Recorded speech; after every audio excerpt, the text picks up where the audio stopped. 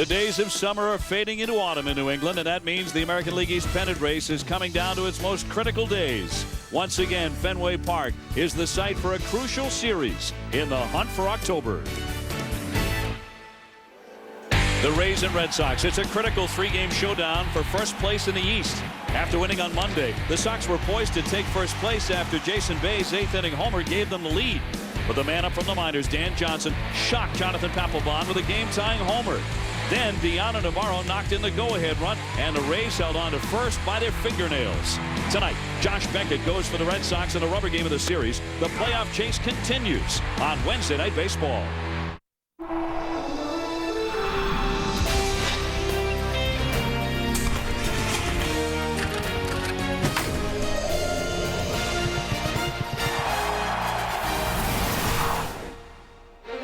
It is a sparkling September night in Boston. Overnight summer has become fall in New England, and that's when baseball season really gets serious at Fenway Park. Tonight, the Red Sox and Tampa Bay meet for the finale of this series. They'll play 3 more times in Florida next week. Who will control the AL East when they do?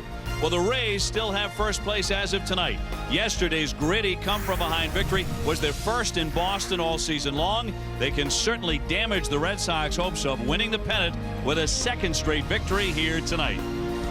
It's a pleasure to welcome you to Fenway Park. Hi, everybody. I'm Dave O'Brien. My partner, Rick Sutcliffe. Peter Gammons, the Hall of Famer, will be joining us all throughout the evening. And so it's hard to imagine in their brief history a bigger win for the Tampa Bay Rays than the one they had here last night. Kind of interesting. This morning at the hotel, I go down to the coffee shop at 8:30 in the morning. I get my coffee. Sitting over in the corner is the manager of the Rays, Joe Madden. I walked over. I said, Skip, congratulations. Big win. He looked at me and said, thanks. I said, was that the biggest win in this franchise history? He thought about it for a second. He's always real measured with his words. And he goes, you're right. It absolutely was. Not only a big win for the Rays, but the fact that they were able to beat Boston's best. Look who's on the mound. That's Dan Johnson hitting. He had just been recalled. He wasn't here in time to start the game, but he's there in time to tie the game up off of Papelbon. And then Navarro going down into the corner again to give them the lead and the victory that they needed. Not only the fact that they won, but who they beat, the Red Sox, to stay in first. And OB, where they beat them at here at Fenway, where they hadn't won all year. Well, the Red Sox tonight will be turning to the man who has been their heartbeat all season long at 5'8", Dustin Pedroia, once again affirming for all of us that baseball is the game for every man, and he's going after his second straight World Series ring. Well, he started doing that last year when he won the Rookie of the Year and he won the World Series championship. This year, he was a starting second baseman for the American League in the All-Star game. He's after a batting title this year. He's after another World Series ring, and he's also after the MVP trophy. OB, he's an impact-type player. He's a guy that does it in a lot of different ways. He'll get a walk. He'll steal a base. And it might be just something that he says in the dugout, the intensity that he has. But one thing we know, he's going to help his team win that ballgame. We're very happy to have the Hall of Famer Peter Gammons riding the monster tonight from way out there atop the legendary Green Monster. And Peter, the Red Sox got a bit of an elbow scare there on Josh Beckett, but in his last start against Texas, he threw the ball great. The Red Sox were delighted with that, weren't they? Well, they absolutely were, Dave. I mean, you go back, August 17th, he gave up 8 runs in 2 1/3 innings against Toronto. Then the next couple of times he threw on the side, he experienced some stiffness, some discomfort. So he went to Birmingham, Alabama to see Dr. James Andrews, with whom he has a 9-year relationship. Andrews convinced him, look, you're going to be fine. There's nothing wrong. Go ahead and pitch. He went out against Texas on Saturday, struck out 7 in 5 innings. He said to me today, you know what? I'm completely fine. My mind's at peace. I'm ready for October. And we know if the Red Sox are going anywhere in October, Josh Beckett will be at the front. Peter, thank you. And also tonight, Sut will talk winning baseball, how Dustin Pedroia's big swing works for the littlest member of the Red Sox. We'll keep track of the hunt for October. We'll check in on the East leading Mets, the AL Central, the White Sox leading the pack. The team chasing them is the Twins. The Cardinals are in the picture too in the National League. Next, though, first pitch from Fenway on Wednesday Night Baseball.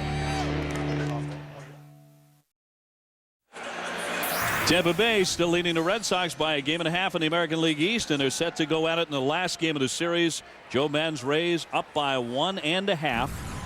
And he'll lead off Akinura Iwamura, the second baseman, who has been an impact guy for his ball club this year, hitting .280.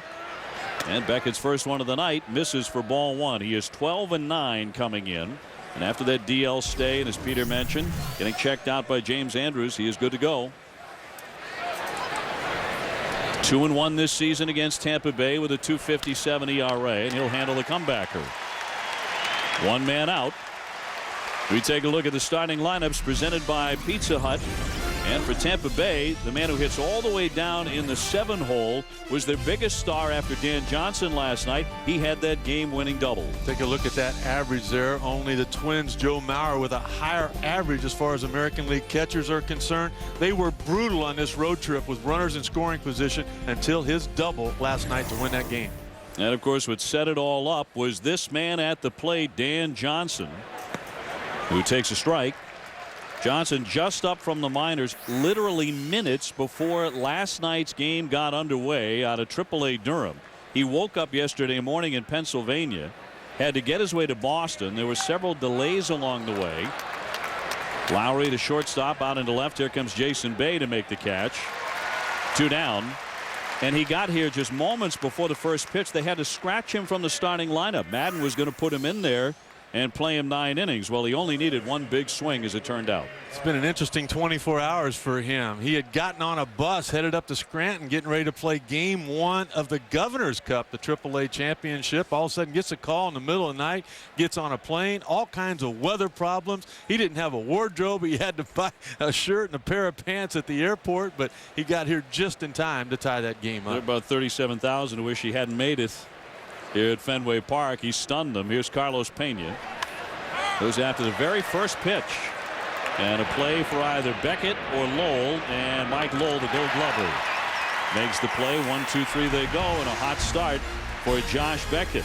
Red Sox coming up. It'll be Ellsbury, Pedroia, maybe the MVP, and then Big Papi against Tampa Bay. ESPN Wednesday Night Baseball. Brought to you by Lee. Get what fits. And Burn After Reading, the new spy comedy starring George Clooney and Brad Pitt. In theaters everywhere September 12th. It didn't even hit 70 degrees today in Boston. October has to be right around the corner. Red Sox coming up here against the right-hander Andy Sonnenstein.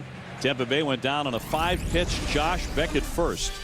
Look at the starting lineup presented by Pizza Hut. We highlight Jason Bay, who hit a rocket shot of a home run that briefly gave the Red Sox the lead last night. Yeah, that production in left field has really gone down since Manny Ramirez left, has it not? 34 games, 33 RBIs. He's hit 7 home runs, and he's homered in his last 3 straight. Jacoby Ellsbury, the speedster, playing center field tonight, hitting .263, 7 home runs, and leading the American League in stolen bases. He'll lead things off and takes a strike from Sonnenstein. 13-7.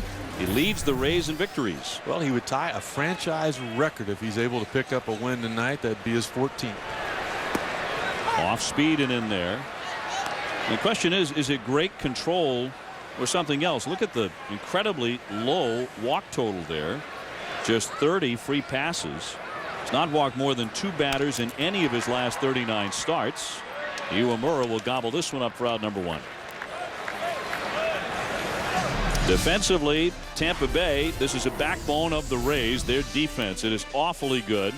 Although tonight that outfield may be suspect, but at first base they are rock solid. Well, their infield defense is one of the big strengths of this team. It has definitely helped their starting rotation, their pitching overall. And you look at first base, leading the major leagues in fielding percentage is Carlos Pena. Very smooth over there at first base. Bartlett's been the glue of that infield. And here's Pedroia. Talk about glue.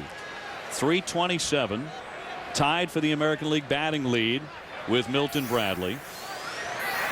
And he is tops in the American League in first inning batting average, where he's hitting .377, and he singled in the first inning last night. Tell you what, there's a fun swagger to this kid. Walks up to home plate like one of those guys that just can't wait to get to work. 2 balls and 1 strike. Ortiz on deck. Red Sox have not been in first place since the All-Star break, since the 18th of July. Came oh so close last night. With a win they would have been in front by half a game. It was not to be. To the shortstop pole, a fine play by Bartlett, a high throw, and he's safe. There's some of that hustle you were talking about with Pedroia as he went sprawling past first base. digging hard all the way. Bartlett with a high toss. And the Red Sox have their first base runner. All right, he wants to win a batting title. He might win an MVP award, but more than anything else, and you know him better than I do, Obi, he wants to win this ball game. This kid is passionate about it. You could see there he just went down trying to avoid Carlos Pena at first. There he goes. It's in the hole. He sees Bartlett come up with it. Now he doesn't know exactly where the throw is, but he sees Pena start to go up, so he goes down. To me, that should be a base hit. They're going to charge an error, however, on Bartlett for the high throw. That'll be changed. There was one overturned last night early in the game. Here's Big Poppy, David Ortiz at 268, 18 homers, 73 RBIs. Red Sox with their first man on the shift on for Ortiz as he takes a strike. And Jason Bay lit up old Fenway here with his 8th inning home run last night. The humble Canadian at first was reluctant to acknowledge the thunderous ovation. He didn't want to come out. They wanted him to make a curtain call, and they got it. They got it from David Ortiz. Of course, he's very well practiced at that art. He's hit 10 walk-off home runs for the Red Sox. Bay didn't want to come out, so Ortiz did. He signaled to the crowd, and moments later they shoved Bay to the top step. Well, I love what Bay said, though. The reason he didn't want to come out is because he goes, the game wasn't over. Wow. That's not how a curtain call works, though. I mean, it doesn't have to be over. He may get better at it. That one flicked foul by Ortiz. I don't imagine he had many of them in Pittsburgh before he got here, so it is something new to him. I remember when Xavier Nady also traded from Pittsburgh to the Yankees, when he hit a homer and they wanted a curtain call, he come out and he said, how did it feel to have your first curtain call at Yankee Stadium? He says, Yankee Stadium? He said, that's my first curtain call ever. Anywhere. Now, if he continues to swing the bat for the Yankees, who've had such a disappointing season, if he continues to swing it like that, he'll get many more. Did he offer? He did not, according to Mark Wegner. 2-2. You know, it'll be one thing to watch about Sonnenstein is he doesn't walk many people, but he also doesn't hit the catcher's mitt an awful lot. He's one of those guys that he's always around the plate, but his command is not like what you would think of when you look at a guy with so few base on balls. Pedroia on at first base, a very short lead, and way out in front is David Ortiz, and he's down on strikes. Good off-speed pitch there to strike him out, and they're 2 away. This is the one thing right here we've noticed a big difference in Big Poppy since he had the injury and has come back. He's just not able to hold up on those off-speed pitches. Remember in the past, OB, where he'd get out there with his body, but he'd keep his hands back. Right now, it's like once he pulls the trigger, I mean, it's all over with. Partial tear of a tendon sheath in his wrist. Missed 45 games starting back in May. And here's Youkilis having a fine year, hitting .315 with an opportunity tonight to get to 100 RBIs. He's at 99. Youkilis was going for that batting title for a while, but he's one of those guys historically that struggled in the second half. And now he's struggling in the month of September, just .235 in this final month of the regular season. Inside from Sonnenstein. Youkilis has reached base by a hit, walk, or getting hit by a pitch each of his last 43 games. The longest streak in the majors this season. Albert Pujols began the year reaching base in his first 42 games. So even with the slide, at least he's getting on, and the count is 2-1. Sonnenstein with an outstanding slide step on the mound. He's one of the more difficult guys in baseball to run on. In fact, only 2 stolen bases against him this year and 11 caught stealing. Pedroia not running. Sock foul. He was right on that pitch and ripped it into the seats. He got a 77-mile-an-hour breaking ball and he could not straighten it out. I mean, nobody even runs on him. Forget about the low number of stolen bases, period. No attempts in his last 14 starts. Well, he's so quick to the plate. Navarro's got a good arm. Navarro, one of the best throwing catchers in the American League. High number of caught stealings. He's an all-star. First catcher as an all-star in Tampa Bay history. Of course, there are loads and loads of firsts for their organization this very special year. The third in the league in caught stealings. So he keeps that running game in check. Fly to right, pretty well hit, but Hinske, who played for the Red Sox last year, will put it away. Sonnenstein doing good work pitching around the error. And after one, and we are expecting a pitcher's duel. We have no score at Fenway Park on Wednesday night.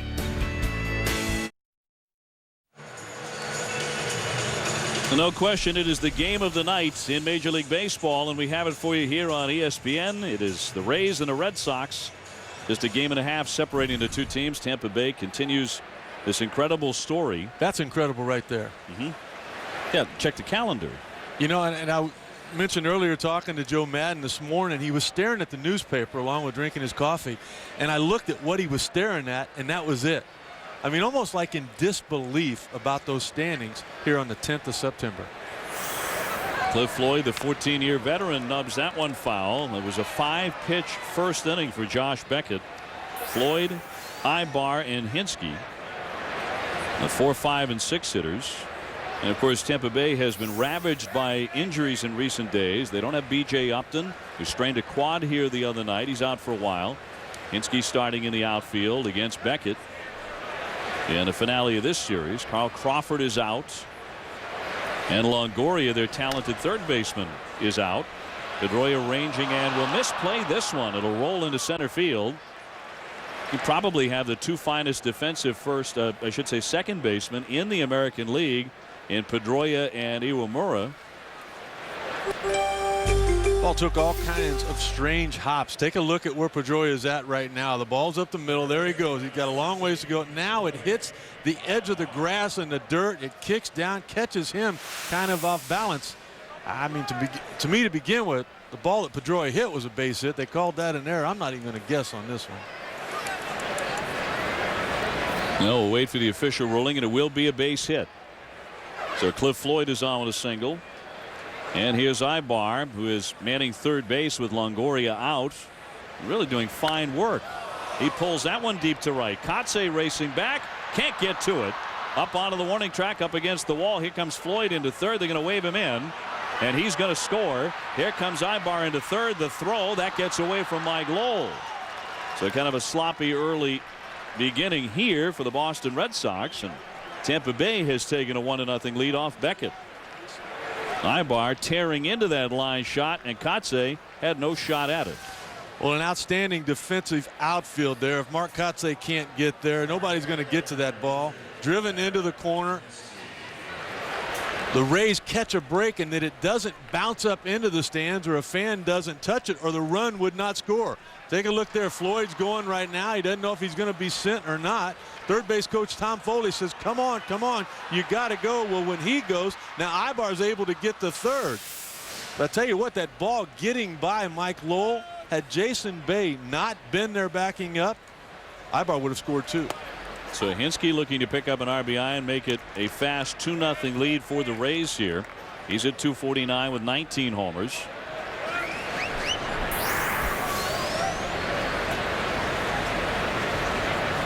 Ibar with a run-scoring triple. And he pulled it into that deep corner here at Fenway Park. The 0-1 pitch. He's way out in front on the off-speed. Curveball at 76 miles an hour. The count 0-2. The score would be 2-0 right now. How many times do you think they saw Manny Ramirez backing up third on a throw like that? Not too often. Quite possibly never. Hinske again well out in front, and down he goes. He took a quick look back to see if Varitek had hung on, and that is strike three. First K for Beckett. Well, Beckett, we found out in his last outing that he was okay, and then the sign for me was the fact that not only did he use the curveball, OB, when he needed it, but he could use it any time he wanted it. You know, if he was protecting that elbow, I mean, he wouldn't have done it that many times. Take a look here. They continue to struggle in these spots. 241 with men in scoring position. That is dead last in Major League Baseball. You see that one right there? That one came from the guy at home plate right now. Deanna Navarro with his double last night. Hinske can't pick up the run. 1 out. Navarro the hitter.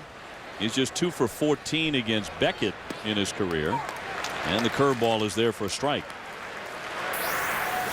Navarro with that RBI double off Papelbon at the top of the 9th last night. Yeah, and it was a fastball out over the plate. And it was almost like that's what he was looking for, and he just slapped it. I'll tell you what, there's a lot of things going on between the hitter, the third base coach, and the base runner. I mean, if you're a bench coach or somebody paying attention, you're thinking squeeze. Rolls that one to Lowry. The runner will freeze, and there are 2 down. So the infield in, it pays off, and Navarro continues his struggles against Josh Beckett. Joe Madden right now might be wishing that the squeeze play had been in order. Ibar's still there at third base, but Ibar has really been an undertold story for Madden, because in many ways he has saved their season with Longoria going down with his injury and a fractured wrist. And Ibar has hit around 300. He's played tremendous defense. Maybe not quite at the level of Longoria, who many were touting even in his rookie year as a Gold Glover. But he's been awfully good. Here's Gabe Gross as he looks at a strike. Tampa Bay striking first here tonight as they reach Beckett for a pair of hits in the 2nd inning. Although Beckett has thrown 13 consecutive strikes. The count 0-1 on Gross. Former Auburn quarterback. Actually started 6 games for Auburn at the quarterback position. Although Gabe will tell you he was not strong-armed. He was a good scrambler. And thus his starting career as the Auburn QB only lasted half a dozen games. 2 men out, a runner at third, and a 1-0 lead for the Rays here in the 2nd inning at Fenway. Gross certainly a strikeout possibility here. The 0-2, and just got a piece of it. Another curveball here from Beckett.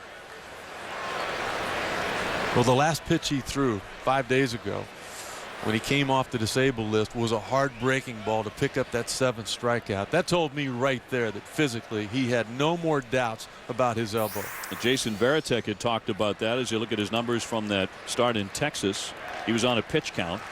Varitek said, when I see him break off a number of really good curveballs, I'll know he's okay. And he did there. Gross right back to Beckett. And the side is retired. But this gritty Tampa Bay team, coming off their best win ever, they get on top here tonight. It'll be Bay, Lowell, and Kotze against Andy Sonnenstein when we come back to Fenway Park. Bottom 2 here at Fenway, 1-0 Tampa Bay. It'll be Bay, Lowell, Kotze against Sonnenstein. You were talking about that backup by Bay. Take a look at it here. It would have been 2-0. You see the ball in the corner. Kotze gets it in. But right now Beckett has to back up home. So when the throw goes into Euclid, his throw to third gets away from Lowell. There's Beckett. Take a look at who was there backing the play up. You think Manny Ramirez would have been there? You think that's a big run? We'll find out. You know, I think as Bay steps in and takes a strike, there aren't a lot of left fielders who would have been cagey enough to back up on that play. Well, it's where you're supposed to be. You know, I mean, I would hope more than half would be there. But I think that's the thing people here, and they have, here in Boston, have to realize that you're getting more than just swinging the bat with Jason Bay. He's hitting .314 since the trade from the Pirates, but if you combine his numbers, American and National League numbers, he's hit 29 homers, and he's driven in 97 runs, and he's going to score 100 runs as well. So he's having a really fine year, not a very good at bat as he strikes out looking. Time for an update now as we go to Steve Berthiaume for a Sports Center in-game update. Steve? Dave Sitko keeping you in the game. This is K-Rod's 56th save. Earlier this evening, Angels beat the Yankees 4-2. Rodriguez now 1 save away from equaling Bobby Thigpen's Major League record. Mariners and Rangers underway right now. It's 8-7 Seattle at Safeco. The Rangers have hit a lot of home runs. Blaylock, Cruz, Davis, and Teagarden, but they trail by 1 at Safeco. Back to Fenway. K-Rod closing in on the all-time saves record. They're closing in on the division there. It's a foregone conclusion, obviously, with the giant lead the Angels have. But is he going to win the Cy Young? No. Is he going to win the MVP? No. Swing by Mike Lowell and a high fly into the corner. Johnson giving chase, sliding down, but he can't get it. A fan. That's interference. Reached up, and they're going to call it fan interference, and that's going to be an out. The fan interfered with the ball in play, according to the third base umpire, Mark Wegner. Here comes Francona. He's going to argue the other side, but that is going to be fan interference and out number 2. There's going to be a lot of arguing from Francona and third base coach DeMarlo Hale, but I think he got it right. At first look, the fan was out over the field. You saw a terrific effort by Johnson. He's never played left field before in the big leagues, nor has he played here. But look at him there. He thinks the ball's coming down. The fan's arm is out there. The ball was catchable. Would he have caught it? My guess is probably not. But could he have caught it? Absolutely. I don't think this argument's going to be very long. Terry Francona is going to hover a little bit. Mike Lowell will disagree. But clearly the fan reached out. Well, Wegner's talking with the crew chief, Dale Scott, out there. Ron Culpa's coming over now. They're going to put their heads together on all of this. And one of the fans was ratting him out. It's the dude in the hat. And remember, this is not reviewable, just boundary calls, home runs. Well, this is an umpire's opinion. Could he have caught the ball? And I don't think there's any question that he could have. You saw, by the way, Johnson reacted. When he jumped up, he's saying, I could have made that play. The ball was coming down in play. Well, Francona is getting hot here. This is rather surprising because from our angle, and now he stalks away, but from our angle, the ones we've shown you, that's not a difficult play for an umpire to rule on. But it's a decision. You know, it's his opinion right here. You take a look at it. Watch the hand come out. Right there at the end. I mean, you look at where the glove is. You look at, I don't even think Johnson was still looking at the baseball. Probably not going to make the play. Might have been a double.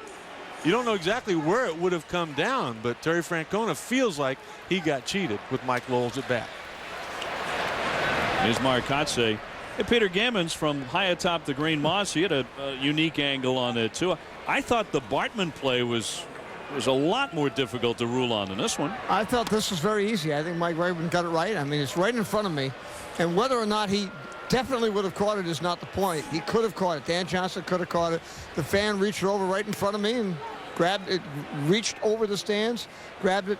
The umpires made the right call. Yep, different story when a fielder goes into the stands. He does so at his own peril, and obviously they are ejecting that fan as Kotze knocks that one foul.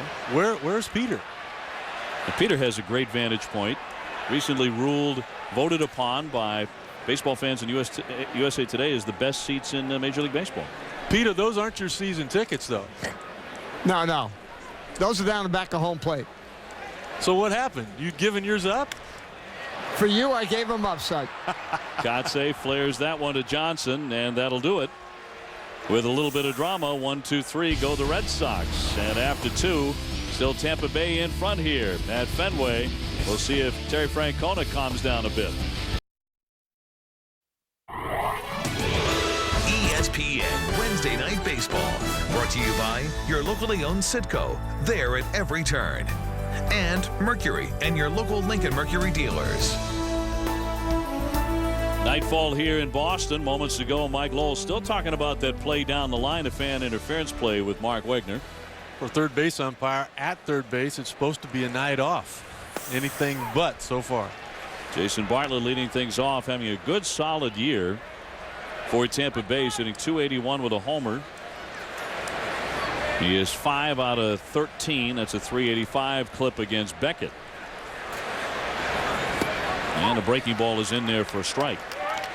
Umpires have told us, not that this was a reviewable play, can't go to replay on this, but umpires have said that Fenway Park is probably the single most difficult ballpark when it comes to boundary calls. And home run calls, when you talk about the green monster, as Bartlett goes down swinging. And it's not a yellow line, but it's a red line up there. That is the home run line. And out in center field, you look out there, out at 379, that yellow line that extends up near the cameras and all the way across. There is no line up top there. There's the line out in right center in the triangle. Then you go all the way down to the pesky pole where the fans are so close. And it can reach out. And the pole itself presents all sorts of issues. And it is probably the most difficult park, although last week we saw instant replay used in a major league game for the first time. And I would say Tropicana Field, those catwalks might be the most difficult. You know, I was told before the game that foul pole extension that was up that we watched last week has been taken down. Well, that was a little bit confusing depending on the angle that you got. Terry Francona said the other day, you remember that secondary foul pole that we're talking about at Tropicana Field? He said he had been told by umpires that that was a foul pole, a secondary foul pole. We were told by officials at Tropicana Field that is a guideline. It's more of a suggestion than anything else. So if this Tampa Bay team makes the playoffs, and it looks like they're going to, and the same is true of the Red Sox, if they wind up playing postseason play, I mean, look at the instant replay rules, and they did a very good job following these rules last week, using the feed from the central replay location in New York for home runs in question.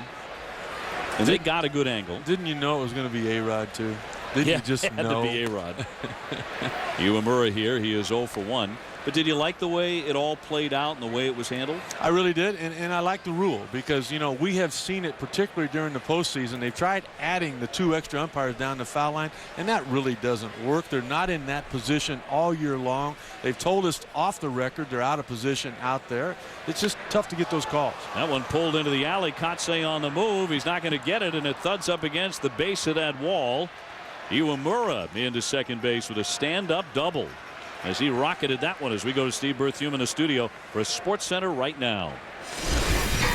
Dave, it's a torn ACL and MCL in Tom Brady's left knee. That from the Boston Globe, which reports Brady will likely have surgery in about a month and then need 6 to 9 months of rehab. And Saints receiver Marcus Colston will miss up to 6 weeks with a torn ligament in his left thumb. Colston had surgery Tuesday to reattach the ligament. He's a big loss. He's had 2 1,000 receiving seasons in his first 2 years in the league. Back to Fenway. Steve, thank you. And of course, that is the dark cloud in New England these days. The Tom Brady injury, worse than originally thought. As Dan Johnson gets in, he is 0 for 1. Runner at second base, 1 away. Well, they thought right along with Brady that it could also be Beckett's elbow. And that would have been devastating for both of those clubs. They weren't sure what was going on with Beckett's elbow. He had tingling in his elbow, tingling in his fingers. He was very concerned about it. Yeah, he was. I talked to him quite a bit before the game about it. He said he used to do all these compression pack things on his elbow to try to keep it loose, and he was told not to do that anymore. He said you don't need that stuff. So all he does now is he just takes longer to warm up. He was playing catch at 3:30 this afternoon, throwing breaking balls, just kind of, as he said, putting oil into the engine. And then he was down in the bullpen like a half hour earlier before the game started. Not really untypical for a starting pitcher, but just maybe doing a little inventory. I tell you what, right now, this looks like the October Beckett we saw a year ago. The 1-1 to Johnson. He just gets a piece of it. Saw a shot there of Theo Epstein, and the Red Sox seem to have handled this in a highly intelligent manner. It was more of a mental health trip for Beckett to see Dr. Andrews than anything, because he's known him since he was a teenager.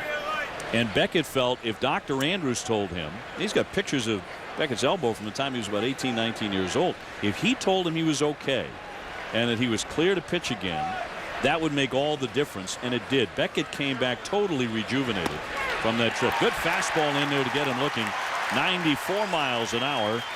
He strikes him out, and they're 2 away. His command is just a little bit off as far as location is concerned, but that velocity and that extra gear is still there. That's a 2-seam fastball coming back to catch the inside corner on K-zone at 94 miles an hour. Iwamura still there at second base. Tampa Bay up a run here in the third. There's a guy right here, though, that can turn 94 around. Carlos Pena 0 for 1. He has popped out foul to third. But since the All-Star break, he's hit 13 home runs. That is 3 off the major league lead. He's caught fire since the break.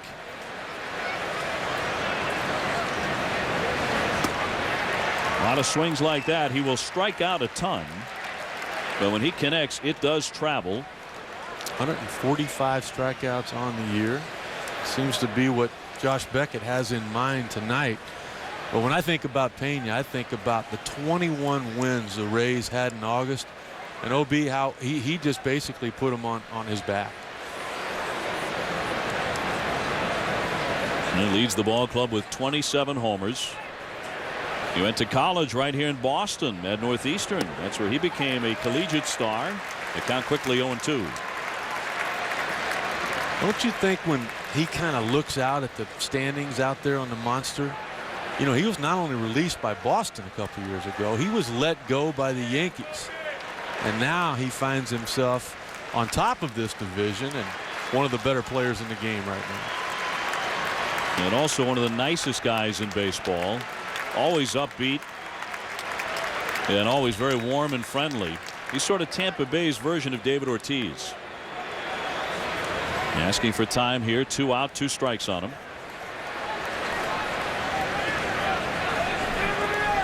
Pena with 85 runs batted in. Number 86 may be waiting in Iwamura.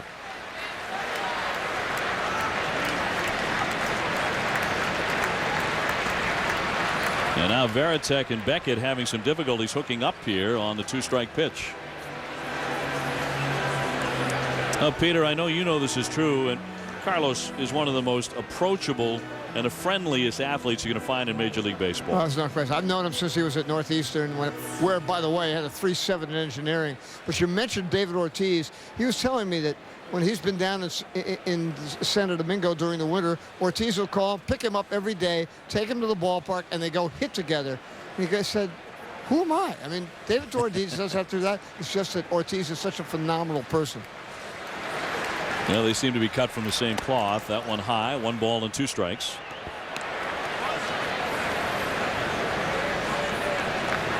The Tampa Bay victory last night was one they seemed to have in hand. The Red Sox didn't look like they were going to come back and take the lead as they did in the bottom of the 8th on the home run by Bay. But it was a gutty victory for Joe Maddon's team. The first one here at Fenway Park all season. They had been 0-7 here. And Maddon made the comment at the beginning of the season, Sut, that he felt his ball club had to win in this ballpark against the world champions, that it would prove something. It would prove that they had the ability to win here, obviously, but that they could compete in their ballpark in a very tough place to win.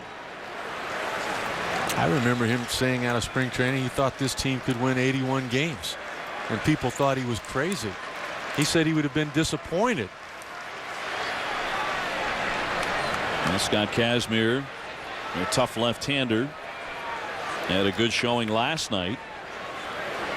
Did not factor in the ultimate decision.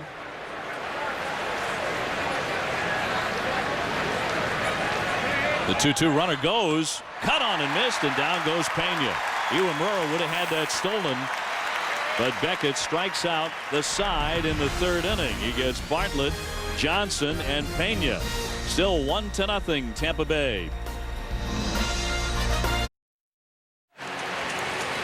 All eyes are trained at Fenway Park in Boston, Massachusetts on this Wednesday night, with the Rays leading the Red Sox in this brawl for the American League East. In fact, they have brawled in a previous series. Here's Jed Lowry as he takes a strike. Peter Gammons on top of the Green Monster. And Peter, this young man from Stanford, one of the more intelligent baseball players. He's only a rookie, but one of the brightest young baseball players in the game today, isn't he? Oh, absolutely.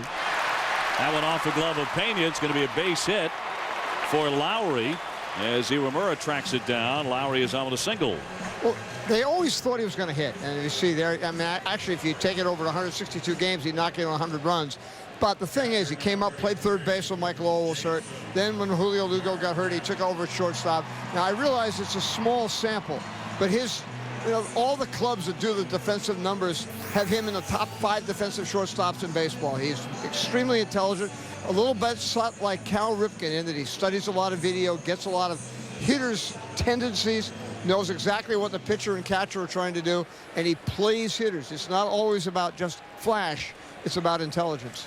A shortstop that gets a comparison with Cal Ripken from Peter Gammons. Not bad, yeah. Yeah, I'll take that. Off to a good start. Only 65 games for Lowry, but they have liked a lot what they have seen so far. He is in there for Lugo. Julio Lugo is out. Hey, one thing I've seen so far with Sonnenstein all year long is he needs his defense. That defense has to play well behind him to win, and that was a play that Pena could have made.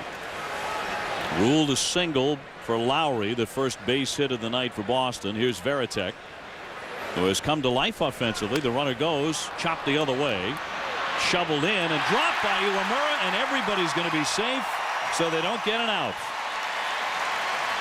They had to feel it was a chancy play to begin with to go for the lead runner, but Iwamura could not handle the toss. I think it was taking a good chance, though, because it's the catcher running down the line. Take a look. It's the hit and run on. He's off and running, trying to stay out of the double play. But I think what happened there was Iwamura tried to make the exchange too quick to get the double play instead of making sure of one. I say you give Terry Francona a lot of credit for trying to make something happen. You got a gift with the first base runner. Here's another gift. Now maybe you bunt him over and you have a big inning. Ruled an error, and just the 7th this season on Iwamura. So here's Ellsbury, throw back into second, and he's safe. Lowry able to get back in, but you really have to be on your toes with Navarro's arm. He's always had a strong arm. He's always had potential offensively, but his defense was something he never cared about. Now all of a sudden he cares, and he is a complete player. Look at that, from his knees down there, and almost got his pitcher out of the inning. Oh, what a great tag to the back part of the bag. Some of that intelligence in Lowry that Peter was talking about. Going to the proper side of the base. Ellsbury 0 for 1, not bunting this time, and he takes a ball. Red Sox had a little trouble with bunting last night. Captain Varitek not able to get a sacrifice down, trying to tie the game up late. And then when there were 2 out, Ellsbury, who has been nursing a quad injury, came on to run. And again, it was at that point still 5-4 Tampa Bay. He stole second. He would advance to third on a throwing error by Navarro.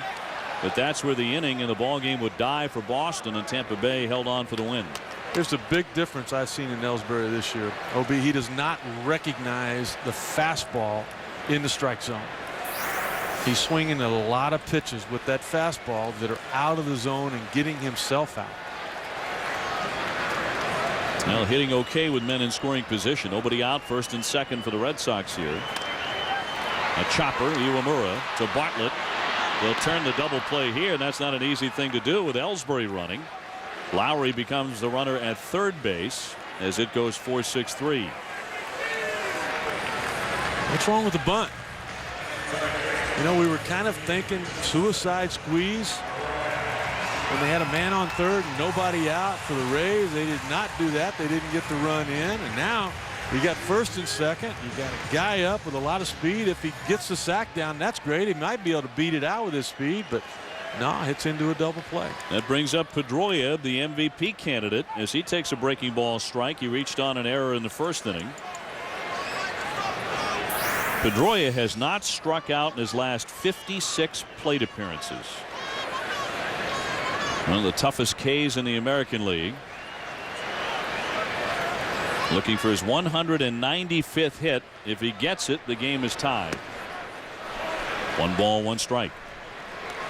Well, back to the bunts, though. The Red Sox don't bunt very often. That's generally a play that Terry Francona is not fond of. He'd rather see his lineup, and guys like Pedroia, frankly, who make great contact, he'd rather see them swing the bat.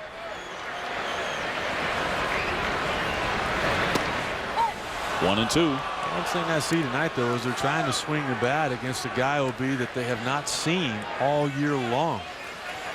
With all the games these two teams have played against each other, the start for Sonnenstein has not fallen against the Red Sox. 2 out, Lowry at third, and a 1-2 pitch due Pedroia. Ortiz would bat next if given the opportunity. Just a piece of it foul by Pedroia. And right now, if you were casting your vote for the American League MVP, would Pedroia get it? He would get it. He would get it. I mean, Morneau with a big home run last night and the Minnesota Twins win. He's right there in it. A lot of things can happen these last couple of weeks, but right now, and most people I talk to say Pedroia. Did he hold it? They appeal, and Ron Culpa says no swing. 2-2. Well, he's leading the majors in hits, leading the majors in runs. Has 45 doubles, second most in the American League. Well, a lot of people think the Red Sox are the best team in the American League. And everybody thinks that he has been their best player this year. He's got that going for him. Lowry trying to score the 2-2. He would not chase it. Pedroia hitting .393 in his last 25 games, and over that span he's driven in 24 runs. At times during that stretch of games, Terry Francona has batted him cleanup in front, I should say behind that man, David Ortiz, and David Ortiz has gotten a good laugh out of it from time to time. But a guy 5'8" would be backing him up, but nothing funny about Pedroia's batting average, up around 600 when he bats fourth. Tonight hitting second and scalds that one down the line. That's going to tie up the ball game. Pedroia heading into second. And this one is all evened up. The man who may be the most valuable player, Dustin Pedroia, drives in his 78th run. Well, one thing you know before the night's over with, these fans will start chanting MVP because they have seen him do this all year long. You've got 2 outs. You've got a lead. You've got an opportunity. And take a look at the pitch. I mean, this guy has an uncanny ability to put the barrel on the bat, OB, no matter where the pitch is at. Rarely swings and misses. As you mentioned, you're not going to strike him out. That shot, did you see that right knee almost touching? Almost touches the dirt. 46 doubles for Pedroia. Here's Ortiz. He struck out in the first inning. He takes a strike. There it is. Their right knee almost all the way down on the dirt. I mean, that's a pitch most people take. You know, you don't swing at one that's in your eyes. Don't forget the defensive problems for the Rays this inning. They've made 2 errors tonight. An error on the shortstop and the second baseman, who you may argue have been their best defenders, in Bartlett and Iwamura. Sonnenstein knows he should have been out of this inning. And when you think about that, and then you look at who's in the batter's box, for a young kid, 25 years of age, this could be tough. Breaking ball popped him up over third. That could be trouble if it's fair. Instead into the stands. Of course, with a big shift on, everyone is around toward right. Here in the last half of the third inning, Wednesday night baseball from Fenway Park. It's the Red Sox and the Tampa Bay Rays who lead Boston by 1.5 games. Dave O'Brien, Rick Sutcliffe, and the Hall of Famer Peter Gammons from the Green Monster tonight.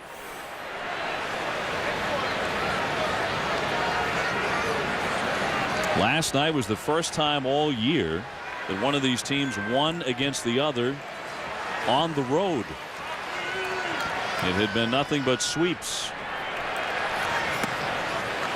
1 ball and 2 strikes on Big Papi. I think you just look at their lineups and you can figure some of that out. I mean, these guys, the Red Sox, they're built to swing it, to bang the ball off the wall. And then you look at the Rays, I mean, they're a team built on speed. You know, the Red Sox aren't going to get many turf hits, and they're not going to take many extra bases. Where the Rays, that's how they win. They have the carpet there at Tropicana.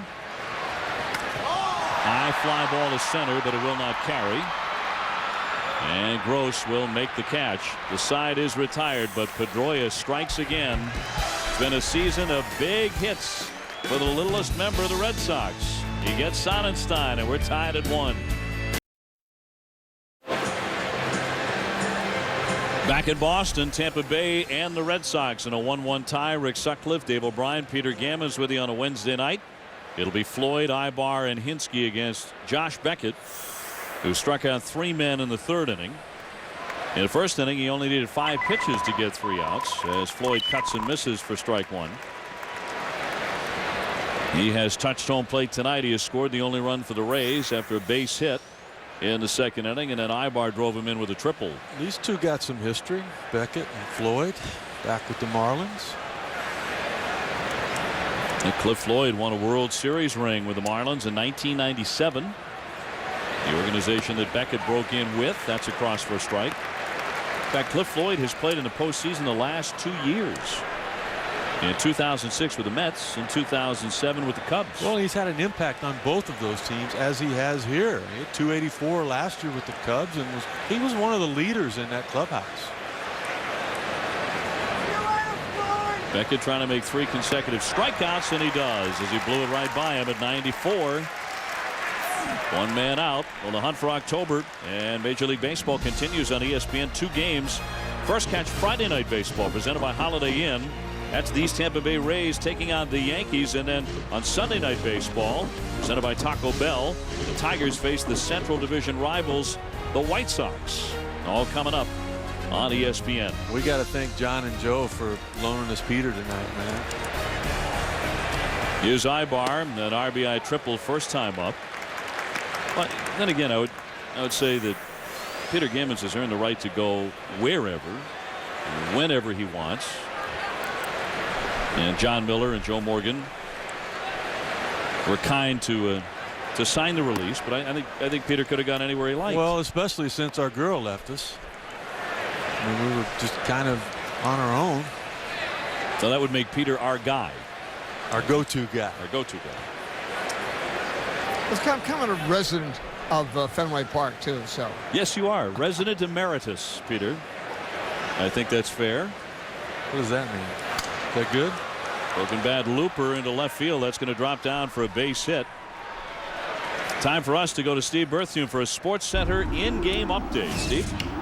Dave, the Diamondbacks free-for-all continues in the NL West. They lost in San Francisco this afternoon. Eugenio Velez, a 2-out, 2-run triple in the 9th to win it 4-3. Arizona's lost 6 straight overall, 10 in a row on the road. They're now 3 back. Dodgers at San Diego tonight. The Angels have just clinched the AL West. The Rangers have lost 8-7 at Seattle, giving LA of Anaheim the division title. They're 17.5 up. Goodness gracious, looking very, very good. And how about the Dodgers opening up a 3-game advantage over Arizona, and propelled along by Manny Ramirez, the former Red Sox star. Talk about an impact guy. He's been tearing the cover off the ball. Eric Hinske here, 0 for 1 tonight with a strikeout. What is that now? 6 straight losses for the Diamondbacks. They had that division all but locked up the first month of the season. 3 games under 500. The Dodgers with an advantage there, and we'll see if they take advantage of it. The breaking ball across for a strike. 1 out, a runner on at first base. We'll look at the pitch count for Beckett, who was held to 5 innings in his last start, although got the win. Look at that. He's not going to walk many people. In fact, the Rays knew that coming into play tonight. 78% is strike load tonight. Out of those 42 pitches, 78% are strikes. He had one stretch where he threw 16 consecutive strikes. Well, you know what? Since 2007, in 33 innings coming into play tonight against the Rays, he's only walked 5. So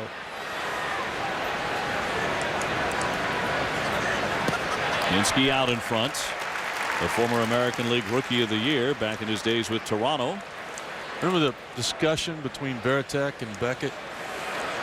All of a sudden he went out there and, you know, with Pena on the mound, and they're in sync all of the time. But I think what Veritek told him was, you know what, your fastball's location not that good tonight. If you're going to get beat, let's get beat on the hook. They haven't touched the hook yet this evening. Another breaking ball fought off by Hinske. Let's just go back and take a look at the success for Beckett tonight and why Veritek would want to see the breaking ball. Look at the location down at the bottom of the K zone. Even when they're on it, even when they're looking for it, they're not able to square it up. They're not able to put the barrel of the bat on it. Doesn't matter if it's a right-handed hitter or left-handed hitter. He has had the hook working, and that is a good sign for Josh Beckett. And he got him. Hinske again on the 75-mile-an-hour breaking ball. He Ks for the second time tonight, and they're 2 gone. Well, no reason to make an adjustment. It worked the first time. Why not go right back to it again? And I think that, again, Josh Beckett realizes that the captain was right. This fastball is good. The velocity is getting a little bit better. It's not yet where it's normally at with the 28-year-old Josh Beckett. The command's not quite there, but his elbow is healthy. 6 strikeouts, hasn't walked anybody. And Veritek apparently helping him through tonight to realize that the curveball is the money pitch. Usually, of course, for Beckett, the dominating fastball, and he deals low. Now, when you're not locating your fastball, and here we are in the 4th inning, you yourself had a pretty fierce breaking ball in your days as a Cy Young winner. Did you feel like, well, I'll get it back at some point in 3 or 4 innings? I will locate that pitch, but just don't let it beat you. And that's why Veritek said, look, we're already down 1-0. We can't give up another run. If your elbow's feeling good, your breaking ball's the pitch to throw. On the corner at 93. And that's where Beckett was in his last start, the 5-inning stint against Texas coming off the DL. He was about 93, occasionally 94. He didn't throw any harder than that. He will. Because I think he's gaining more and more confidence that he's healthy.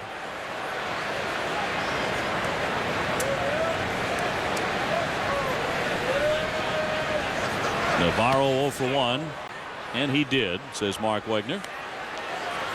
2-1. Beckett saying before the game, no trace of pain after his last start, including the work that he did on the side and going into the start tonight. You got to remember too, it's the second time he's been on the disabled list this year. Well, he opened up the season on the DL, and as you pointed out, just a little bit off for the majority of his starts. That's in there for a strike. But tonight, you're seeing it with all the strikeouts. His last 5 outs this evening have all been on strikeouts. And that last start against Texas, he looks like he is rounding into form at just the right time for Terry Francona.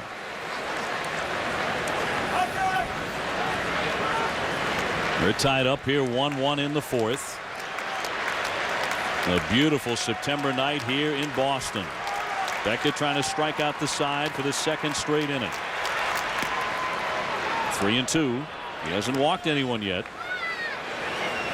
And his opponent, Andy Sonnenstein, probably won't.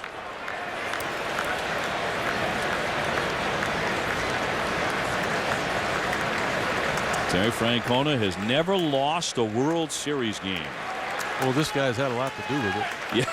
How about Beckett a little bit, yeah. in game 1 of the World Series last year, started out against the Rockies, striking out the first 4 hitters, including Matt Holliday and Todd Helton. 3-2 with a runner on the move, and he struck him out. No argument from Navarro. Beckett strikes out the side again. He gets Floyd, he gets Hinske, and he pins Navarro to the plate. He went back to the heat, and it came back over the corner to strike him out.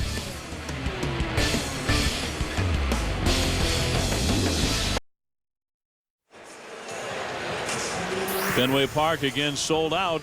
That has been a story for 5 years for every single game. Tampa Bay, though, leading the Red Sox by 1.5 games in the American League East after the Rays' biggest win ever in their brief franchise history. The eating good here at Fenway Park, where we're all tied up 1-1. Kevin Youkilis, the cleanup hitter, will be followed by Jason Bay and Mike Lowell. Sonnenstein has been sharp, and there's no denying this is a very big start for him. His last couple of outings have been very shaky. He's given up 10 runs in his last 9 1/3. Well, and there was talk that David Price might take his spot. He's going to hit Kevin Youkilis. He plunks him to start off the 4th inning in a 1-1 tie. Peter Gammons, we talk about the fact that Fenway is again sold out the other night, breaking the consecutive streak of sellouts originally set by the Cleveland Indians at Old Jacobs Field. Well, you go back, and they're starting May 16th, 2003. That's an incredible run. The Red Sox home winning percentage is .649. Far and away the best in the major leagues. But, you know, don't tell me that good crowds don't mean anything, because it pertains to Tampa Bay. The Red Sox go down to Tampa Bay next week. They say all 3 of those games will be sold out. Interesting statistics. Since opening day, the Rays have played 18 games at home with crowds of 30,000 or more. They've won every one of those 18 games. So it's something to watch the rest of the season into the playoffs. Wow. Bay steps in here taking a strike, 1 ball and 1 strike. And I know they like to talk about it down in Tampa Bay. Well, they're going to play hard regardless of who's in the stands, but the record certainly indicates that the Red Sox do very, very well with packed houses. That's when that record streak began, May 15 of 03. And I was talking with Sean Casey before the game about that. I said, what's it been like here? And he said, you know, it's unbelievable. He says that the noise level in this ballpark, and he said it's been since April the 6th, which basically was the home opener.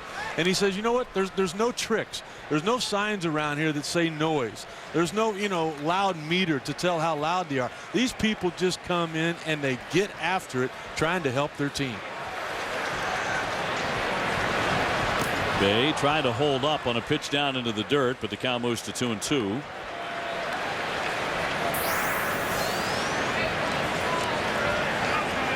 Red Sox Nation.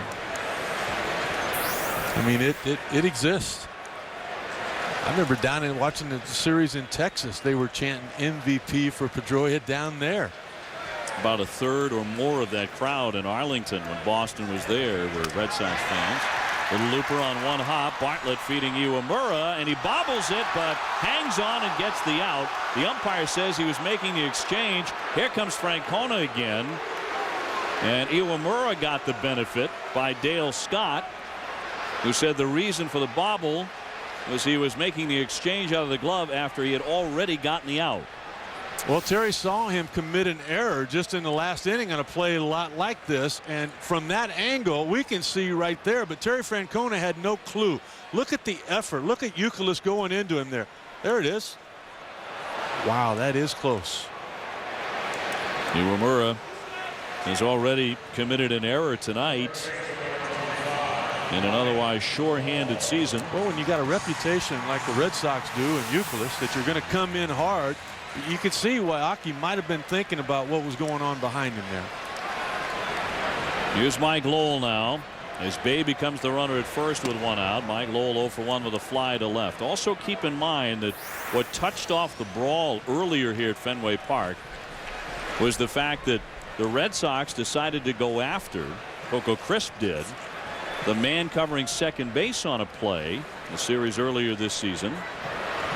And that was because they felt like Bartlett, the shortstop, was blocking the bag earlier. And on a play where Coco Crisp went in hard, it wasn't Bartlett but Iwamura who was covering second base. And then Joe Madden took umbrage at that. He started screaming at Coco Crisp, was screamed back at him. Coco sitting this one out tonight, at least at the outset. Then the next day, they had a bench clearing brawl touched off when Shields plunked him. This one popped up into left. And Johnson, a star last night, makes the catch. On June 4th, Coco Crisp stealing second. Bartlett using his knee to block it. That same night, another stolen base attempt. Crisp sent a forearm into Iwamura. The next night, that brawl was sparked when James Shields hit Coco Crisp with a pitch. Hit him on the thigh. Both players plus Johnny Gomes of the Rays ejected. 5 players hit by a pitch in that game. That was a good one. A lot of times baseball brawls you just go out and kind of hug each other, but those guys wanted it. And I'll never forget the coaching staff telling me before that game we're going to get him. And we're going to get him in the very first inning. I said everybody knows that. They said we don't care. We're tired of being bullied. Gotze fouls one away for a strike. And I just, you know, there's a lot of history. I mean, it goes back to Pedro Martinez and Gerald Williams. These two teams have fought in spring training. But the toughness that that man has instilled in that team. They fought the Yankees this year. I mean, they're not intimidated anymore. If you're going to beat us, fine, you can beat us. But you know what? You're not going to bully us. Gotze hammers another one foul. Marcotte coming over from the Atlanta Braves, and the Red Sox have really become fond of him quickly. He sits safely in 7 out of 10 with Boston, and he's driven in 9 runs in those games. He was acquired August 27th from Atlanta. Very smart late season pickup, it would appear. Paul Bird, another one for the Red Sox. That's up and away. Jason Bay, and you know, a lot of things have been written about Tampa not doing anything to help their club. They also wanted Jason Bay, but I wouldn't have given up that price. They were talking Price, David Price, the #1 overall last year, and Wade Davis, another tremendous young arm in AAA. 1-2 right to the second baseman Iwamura, and the side is retired. Youkilis hit by a pitch at the top of the inning, and nothing comes of that. We have wrapped up 4. Pitching is ruling the night here in Boston. Beckett back to work, tied at 1. Great shot there of Fenway Park, all lit up. That one from right field. Wednesday night baseball, a 1-1 tie. Tampa Bay with a 1.5 game lead in the American League East. They will meet again 3 times, not here at Fenway, but they will meet in Tampa Bay indoors next week. And who knows after that. Gabe Gross to lead things off, takes a breaking ball for ball 1. Gross, if he connects, he can hit it a long way. Big left-hand hitter. He's hit a dozen homers. His only at bat tonight, he's grounded back to Beckett.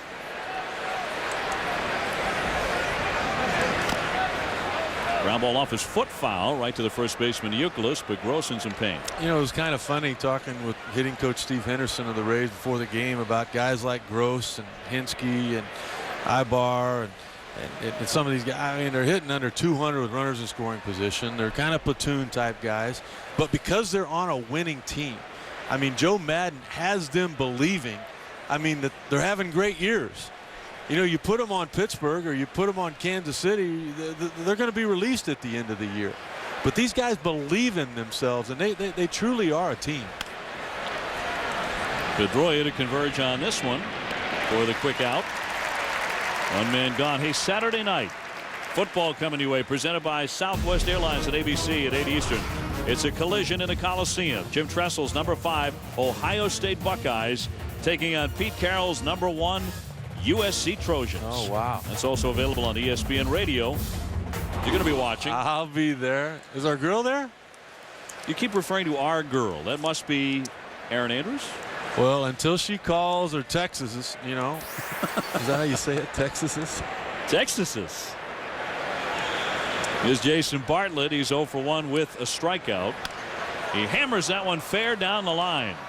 Bay has to give chase into the corner. This will be a double all the way for Bartlett. He is really swinging a hot bat. Time for an update now. We go to Steve Berthiaume for a Sports Center in-game update on the Mets.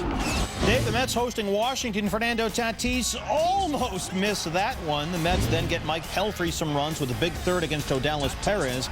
Wright and Beltran with RBI hits. Tatis doubled both of them in. Damian Easley then drove into a 6-run New York third. Mets up 7-1. Remember, the Phillies have already lost to the Florida Marlins earlier today. And that means the Mets can take a 3.5 game lead with a victory in the National League East. Delgado, look at him since July 1. 21 home runs. We've been talking a little bit about MVP tonight in both leagues and Cy Young. As Iwamura gets in and he takes the ball. Well, to me, the thing about the Mets, they got 3 guys with over 100 RBIs. You got Wright, you got Beltran. He did it for the 3rd straight year. Delgado has just been on fire. But the guy that they drive in more times than not is the key to that ball club for me, and that's Jose Reyes. He's got his average up to 300 now, and that's why that team took off. Now, I want to get Peter Gammon's take on this as well, because Delgado, 21 home runs since the 1st of July. And Peter, you know that everyone had given up on him. He was dead and buried in New York, as this one is chopped to the right side by Iwamura. That will advance the runner. Bartlett down to 3rd with 2 down. But who is your most valuable player in the National League right now, Peter? I agree with Son. I think it's Jose Reyes. I mean, I love what Carlos Delgado has done, because he's such an astounding person. But it's basically come since the end of June. Reyes, you go look, 65 extra base hits. He's right up at the top among shortstops along with Hanley Ramirez in almost every offensive category. He's the guy who makes them go. David Wright's a tremendous player with a great year, but he's come up with more men on base and more runners on third base than any player in baseball. And Reyes is the reason I really believe that energy carries on through and has gotten them through some tough times in the bullpen. Dan Johnson here. He's flying out to right and struck out tonight. He was the star last night, coming up from the minors and crushing a home run off of Jonathan Papelbon on a 3-2 pitch in the 9th inning. Well, it was a 6th straight fastball that Johnson saw in that at bat. That's not going to happen in this at bat. He may get a fastball or two, but he's also going to get a lot of hooks. Now, Papelbon won't be working tonight. That was a 3rd consecutive performance for him. Johnson taking a ball outside. This was last night. Red Sox were up at the time 4-3, but there goes that lead deep into the night, tied at 4, and they would essentially win the ball game on the Navarro RBI double moments later. So Johnson, whose morning started in Pennsylvania, it ended at Fenway Park in the arms of his teammates, celebrating a big home run. 2-1 the count. And this guy's been a pretty good player at the big league level before. With Oakland. Bunch of homers with Oakland, and talking to him before the game, he got off to such a bad start because he was all banged up with a sinus infection. I mean, he just wasn't the same. He wasn't able to see the ball well. Got off to a slow start. He got waived. He got released. He ended up in the minor leagues. A chance to help Tampa Bay in a pennant race. Another off-speed delivery outside. Now 3 balls and 1 strike. Well, he led all full season Rays minor leaguers, hitting .307. After the All-Star break for Durham, he hit 11 homers. He's 29 years old. Just got to the park yesterday on time to eventually become the star. And a breaking ball will walk him. First free pass issued by Beckett tonight. Runners will be on at 1st and 3rd. He pitched very carefully to Dan Johnson there. Maybe too carefully. How about that?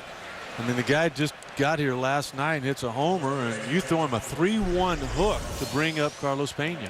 This is what is on the line in the hunt for October. Could wind up being one of the great races in recent history. Although Tampa Bay knocked off the Red Sox last night. Look at the Blue Jays, though. How about that? Yeah. In 10 straight, they swept Tampa Bay. They won the double hitter over the White Sox. Roy Halladay on the mound tonight. Congratulations to Cito Gaston. Well, Cito has done marvelous work with that team and turned them completely around to the point where they're talking about being in the wild card race. And they come to Boston this weekend for 4 games. Pena takes one down into the dirt for ball 1. The Red Sox are absolutely going to have their hands full with the Toronto Blue Jays. You can make up your own mind. It's 7 games back coming into play today. Are they really in the race? Well, a lot of people say they can't keep up that pace. They're not going to win every game. Well, you know what? Everybody said that about the Colorado Rockies a year ago, and they were wrong. True enough. Sometimes it can be just one great month to get you in. Pena 0 for 2. He's popped up and struck out. We're tied 1-1 in the 5th inning at Fenway.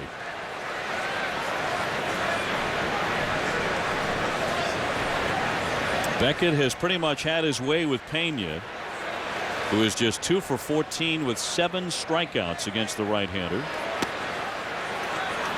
Beckett suddenly starting to miss, though. The count 2-0. OB, you and I saw every game that Beckett threw in the postseason a year ago, and he didn't have near this much trouble hooking up with Veritek. I mean, they're having trouble figuring it out right now. It's interesting, too. It's been with Pena at the plate on 2 different occasions. 1st and 3rd for the Rays, trying to retake the lead here. Curveball again for a strike. Look at that. 3-1, 2-0 curveballs. Tampa Bay still looking for another hit with a man in scoring position. 1 for 27 over the last 3 games. 0 for 6 tonight. They were 1 for 17 last night in those spots. OB, a lot of times, though, when I look at their lineup, I mean, just the names, I get it. I mean, there's a lot of guys that have been released, non-roster. And some key people hurt. Crawford, Longoria in particular. Pena was a non-roster a couple of years ago. Sure. Hinske, a non-roster this year. That guy right there, that guy is special. They need to get him back. I mean, he acts like he can pinch hit, but I was told before the game he can't. I mean, he's still not ready. I was also told that Upton probably won't be able to play this whole road trip. That hurts a lot. It's a strained quad. He did that running out of the box the other night here. The 3-1 from Beckett. Pena just gets a little piece of it. 3 balls, 2 strikes. And Beckett has struck out 7. I'm wrong more than I'm right, but are you not thinking curveball here? Absolutely. It's been his best pitch by far tonight. Doesn't Pena have to be thinking curveball here? That's what he struck out his last at bat on. Well, he has to be. Question is, can he hit it? Bartlett at third, Johnson at first, 2 away. Look at that. Veritek wanted the fastball in. Beckett again shook him off. Went to the curveball, shook off, went fastball away, and then stepped off.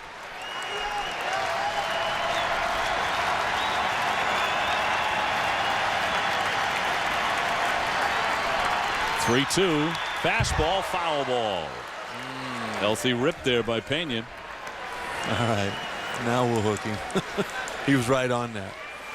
I mean, this is where you're lucky you got 93, 94 instead of 88, 89. And how many of those 46 home runs Pena hit last year do you guess were on fastballs like that? How about that? 73 homers for this guy the last 2 years. Well, will they post the 8th K at Old Fenway here in a moment?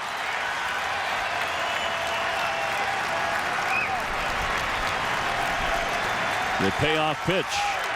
Fastball, and he missed with it. And the bases are loaded for Tampa Bay.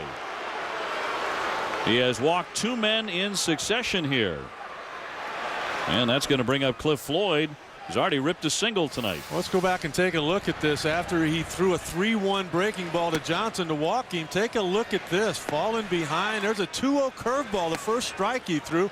Cut fastball. He misses with it. Another cut fastball. Now he challenges him. Whoops, that was almost a 3-run homer. Then he tries to 2-seam it back on the inside corner. Didn't get the call. Now look at what's happened. He pitched around Johnson. Johnson was in the minor leagues yesterday. All of a sudden now he's at second. The bases are loaded. This is the guy right here who could really turn this game around. You know, Floyd with terrific power. The base is loaded. He's never been great. 228, but 6 grand slams. He takes ball 1. Well, Floyd has got 2 home runs off of Beckett there. So he's been there. He's now 7 out of 24 with a pair of home runs. A 1-1 tie in the 5th. But Beckett has gotten wild. The Rays trying to jump on him here.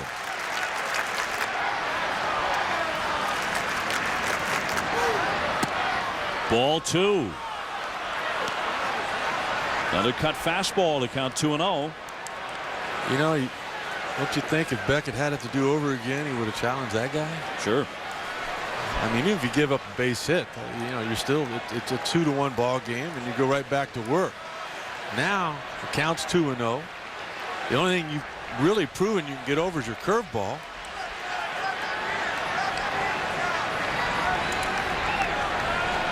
All filled up for Floyd.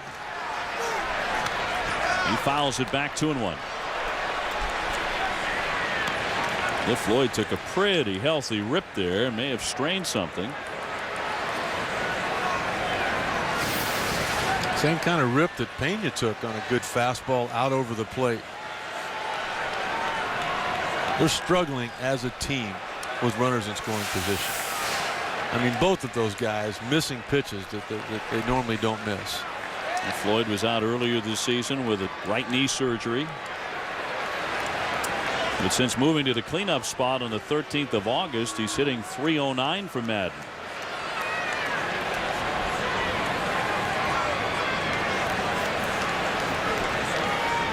Fenway Park has gotten a little bit quiet here on this Wednesday night. Well, I think everybody's in shock right now. A little bit of the rust showing here on Beckett being on the DL. He gave up a ground ball down the line for a double. And since then, he's gone back to a young Josh Beckett that might have been afraid of contact. The 2-1 pitch. High fly ball deep to right. Kotsay back has room and will make the catch shy of the track. Tampa Bay will leave him loaded. Beckett wriggles off the hook. He thought he gave it up. He knew he made a mistake with the location on that pitch. Take a look at him. Oh, I got lucky again.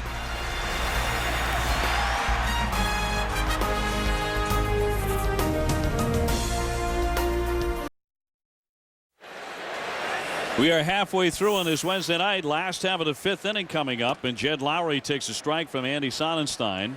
Midway through, Rick Sutcliffe, and nothing close to being decided. Although Josh Beckett just got out of a big-time jam, leaving the bases loaded as Floyd flies out deep to right. That one hooked, and a fair ball right on top of the chalk line and quickly into the stands. It'll be 2 bases for Lowry. He ripped that one, his second hit of the night. As we go to Steve Berthium in the studio for Sports Center right now. Steve?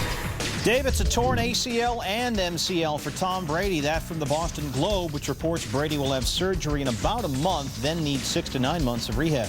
And Pudge Rodriguez and Torrey Hunter were suspended 2 games each for their roles in Monday's scuffle. Angels beat the Yankees today. That combined with Texas's loss at Seattle has clinched the AL West for the Angels. Now 88-57, 17.5 games up. All right, Steve, thank you very much. So it is over in the American League West. Congratulations to Mike Scioscia and his Angels as they have wrapped up the division. Here's Varitek batting left-handed. He is 0 for 1, having reached on an error tonight. You know, Obi, we talked about all of the injuries for the Rays, and everybody knows about the Yankees with Posada and Chien-Ming Wang. You know, the Red Sox have had their share as well. I mean, Lowry right there stepped in when Lugo went down as a starting shortstop. You've seen Euclid go from first to third when Mike Lowell went down. Twisting, popped up. High bar into foul ground. Bartlett behind him. Bartlett will take it. 1 man gone. Jason Varitek 0 for 2. And Peter Gammons, of course, he's a free agent at the end of the season, the Red Sox captain. Well, I think it's a very tough call. I mean, the Red Sox have kind of maintained that they'll probably try to go 2 years with Varitek, but somebody might jump in. I know the Dodgers coaches have thought, well, that pitching staff, you know, you move Russell Martin to third, you give Varitek 3 years and let him really bring some leadership to him. And I mean, the Red Sox have been looking around at other young catchers, but you know, if you go out and get a Saltalamacchia or Miguel Montero or somebody like that, you bring them here, it's a tough transition because the pitchers on this team trust and believe in Jason Varitek. That's a tough trust to have to give to somebody else. That's a great point. And Ellsbury jumps on it and lines it into right. Hinske lines it up, makes the catch. Lowry tags up. He's into third base. One thing about Varitek, and he's now heading into his late 30s, but he is in great shape. His knees are in great shape. He is such a professional in terms of maintaining his level of fitness and those knees. You know, a guy asked me last week if he was overrated, and I laughed for a minute. I said, you know what, just try to replace him. Not only behind that plate, as you said, making those calls, but in that clubhouse. Now Theo Epstein has that call to make himself. Does he bring back Jason Varitek, who has such immense respect inside the Boston clubhouse? Here's Pedroia. He swings. It's a high pop up down the left field line. Earlier we had fan interference, and leaping in there and trying to make a play on that is Johnson. Can't get to it. And it was on a Johnson play down that line earlier that a fan interfered and was summarily ejected from the ball game. This is earlier tonight on a pop up down the line. Mike Lowell, I don't know if that ball would have been fair or foul. You take a look at the hand coming out. It's going to be awful close right there. And I think the official got it right. The fans can't interfere with anything that's in the field of play. And that was clearly what happened. Pedroia already has an RBI double this evening, and he gets hit by the pitch. Sonnenstein drills his second member of the Red Sox. He got Youkilis in the 4th inning. That was not by design at all. The fans aren't happy with that. But we have watched Sonnenstein, even though he's been effective. He only gave up the 1 run, and that was unearned. But he has been wild all night long. Watch the catcher, watch the glove of Navarro. See how it was inside there? Look at where it went. Now it's out over the plate. This guy doesn't walk anybody, but he's not like a Greg Maddux or a Tom Glavine. He's not going to just consistently put the fastball where the glove is. You can see he's really been all over the place tonight, but he has been really effective. Again, he hasn't walked anybody, but he's hit 2 batters. First and third for the Red Sox here. We're tied 1-1. Jim Hickey, the pitching coach, keeping a close eye on the 25-year-old Sonnenstein. His spot in the rotation, believe it or not, even with 13 wins, may be up for grabs. Here's Ortiz. Looked like he checked the swing, and Mark Wegner agrees. Ortiz tonight has struck out and flied out. He went through a long stretch, certainly for David Ortiz, without a home run. He went 19 games. You know, OB, I was just thinking the same thing. I'm right there with you. The one thing that we have seen is Josh Beckett is healthy. He's back, and they need that. Well, you know what? To be world champions again, they need this guy. He stokes that one foul. 1 ball and 1 strike on Ortiz, who's driven in 73 runs. His number's down because of the fact that he missed 45 games with the wrist injury.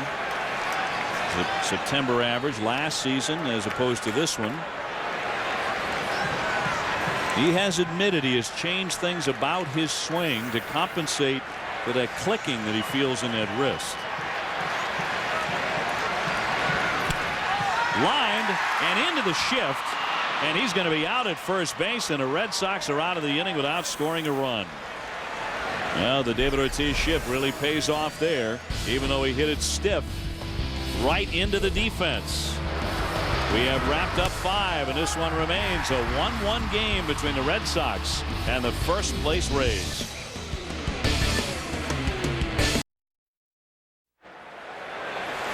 Top 6 here from Fenway, Tampa Bay and Boston in a 1-1 tie. It'll be Ibar, Hinske, and Navarro against Josh Beckett, who endured a rocky 5th inning. Although he did not give up a run, he allowed a double and he walked 2 men. Cliff Floyd hit a deep drive to right. Mark Kotze made that catch. Beckett trying to pull things back together. An interesting thing about Josh Beckett at Fenway Park this year, his ERA is 6.02. And that's high for anybody, but particularly for the ace of their staff, who won 20 games a year ago. I think all year long there's been a little bit of doubt in his mind as far as being totally healthy. Ibar 2 for 2 and make him 3 for 3 unless the catch is made. Ellsbury makes the catch and steals a hit from Willie Ibar. Jacoby Ellsbury, who has made great catches in all 3 outfield positions over the last couple of weeks, makes another one in center. Here's the thing that Josh Beckett has to remember. He's not been on the mound in a while. And what you got to remember, you too have a great defense behind you. He just simply reared back. He challenged Ibar with a fastball right down the middle. The ball was hit hard, but you know what? That's the first out. That's your object. That's the goal of this game. Hinske out in front. He has struck out twice. Beckett's had him tied up in knots tonight. And Jacoby Ellsbury, he made a great play over the weekend. Hadn't made an error all year long. And OB, he's played all 3 outfield positions equally well. He had about a 3 or 4 day span set where he went crashing into the wall in Toronto and held on. He caught the ball, cut his eye. Yeah, the glasses and everything came off. And then he made a spectacular diving catch on the warning track here at Fenway when the Red Sox came back from Toronto. And then in left field, he made a catch up against that high sidewall in the left field corner. And the very next night, you wonder if you can win a Gold Glove in a week. Well, you know, right now everybody's thinking about winning this game. And if he didn't come up with that, at least a single, maybe a double, and if it gets by cleanly, a triple. As you mentioned, he's been error-free despite changing positions. And left, center, and right. One of the fastest men in the big leagues. And one of the toughest outfields in baseball. I mean, as far as, you know, the dimensions and the walls and the rails and all of that to play. Beckett trying to whiff Hinsky for the third time. Breaking ball hammered, but caught by the Gold Glover Youkilis. 2 up and 2 down. Hey, Boys and Girls Clubs of America is the official charity of Major League Baseball, reaching more than 4 million kids worldwide. Together, they create a positive place for kids. What was it about being kind of the little boy on the block that Jason Veritek was talking about? He was talking about that, the big brother, little brother thing as far as the Yankees were concerned. He said, we got pounded, we got beat up. But he said, you know what? We grew up a little bit. And I think that's what we're also seeing with the Rays. This team is maturing right in front of our eyes. They can play with anyone. They swept the Angels at Tropicana Field. They swept the Red Sox twice. They swept the Cubs all at Tropicana Field. You know, we felt like coming into the game tonight was going to be a good one. And I mean, it has not let us down in any way, shape, or form. And just the weather has the feel of October. Base hit. Navarro with his first one tonight. He had been just 2 for 16 against Josh Beckett. He reaches here with 2 down.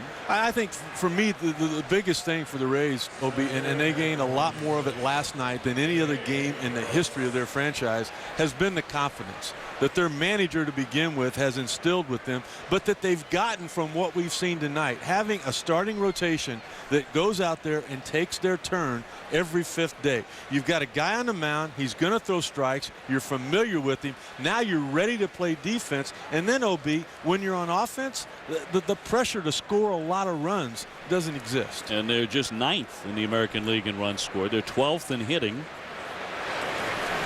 But one of the best defensive teams in baseball. Here's Gross. A high deep drive to center field. Ellsbury back. He's on the track, and he will make the catch into one of the deepest parts of Fenway Park. Ellsbury made a far more difficult play earlier in this inning as he laid out for the line shot to steal an extra base hit. It's still tied 1-1.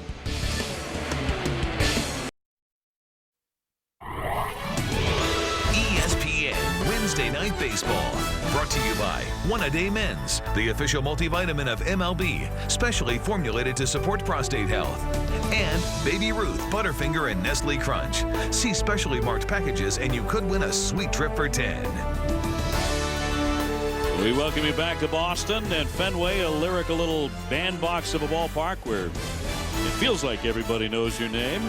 We're tied up here 1-1 out of the bottom half of the 6th inning. Well, it feels like for Josh Beckett that he gave up 2 or 3 runs in that last inning. Line drives everywhere, a base hit, the final out recorded at the wall in center field. And yet he put up a 0 because his defense was there for him, and now his offense with a run here could possibly give him the win tonight. Not going to be Sam Malone. It's going to be somebody else coming out of that bullpen for the Boston Red Sox. And here's Youkilis as he takes one in there for a strike. Hideki Okajima, the left-hander. A couple of changes here defensively as this one moves into the latter stages. Tampa Bay is going to add some speed to their outfield. In center field, Fernando Perez, 25-year-old switch hitter, just called up on Sunday from AAA, and that'll move Gross from center over to right. I want to see Perez run. Oh man, can he fly.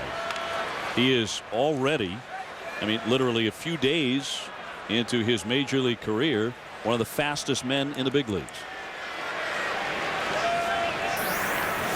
A graduate of Columbia University and the fastest base runner in the International League of Baseball in America. Really? Yeah, born in New Jersey. Right kid, cut on and missed, and Youkilis strikes out. Sonnenschein gets him as we go to Steve Berthium for a SportsCenter in-game update. Checking out the Cubs, Steve. Yeah, guys, watch Ted Lilly plow into Yadier Molina in St. Louis here. Lilly coming in hard and lowers the boom. Well, somehow Molina holds on. Cubs still lead, though, 3-1 over the Cardinals. This after the Brewers got 2 in the 8th this afternoon to come back and beat the Reds. Oh, absolutely leveled him. That's a big league hit. Here's Bay with a high fly, but it does not carry.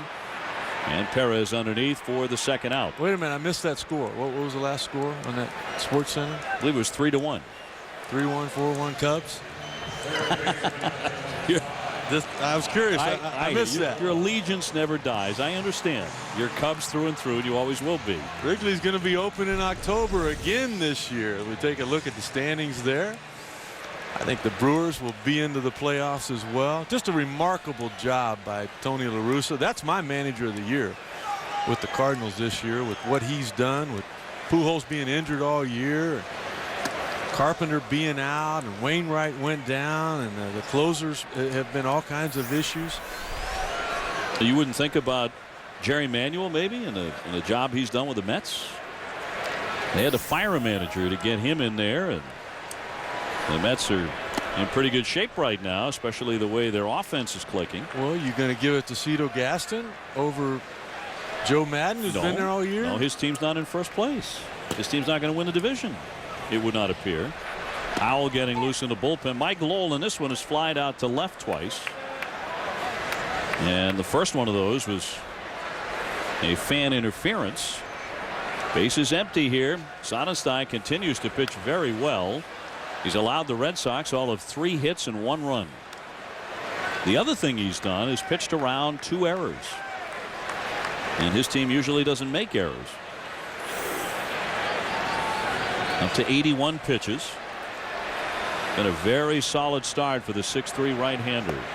And Mike Lowell waves right through it. He strikes out. 2 Ks in that inning for Andy Sonnenstein. The Red Sox go 1-2-3 on to the 7th. Good one here. Tied at 1.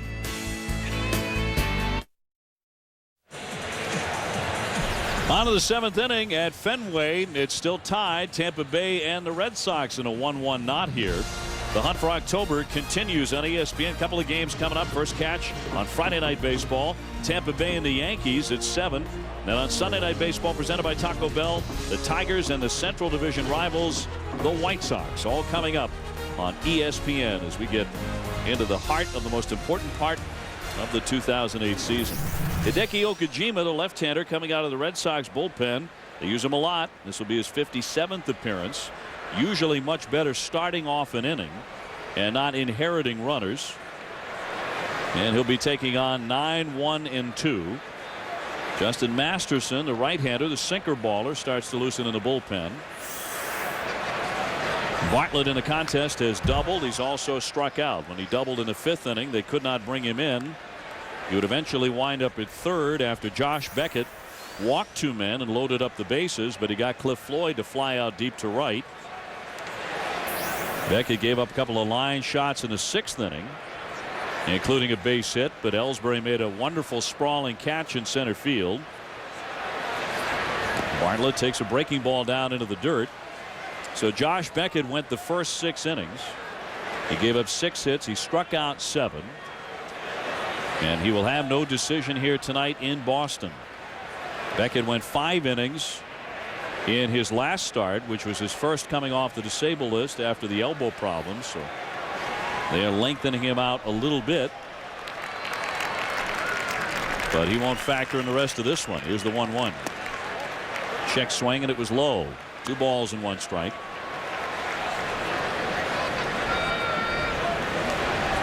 Tampa Bay with a 1.5 game lead. Almost gave back first place for the first time since the middle of July, but pulled out a dramatic victory here last night. 2-1. He checked his swing and fouled it away. 2 balls, 2 strikes.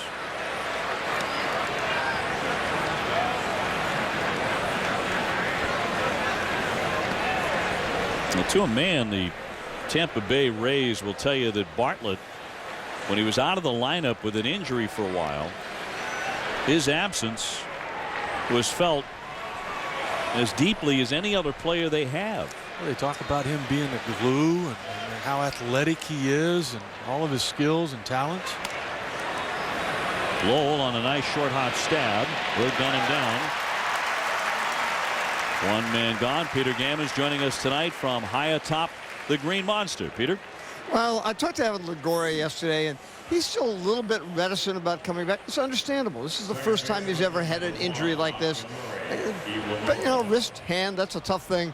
He's been hitting in the cages. He may or may not be able to play this weekend in New York. Carl Crawford's not going to be back, according to Joe Madden, until the playoffs. He's actually having his hand checked today in Houston by the doctor that did the operation. And B.J. Upton might be next week when they play the Red Sox before he's back. That's a big chunk of that club to be out of the lineup. Longoria has already missed 25 games as of tonight with that right wrist fracture. Hit by pitch by J.J. Putz back on August 7th at Seattle. 278, 22 homers. It's hard to define what he has meant to Tampa Bay just on numbers. Well, he's gonna get a trophy called the Rookie of the Year when the season's over with that will tell him what the writers feel about him. But I agree with you. And you know what? I honestly think if they would have lost the game last night, he would have played tonight. Really? And when you think, well, we talked to him last week, and he said, you know what, if we had to win, if it was a game we had to have, I'd be playing then. That was a week ago. And I said, well, tell me what you've done. He said, I took 5 swings. And he said, it bothered me. It hurt. But you know what? I could tolerate it if we had to. If they'd have lost that game last night, everybody would have said this is definitely a must win. You bring him out there too soon, he re-injures it. I mean, that win last night was so big in so many ways. Iwamura 1 for 3, takes a strike, has hit a double in the 3rd inning. They're tied up 1-1. B.J. Upton also out of the lineup, as he has been the last couple of nights, and they missed their center fielder. The ground he can cover and his strong arm. Guy walks a lot too. 91 free passes, all those stolen bases. 42. When he gets healthy, I want to see him and Perez race. That guy can run, man. I think I'll take Perez by just a hair. To his right, Youkilis. Foot race is on, and Iwamura is out. Kojima got there in time. And they're a 2 away. They're a fun team to watch because they hustle. And Okajima knew that. These guys got a history there. He's got to hurry. Youkilis doing everything he can. And look at that. By a half step on a routine ground ball to first base. There he is, getting out. Thinking about it. Going down the line. You know what? Not that time.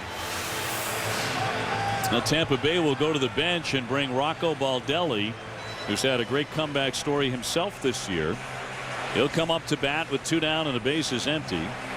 Baldelli continues to battle that problem, that physical ailment that completely saps his energy and causes him to wear down after limited physical exertion. It's getting better. He takes fistfuls of supplements every morning just to get on the field. But it is paying off. He's had some big hits for them this season. He said the worst thing over the last couple of years, we barely got a chance to play because of that and a succession of injuries, some of them bizarre injuries. Said the worst thing was he's been here for a long time. Finally it turned. They had a good ball club on the field in first place, and he couldn't be part of it. And he didn't say that selfishly. He's got a lot of friends on the club, and he rooted very hard for them. And by all accounts, he's a marvelous teammate, but it was very, very difficult for him personally. You know, I was just thinking, what if he was healthy out there in the outfield along with Upton? And what if everything would have worked out to begin with Josh Hamilton? Sure. Oh, where would they be had they hung on to Hamilton? Low for a ball. Hamilton, of course, back in '99 was the #1 overall pick. And I think up until this year, everybody thought that the Rays made a mistake. We all know about the problems that he's had, and that was long before Joe Madden. But the #2 overall pick that year was Josh Beckett. Beckett, of course, has enjoyed a lot of success that Hamilton is now hoping he'll be able to enjoy. And Josh Hamilton certainly has to be in an MVP discussion. Caught by Lowell on the low line drive. And Okajima gets the 1-2-3. The fans will stretch here in Boston. We're in the middle of the 7th.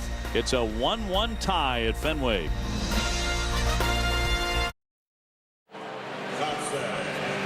Saturday Night Football presented by Southwest Airlines coming away on ABC at 8 Eastern. A collision in the Coliseum. It's number 5 Ohio State against number 1 Southern Cal. Also available on ESPN Radio. And we've had a dandy here tonight. Wednesday Night Baseball in a 1-1 knot. Bottom of the 7th inning. And Mark Kotsay to lead it off against Sonnenstein. New left fielder in the game as Baldelli remains in for Tampa Bay. Sonnenstein has been outstanding as that one is fouled away by Kotsay. He's flied out to left and grounded to second. When Kotsay came aboard in the trade from Atlanta, the Red Sox probably got their best defensive outfielder.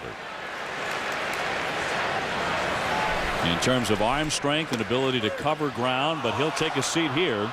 He strikes out looking. One man away in the 7th inning. Kotsay not thrilled with that call. Let's check out K-Zone. How about Andy Sonnenstein tonight, though?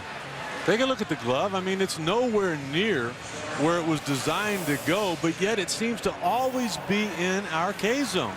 You look at that again. No walks tonight. He's going to give up. Normally he gives up more hits than innings pitched, but has not given up an earned run yet. Yeah, there was real pressure on him tonight as Lowry has gone 2 for 2 steps in.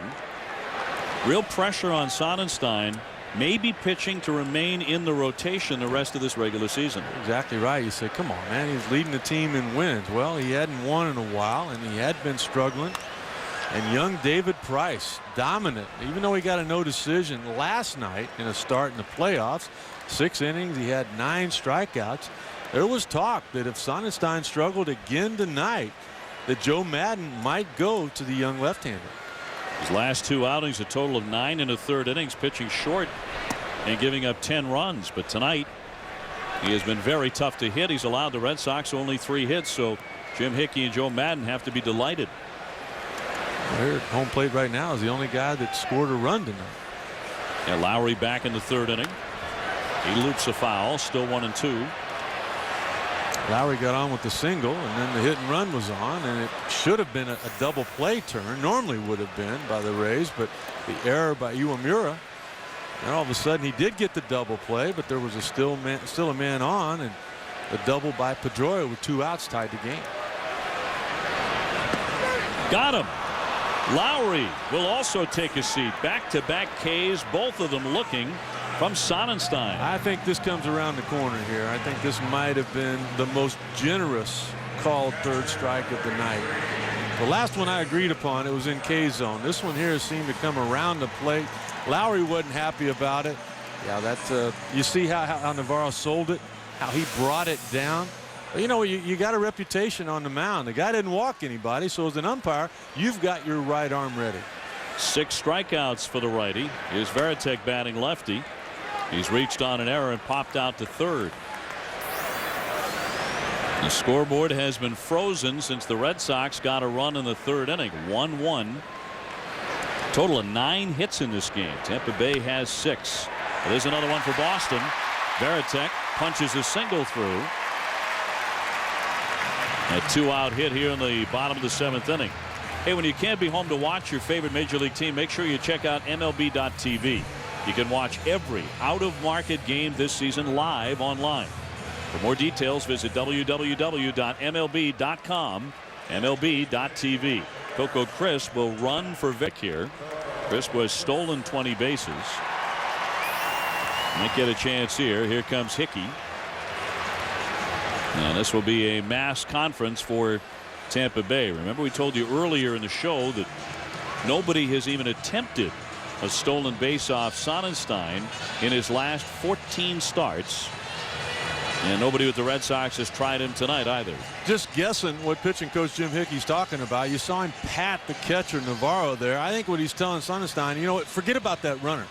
You know what, you just make quality pitches to home plate. You keep your normal little slide step, and if he takes off, he said Navarro's got plenty of time to get him.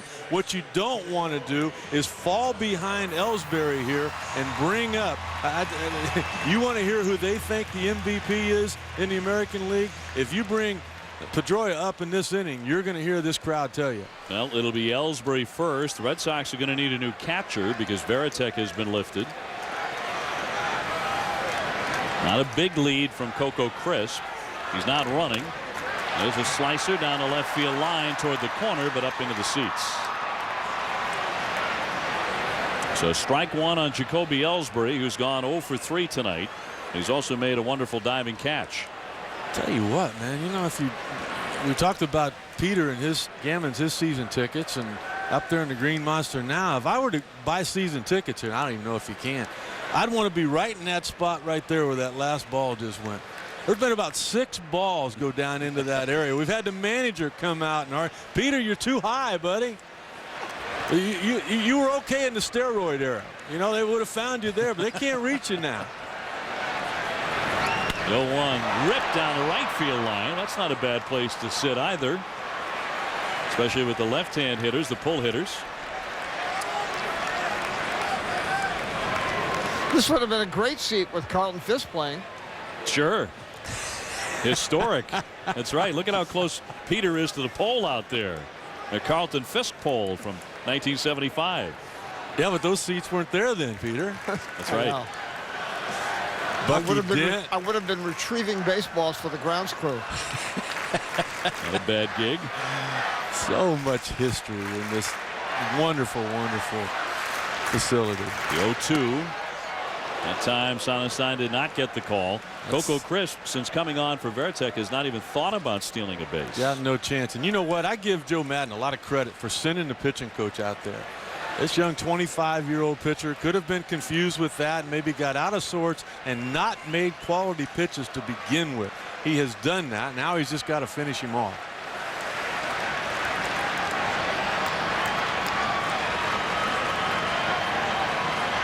The 1-2 runner holding, and that's in there for strike 3. He strikes out the side.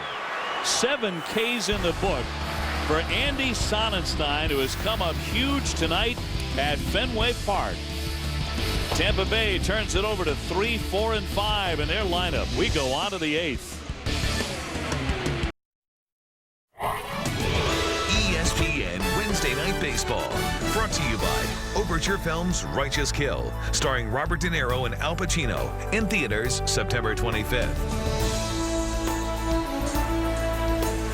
Top half of the 8th inning, Red Sox and Tampa Bay in a 1-1 tie. A night certainly framed by good pitching on both sides. How about Andy Sonnenstein moments ago striking out the side? All 3 strikeouts caught lookings. So through 7, he's allowed only 1 run on 4 hits. Carlos Pena takes a pitch into the dirt. New catcher in there for the Red Sox, and that is Kevin Cash, who usually catches Tim Wakefield. He's a good, strong release as well. Remember, the only run off of Sonnenstein was an unearned run way back in the 3rd inning. So he has been exceptional. Pena is 0 for 2 with a walk tonight. He rips that one toward the alley. On the move, Bay. He won't get there. He cuts it off right in front of the warning track. Pena heading into second and slides in with a double. So the left-hand hitter, who is raised essentially in nearby Haverhill, Mass, just outside of Boston, and played briefly for the Red Sox, cracks a double in the 8th. Well, we've talked about #1 picks, and that he was back in 1998 with the Texas Rangers. Bounced around, really couldn't put it all together, but finally did. Came to Tampa as a non-roster player just because he thought he could make the big league roster. Made the team, played every day, and now look at this. He's got a chance to give him the lead here in the 8th. Ben Zobrist will come off the bench and bat in the 4th spot for Cliff Floyd. Zobrist hitting just .217, but has some power. Look at those numbers. And I mean, when you talk to his teammates, all they do is talk about how he's contributed. He's hit some big home runs. He takes a strike. Pena at second base with nobody out. The go-ahead run in scoring position quickly. Although Tampa Bay has been so challenged in that area, they are the worst in baseball batting with men in scoring position. Some people were talking earlier today about the magic of Madden. You know, he's got these guys believing that they're really better than what, you know, I mean, the numbers don't lie. But foul and out of play. Obi, I think Madden has lied to all of these guys, telling them, boy, you know, I mean, look at him. He's telling him right there, you know, I want you going the opposite field, you know, move him. Oh, they just took that off. Forget about trying to get him over. With 2 strikes here, he's saying, you know what, just put it in play. If the ball's in, turn on it. You're absolutely right when you look at their lineup. It is not a lineup stoked with stars. They don't have the payroll to do that. Just missed inside. Okajima thought he made a good enough pitch to strike him out. And Asada said no. 1 ball, 2 strikes. Notice one thing here defensively. That looked like a pretty good pitch just off the inside corner. Terry Francona bringing first baseman Kevin Youkilis in. You know what? That's design. You don't have any speed at second base. If he gets a hard ground ball to him, he could be going to third. The 1-2 bounced up there. Nice stop there by Cash. So were you surprised that Coco Crisp was brought into the game to run for Veritek and never even thought about stealing a base? Well, only because of Sonnenstein. I mean, the percentages say for Terry Francona just to leave him right there. I think more than anything he was brought in that if, you know, Ellsbury, and he came close, doubling down the line, Chris might have scored on a play that Veritek wouldn't have. Would have been the go-ahead run. We're still tied 1-1. 2-2 pitch. Inside, just a hair. 3-2. The curveball did not get the corner. I bet this wasn't any different than the one that Lowry was called out on. Same pitch. Same spot. That one was a ball. The other one was a strike.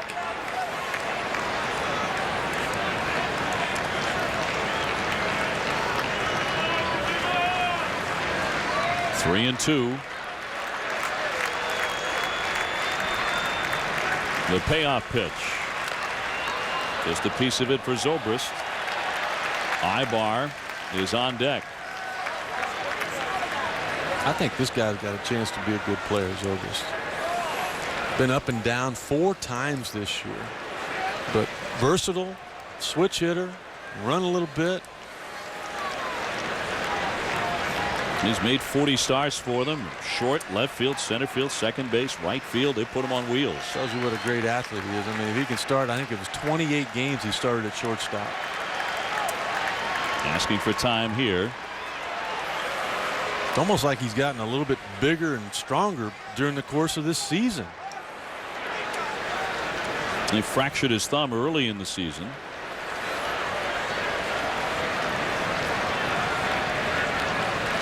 Cliff Floyd went 1 for 3 and scored the only Tampa Bay run to this point. The 3-2. Low for ball 4. That puts him on at first and second for the Rays. So 2 on for Ibar, who has been trouble tonight for Boston. He has tripled and singled and lined out to center. Here comes Terry Francona. He has a right-hander ready to go in the bullpen. He's going to make the move right now. Tampa Bay trying to grab back that lead. They can take a 2.5 game lead with a victory tonight here at Fenway. We'll be back in a moment.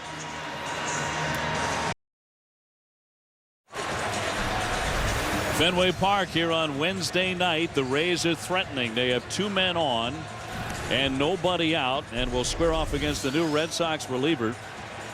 As we give you a look at the standings, 1.5 games separating Tampa Bay and Boston after the Rays' dramatic come from behind win here last night.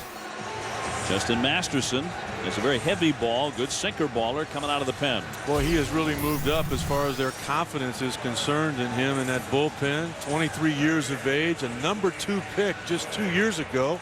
You see the numbers. He's a guy that can strike you out. He's also a guy that can get a ground ball, which is what they need now. Pena at second. Zobrist on at first after taking ball 4. Terry Francona wants to turn this man around. Ibar making bad left-handed. Look at that, 1 for 27 over their last 3 games with men in scoring position. Well, this one makes sense because hitting from this side of the plate, Ibar is just a .235 hitter. From the other side of the plate, .287. Yeah. And again on the night, he has tripled and singled. Boston obviously looking for a double play here. A cut and a miss. 1-1. I was looking for a sacrifice bunt. Ibar with only 1 on the year.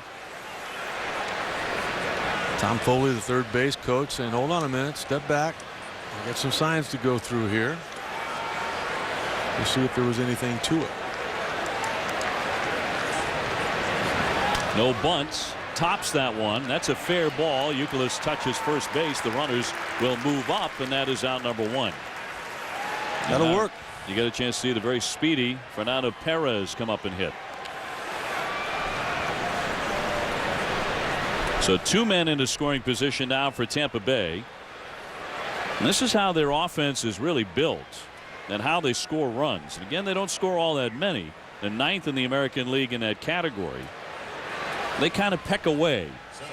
It's really not built on 3-run homers and big innings. Here comes John Farrell. There's a lot going on right now. A lot of signs again from Foley. Possibly, you got a guy with all this speed. You know he's worked on bunting a lot. You know they need 1 run. Both of these bullpens very good and very confident in their late inning relief. Terry Francona sending pitching coach John Farrell out there to talk about the suicide squeeze. If it's on and you hear the third baseman holler, there he goes. If the ball was designed to come in, you just go ahead and hit him with it. If it's a breaking ball or fastball in, just hit him with it being a left-handed hitter. With it being a right-handed hitter, what you do there, I mean, if the ball's going away, you just leave the ball out over the plate. But you got to have the catcher in sync with you. If you hear there he goes and you're going to throw a fastball away, basically throw a pitch out because the catcher's going to go out there and get it, and you might not be able to keep the squeeze on. Well, that'll bring up Perez. Batting out of the 6th spot, his first at bat in this one. He has blinding speed. His parents emigrated from Cuba. He was born in New Jersey. As mentioned, he went to Columbia University where he graduated with a degree in American Studies. He was heavily recruited as a soccer player while still in high school. The highest drafted player ever out of Columbia in the 7th round. Runners at 2nd and 3rd, infield in for Boston. 1 man out. We're tied up 1-1. We're in the 8th inning. 2-0. Maybe thinking a little too much about a possible squeeze play. Last pitch called a strike, a high strike there. Dan Iasagna. Seriously? Was called in the strike zone. I didn't even look. 1-1 pitch runs inside. He is leaving everything up. 2 balls and 1 strike. I mean, I didn't even look for an umpire's sign on that 1-0 pitch. I just knew it was ball 2. Let's take a look here. K-Zone will let us know. I mean, that's a pitch out. Count should be 3-0. Wow. 1 man out, a base hit. Could score 2 here. That missed. Ball 3. It did? According to the umpire. They're going to walk him now. I thought that one was right down the middle. Looked like he crossed him up, actually. Let's take a look at this. All right. Man, that's right down the middle. Now Dan Iasagna not having a great night back there, and that's going to be an intentional walk and ball 4 to load him up here. That's a strange sequence of pitches. Well, to me, that last pitch is strange too. This is the guy that just beat you last night. Came up with the only hit they've had with runners in scoring position, what, in a week or so? I mean, before they got to Toronto. Now they're all filled up for this man, Deanna Navarro. 1 for 3 with a single. In on the left side here, no place for him. He takes ball 1. And now Cash wants a mound visit. Back to last night after the game had been tied on a Johnson home run on Papelbon. Papelbon's still out there. There's the slicing double to bring in the go-ahead and eventual winning run for Tampa Bay. They won a thriller 5-4. Well, I know what Terry Francona is thinking and what he's hoping for here. We look at Papelbon there, who had the blown save and the loss. He's grounded into 12 double plays, 10 of them from the left side. You got your ground ball pitcher on the mound. He'll take a ball. The problem is Masterson is not throwing many strikes that the umpire's seeing anyway. 0 for 5 off Justin Masterson. Well, and that's all this year.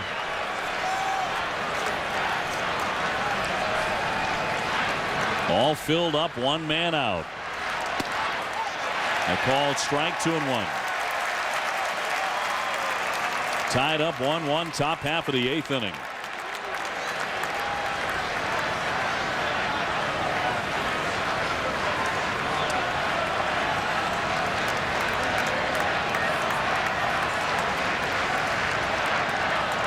The righty's 2-1. He cut right through it. All even, 2-2.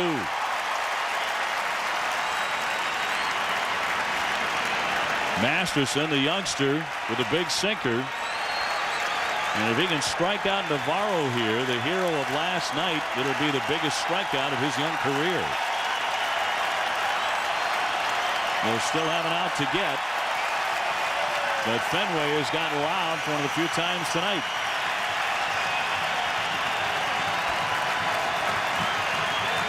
The 2-2. He got him. He struck him out swinging. 2 down in the 8th. I tell you what, that is filthy. That is great movement and deception on that fastball, and then finishing him off with a breaking ball. Ball 1. Ball 2. Looked like ball 3. Anyway, that's what Navarro thought, but it was called strike 1. And look at this. That's a fastball in the zone that a big league hitter took a swing at and missed. And then, I mean, he looked like a fan that came out of the stands on that last pitch, but that tells you just how good it was by Masterson. Here's Gabe Gross now. Masterson still has an out to get. Gross is 0 for 3. He takes one inside for ball 1. 9 out of 18 with the bases loaded and 2 grand slams.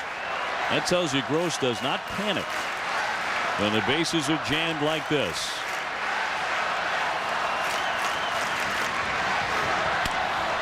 Grounded weakly. Pedroia. And how about Masterson? You talked about how they have moved him up to key spots in that bullpen rotation, and he comes up with the best performance of his young career. We go to the bottom of the 8th. Still tied 1-1. Bottom of the 8th inning, the Red Sox and Tampa Bay in a 1-1 tie. Dustin Pedroia about to lead off. Well, let's take a look here at some winning baseball from Dustin Pedroia. That's A.J. Burnett on the mound. That's 96 miles an hour. Look at the location on that pitch.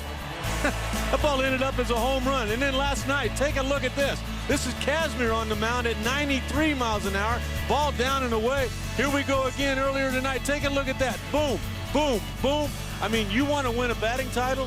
That's the kind of plate coverage you have to have. And I remember Dave Maganin telling me a year ago, the hitting coach for the Red Sox, he goes, he rarely swings and misses. That's Tony Gwynn like, OB. 1 for 2 tonight with an RBI double that tied the game in the 3rd inning. It's been tied since. Dan Wheeler, fresh off a disappointing performance last night. He gave up what turned out to be the go-ahead home run to Jason Bay. I was just thinking, there's a lot of people here that don't have an MVP vote. And then I thought, yeah, there is Peters here. These fans certainly want to be heard. That's across for a strike, 1-1. Ortiz and then Euclid to follow. Well, this again, and there'll be many more of them before the year's over with, but this again, OB, I think you agree, this is one of those spots. If you want to win that award, you know, you want to do something here. It's not that he hadn't already driven in a run, but, you know, again, the game's on the line. Breaks his bat on a soft roller. 1 man out. Major League Baseball collected bats for about 2 months. Up until this past weekend, collected over 1,700 broken bats from all games around Major League Baseball so that they could effectively study the phenomenon of the busted bat, particularly the maple bats. Some of the umpires, I think, are delighted by that study because they've paid the price. Umpires have been hit by pieces of broken wood, and they've been cut, they've been slashed, and had to leave games. Some fans that are excited. Fans, yeah. Some fans have been injured. 1 man out. And here's Ortiz. So far, a quiet night for Big Papi.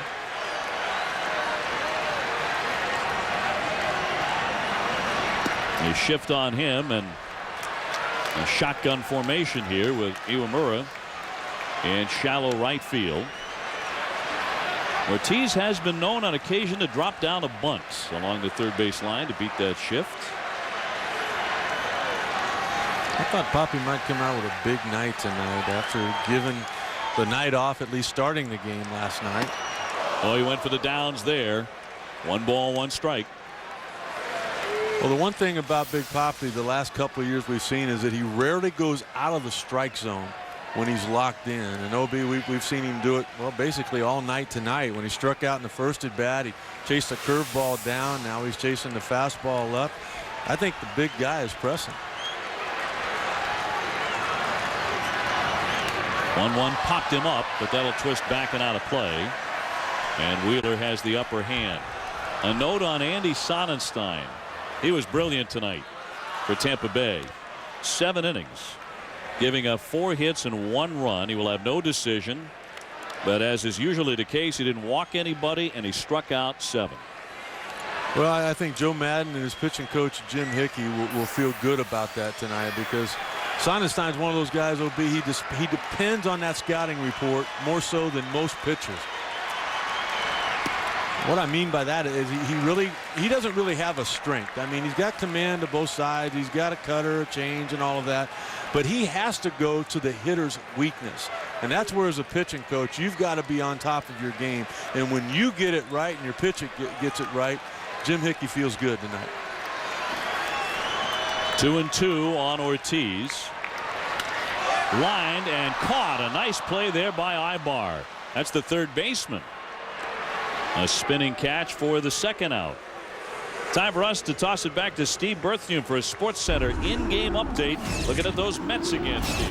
Yeah, Dave, our Locherman power performance of the night goes to the Nationals' Christian Guzman, who's just homered off the Mets' Aaron Heilman at Shea. Washington, which trailed 7-1 after 3, got 1 in the 4th, 3 in the 5th, and 2 in the 6th to tie the Mets 7-7. Now top 7 in New York. That's that pig pen they were calling it the other day in the New York papers, not bullpen. Yep. And Wagner's out for the year. Youkilis taking one. A strike on the inside corner. Didn't like the call. And Isaga's starting to hear it from both sides. I think the strike zone right now is ridiculously big. I mean, it's both sides, both ways, but they got Questek here. Yes, they do. Do they? At Fenway Park. And we have K-zone. I don't think Dan's going to like the results of either one of those tonight.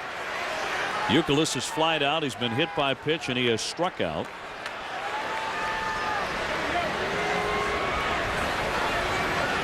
But he's now reached base in 44 consecutive games. Longest streak in the majors this year. It's the longest such streak for a Red Sox player since 1985, when Wade Boggs reached in 57 in a row. 2 balls, 1 strike. Red Sox looking for a base runner here in the bottom of the 8th inning.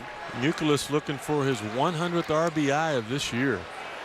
What a job he has done, both offensively and defensively, moving around on the infield and in the lineup.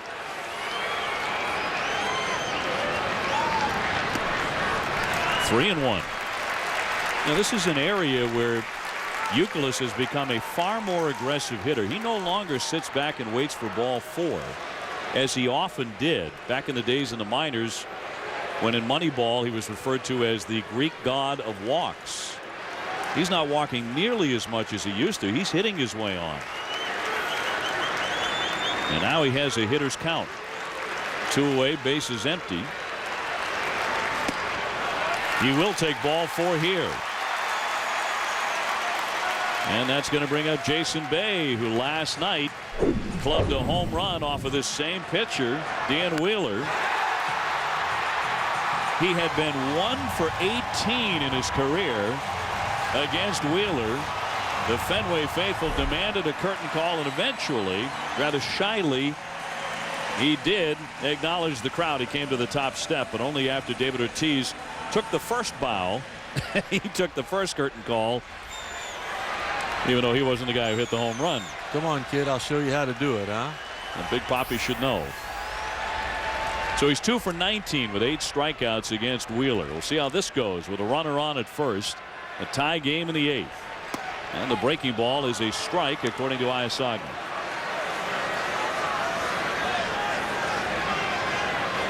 Bay tonight is 0 for 3 and has been struck out looking.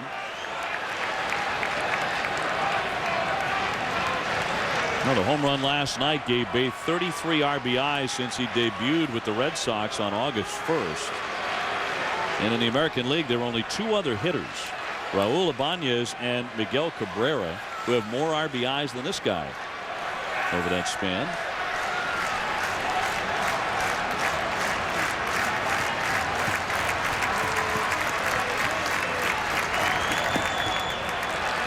One ball and 1 strike on Bay. Red Sox trying once again to pull a half game behind Tampa Bay. They were there last night, and after Bay's home run, it looked like they were about to get into first place. But Tampa Bay came roaring back for the win. Their biggest franchise win in their young history.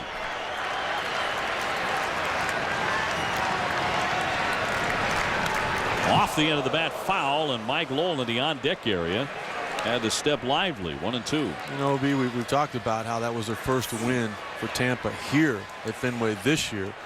But looking back, before last night, they were 5-30 in this ballpark. Look out, Mike Lowell. Dangerous place to stand. Now, the Red Sox 3 through 7 hitters are 0 for 15 tonight. Bay, their number 5 hitter. Fly ball, dead center. Perez racing back. He's there to make the catch. A deep shot, but not tonight for Bay, off Wheeler. He got him last night in this same bottom of the 8th inning, but not tonight as Perez flags it down. 9th inning coming up. Time now for our Lee Jeans game track at a 1-1 tie. Both starters were very good. Sonnenstein a little better than Beckett as he went 7 innings. The Rays leading the AL East by a game and a half. They will meet again 3 times at Tropicana Field next week. Full house here at Fenway Park as Bartlett takes a ball. You know, and we didn't even congratulate our partner tonight, Peter Gammons, on his record. What was Peter's record? Well, he's a season ticket holder here. Right. And Monday night, did they not establish a new major league record? Yes, the Red Sox did do that. 456 consecutive sellouts. Another one tonight, by the way, of 38,114. Congratulations, Peter. The 2-0 pitch dips a little low for the ball frame. They could have done it without me. They could not have done it without you. You know, and I hear all these great things. I mean, you know, Red Sox Nation and how I mean, there's talk about them moving their spring training site. The city of Sarasota is there with open arms and offering to build them a new facility and everything. I mean, why wouldn't you? I mean, what's not to like about this organization, particularly when you know they're going to compete year in, year out? Count fills up 3-2. Yes, Sarasota making a very big push to land the Red Sox, and they've been in Fort Myers for a while now. There's a chance Fort Myers could lose them. Bartlett takes one up high for ball 4. The leadoff man is on for Tampa Bay here in the 9th as Jason Bartlett will take his walk. Iwamura is a good bunter. See what he has in mind. He has a double tonight, 1 for 4. Well, Peter, what about that? I mean, that could shake up things on that side of Florida if the Red Sox do go to Sarasota. I think there's a very good possibility. They have one other site on that coast, but now, as you know, Obi, Sarasota was essentially settled by New Englanders who moved down because the Red Sox trained there for 25 years. And then they moved out to Arizona in 1960 when Joe Cronin's son went to Arizona State. But, I mean, Sarasota was a New England town for a long time. And they want the Red Sox back up there, and I think it's going to happen. Well, the Red Sox would also like a facility where their major leaguers and their minor leaguers train on the same site. They've wanted that for some time. Iwamura takes a fastball high. I think it's tremendous what baseball has done. You look at Arizona with the Padres and the Mariners sharing the same stadium, but both of them having, you know, facilities and everything you need to work out. Your big league players need to be around your minor league players because they gain from that experience. Yep, John Henry, the owner of the Red Sox, believes that. The runner goes, a swing and a miss. Here's the throw by Cash. The tag, and he got him. Bartlett is cut down trying to steal second base. Cash gets rid of the ball very, very quickly. He got rid of it quickly, and I tell you what, Lowry makes a nice play here too. That ball bounced. If he doesn't come up with that cleanly, it goes into center field. It's an error on the catcher, a stolen base for the runner. Now you got a man on third, nobody out. You got problems. So all the way around, a nice play there by the infield for Boston. The 1-1, Iwamura fouls that one away. Tied up here 1-1 in the 9th inning. Last night's game was not decided until the Red Sox stranded the tying run in the bottom of the 9th at third base after Tampa had rallied. 2-2 on Iwamura.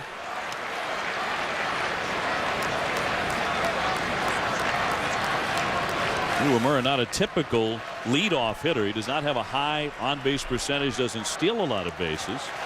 They just didn't have a lot of options. He flies that one to center. Routine play for Jacoby Ellsbury. 2 down in the 9th. It's kind of strange for me not seeing Veritek catching here. And you know what, also in the 8th and 9th inning, when a right-handed reliever would come in for Boston, it was Mike Timlin. And you know, Mike, I mean, just a tremendous career. I don't know if he's going to be back again, but you know, he was so critical in the success of the Red Sox in 04 and again last year and all of those years getting into the playoffs. That looks to be Masterson's role now. Baldelli takes one in there for a called strike. Mike Timlin is wearing 4 World Series rings in his career. So he's had big time effect on 4 different champions. The 0-1 to Baldelli, cut on and missed. Quickly 0-2. Good slider there from Masterson. This has got the signs of an ugly AB right here. They're alive here at Old Fenway Park.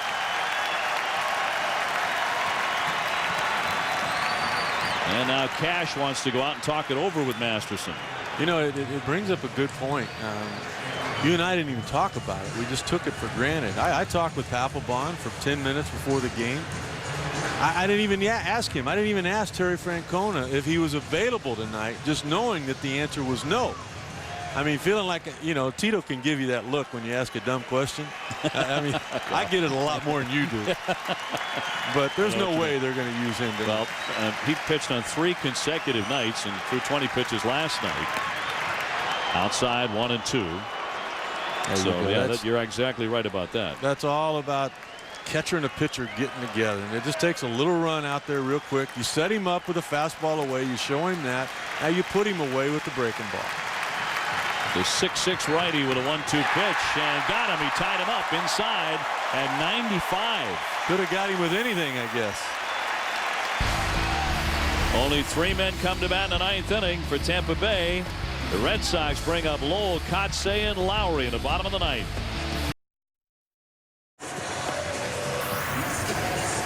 It's the bottom half of the 9th inning here at Fenway Park, and Tampa Bay and Boston have not resolved it yet. We're still tied 1-1.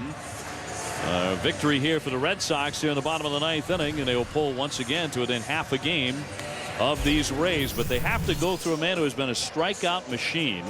The right-hander from Australia, Grant Balfour. Well, you're going to see a big number as far as velocity is concerned, but somehow, Obi, it seems like it's even harder than that. There's got to be some deception in late movement because very rarely will people square up his good fastball. Mike Lowell will test him first. A quiet night. He's gone 0 for 3. Mark Kotsay after him. And then Jed Lowry, who has a single and a double. Red Sox with only 4 hits. I think you got to give a lot of credit to Sonnenstein for being able to not only shut down the Red Sox, but Mike Lowell has been on fire in the month of September and doesn't have a hit yet tonight.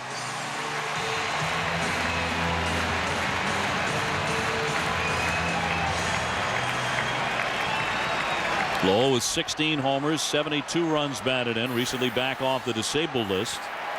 Strain. And in his very first at bat coming off the DL, he blasted a home run. Balfour can bring it. And the first pitch is ball 1. 97. And I mean, doing it, you know, 60, 70 times a year, bringing it just like that. He throws as hard as anyone who can pitch tonight. 2-0.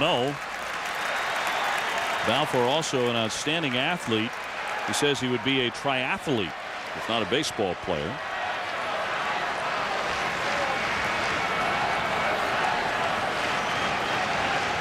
Balfour has allowed just a couple of home runs this season, only 2.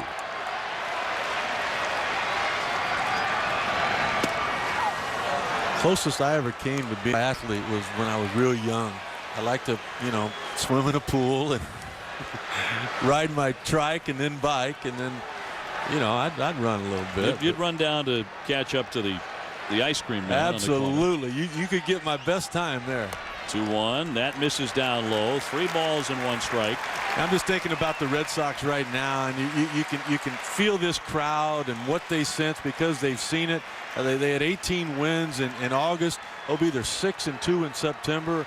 I mean, Terry Francona has got his team playing their best baseball right now. Well, they've had their hands full certainly with Tampa Bay tonight and Andy Sonnenstein and company. And the Red Sox have the leadoff man on here in the bottom of the 9th inning as Mike Lowell takes ball 4. Now, last night the Red Sox had all sorts of difficulty just getting a bunt down. Here comes Madden. And he wants everybody on the infield involved in this one. Last night, Jason Varitek could not drop down a bunt in a crucial situation. And tonight, the Red Sox have been unable to do it on a couple of occasions. Kotsay is a good bunter. On the night, he is 0 for 3. There's nothing on a baseball field Mark Kotsay can't do. If you needed him to come in as your left-handed reliever, he could do that. He's done that in college. He can bunt. He can hit and run. A lot of options here for manager Terry Francona, because Balfour is not Sonnenstein on the mound. He's not that quick to home. You saw Chad Bradford starting to loosen up the side armor. Alex Cora has come on to run for Mike Lowell. And if we go on into extra innings, Francona can move Cora over to shortstop and put Lowry in at third. Tampa Bay's third baseman Ibar believes that Kotsay will try and drop one down here.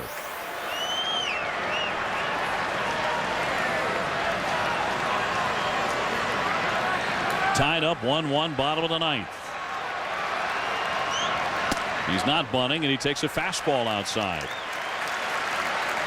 Kotsay has yet to homer since coming over from Atlanta in the August trade.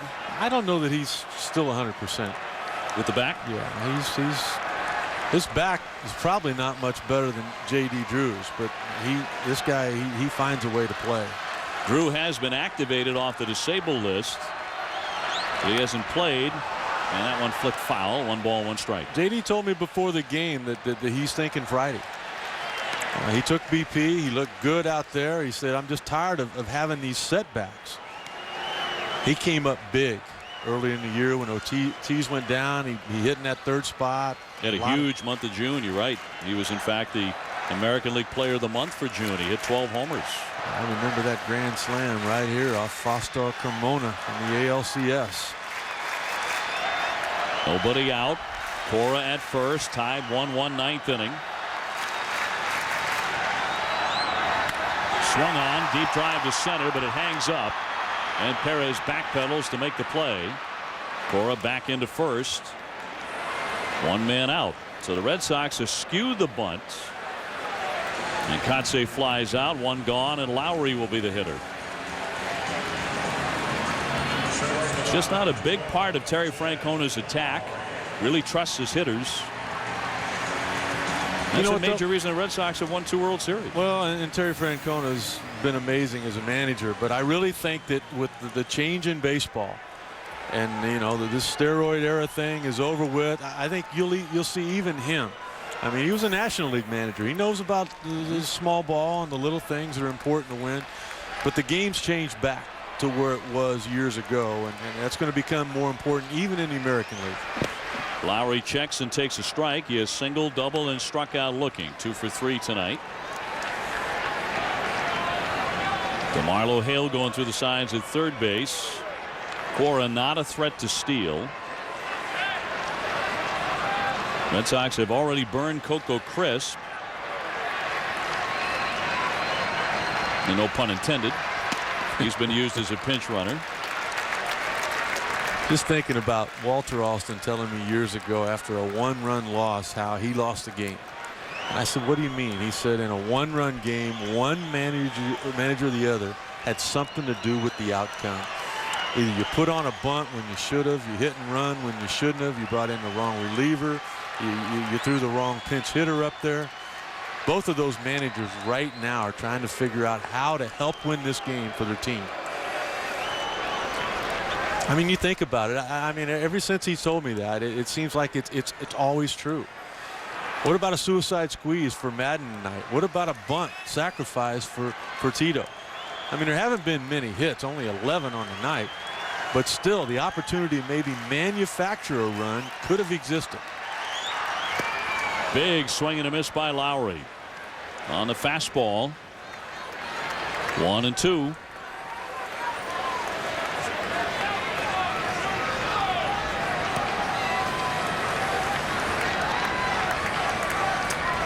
Lowry has really delivered as an RBI man. 33 RBIs since the All-Star break. As a man at first base here, and he cuts and misses. Lowry chasing a ball there. Jed Lowry has struck out for out number 2. Oh, just tremendous stuff. I mean, a great fastball. Look at that. Down below K-zone at the knees. A lot of velocity. Now, that's thrown so hard you don't know if that's a strike or not, even as it goes by you. And Chris Carter is going to be called on to pinch hit now. Left-hand hitter with a runner at first base and 2 away. Carter, since his call-up, has not been used very much at all. Recalled from AAA on Monday. Well, it tells you one thing. The report on him from their organization is that he can hit a good fastball. We're going to find out. He takes a strike on the outside corner. He was previously up with the Red Sox back in June when he made his major league debut, and he did it against Tampa Bay. He went 2 for 3. In fact, his very first major league hit was off of the man he's facing right now, Grant Balfour. It was a single. It was late on that cut, and it's 0-2. Right now, this looks like a mismatch. You know, and I'm gonna. It just said 95. He can throw harder than that, but just there's more to it than that. Man, you can see Balfour is into it a little bit. Fouled back by Carter. It's one of the things that has defined this Tampa Bay team. They are ultra competitive. It's so tough to score off of. The pitching staff and the fine bullpen and the way they play defense tonight aside, they made 2 errors tonight. Usually not the case. They're one of the better defensive teams in the game. Cora at first with 2 down, 2 strikes on Carter, and he takes a ball. 1-2.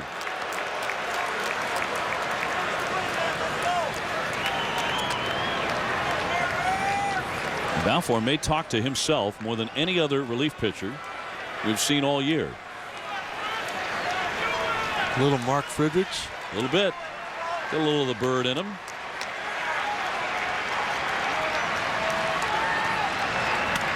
Socked the other way for a base hit.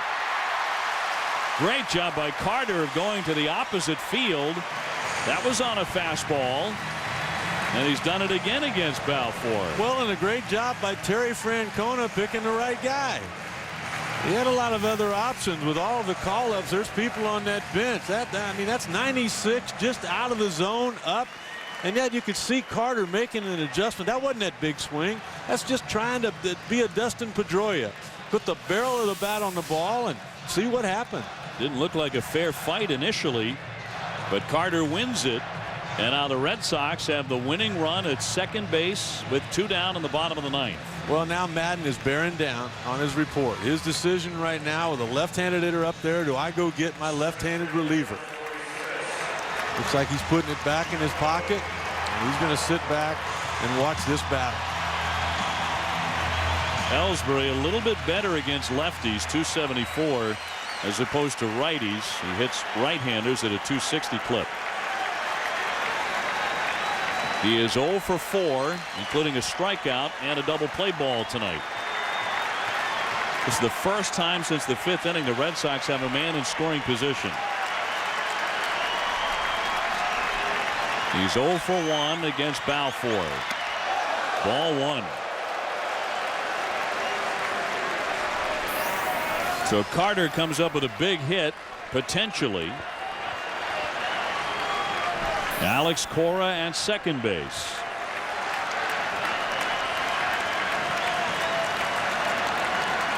The bullpen quiet for Tampa Bay.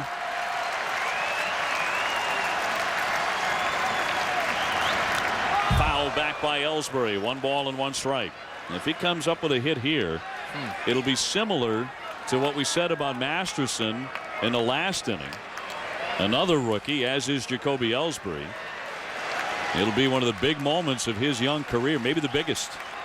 You know, and Ellsbury's not out of the Rookie of the Year race.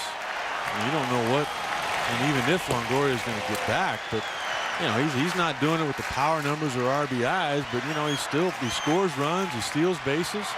And he has World Series experience. Played very well last fall. That one flicked foul down the left field line. 1-2. You know, that's the one thing that we were talking about with Ellsbury earlier, recognizing the fastball in the strike zone or not. That ball was up and it was off the corner, and I don't know whether it would have been called or not. I mean, that's been a different story tonight, but that's the readjustment that this kid has got to make. The league has figured it out. He's not going to hit the 350 that he did a year ago in September. Now he's got to refigure out how to recognize what's a strike and what's not.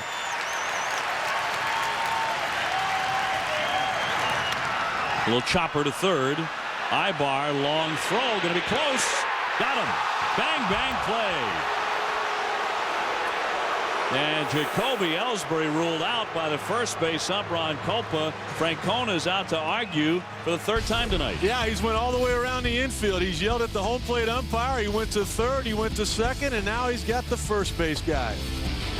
Take another look. It looked like he got there before the throw was in the glove. Red Sox robbed of a hit. Theo Epstein thinks so.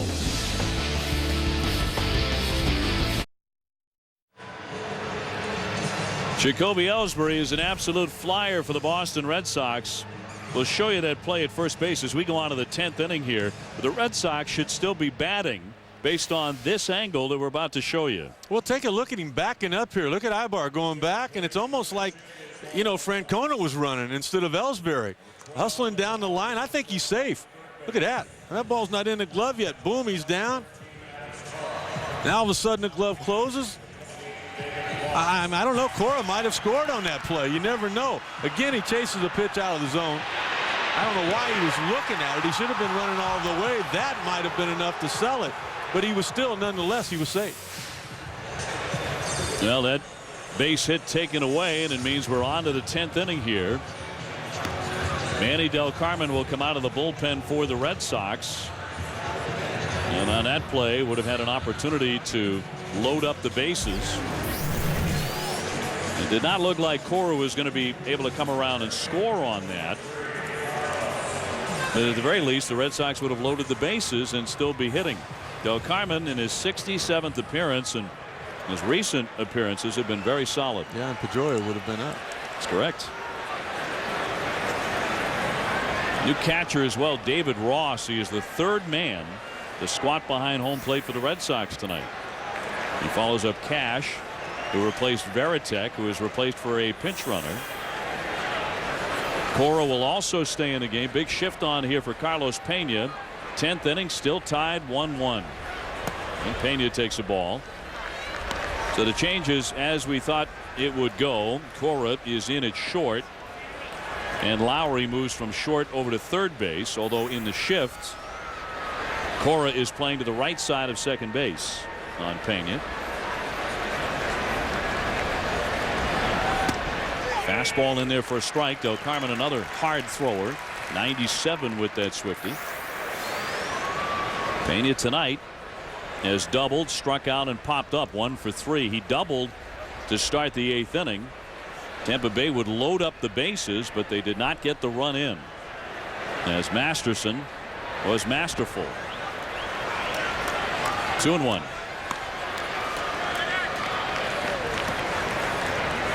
Pena 2 out of 4 against Del Carmen, and one of those hits a home run. And Tampa Bay really breathed big-time life into the late part of their season with a win last night, fouled back by Pena. Just a great win for the Rays, who had lost 4 in a row. There were signs they were beginning to fade. They fell behind on the Jason Bay home run in the 8th inning. They were facing Jonathan Papelbon in the 9th inning, and they rallied to beat him. And tonight, hanging in there against Josh Beckett and the Red Sox at Fenway Park, where they had lost 7 in a row to start the season before finally winning.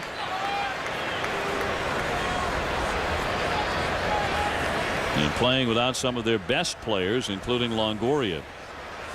Story of the year. Cinderella story, however you want to look at it. Pena certainly a threat to hit it out of the ballpark, and instead he'll take a seat. He strikes out looking. 1 man out. Got another good arm on the mound. We've seen some good fastballs all night long, starting with Beckett, Sonnenstein, and we've also seen a huge strike zone. And you know what, by now, boys, I mean, if he can catch it, you better swing at it. 10 strikeouts for Boston pitching. Here's Zobrist. He drew a walk in his only plate appearance in the 8th inning. He takes a ball. 1 run on 7 hits for Tampa Bay. 1 run on 5 hits for the Red Sox. Tampa Bay has made the only 2 errors. Both starters long gone as we are into extra innings. Just kind of looking at some numbers today. I mean, Boston's a good team. I would not say they're a great team this year with Big Papi and his problems, the captain's offensive numbers down, but they are a great team in this ballpark. This is Tampa Bay in their ballpark. Fair ball knocked down by Youkilis. Has time to recover. Low toss. Great job by Del Carmen on a bad feed from Youkilis to get down there on the run and make that play for the 2nd out. That very easily could have been an error on the first baseman. He had plenty of time. You got a guy 6 foot, what, 4, 5. You want to hit him in the chest with this toss, but instead it's down around the ankles, coming up with it, just catching the corner of the bag. That's an athletic play there on the part of Del Carmen, saving an error for Youkilis. 2 good plays where Sox pitchers have covered first base. 2 away for Ibar, who has tripled and singled tonight. A 1-1 tie in the 10th inning.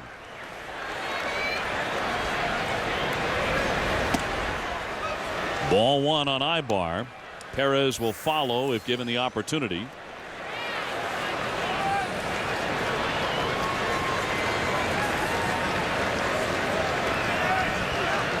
Nobody on base for Willie Ibar. Filling in at third base while Longoria is out.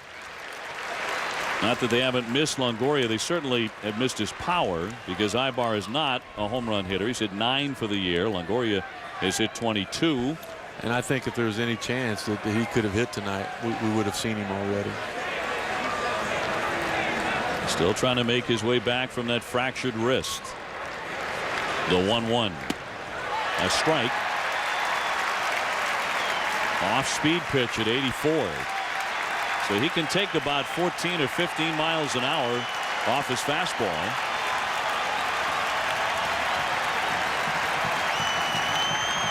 Del Carmen's 1-2.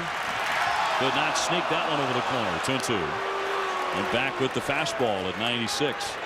I tell you what, this place is great. I mean, here we're talking about a weekday. We're talking about extra innings. We've got school. We've got work. Yet everybody's still here. Well, it is Fenway. Swung on and fouled back by Ibar, where for the first time in history here in 2008, the Red Sox will draw over 3 million fans 458 consecutive sellouts, the major league record. 38,114 on hand tonight. Well, it's a team effort from ownership and Larry Lucchino to Mike D, Sam Kennedy. They get it done around here. Up high, 3 balls and 2 strikes.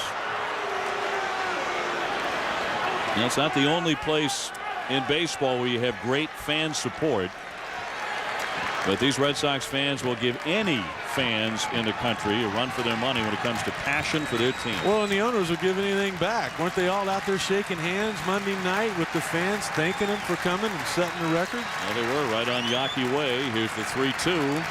Swinging a line shot. Deep to left, backing up Bay. He'll make the catch. Side retired. 1-2-3 they go. And for the Red Sox, in the bottom of the 10th, coming up, it's Pedroia, Ortiz, and Youkilis.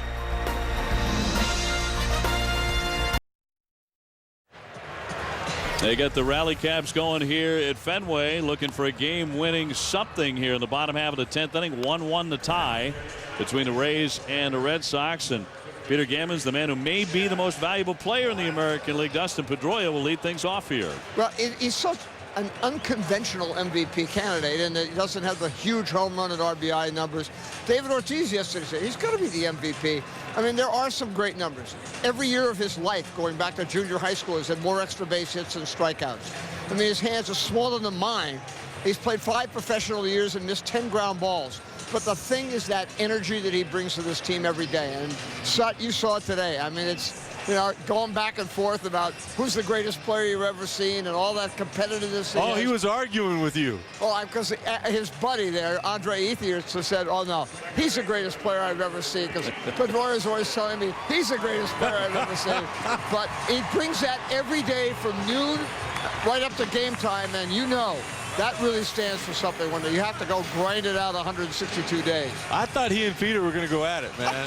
Arguing over who the greatest player Peter Gammons has ever seen. Pedroia wants to be that. And you know, Obi, not everybody could pull that off. I mean, it would come off and just rub you wrong, but not with this kid. Chad Bradford, the side armor, coming out of the bullpen.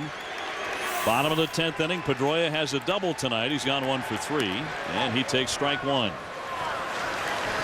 They didn't add a whole lot to their ball club down the stretch, and people criticized them from time to time, but they did add this guy, and you can tell that they've got a lot of confidence in him or he wouldn't be out there in this spot. A 206 earned run average. The 0-1 pitch, and that drifts in there for a strike. Saw a number the other day, the last American League MVP that played second base, 1959, you got to go back to, with Nellie Fox. But you want to talk about guys 5'7" playing second base, winning the MVP. I mean, we just look at our partner Joe Morgan. The 0-2, laced to right. Gross can't get there. It's going to bounce into the corner. Nobody touches it. He's got himself a double. And Dustin Pedroia, slapping his hands together, leads off the bottom of the 10th with a 2-base hit. Well, just listen to the crowd. They'll let you know what they think. They've been watching it all year long.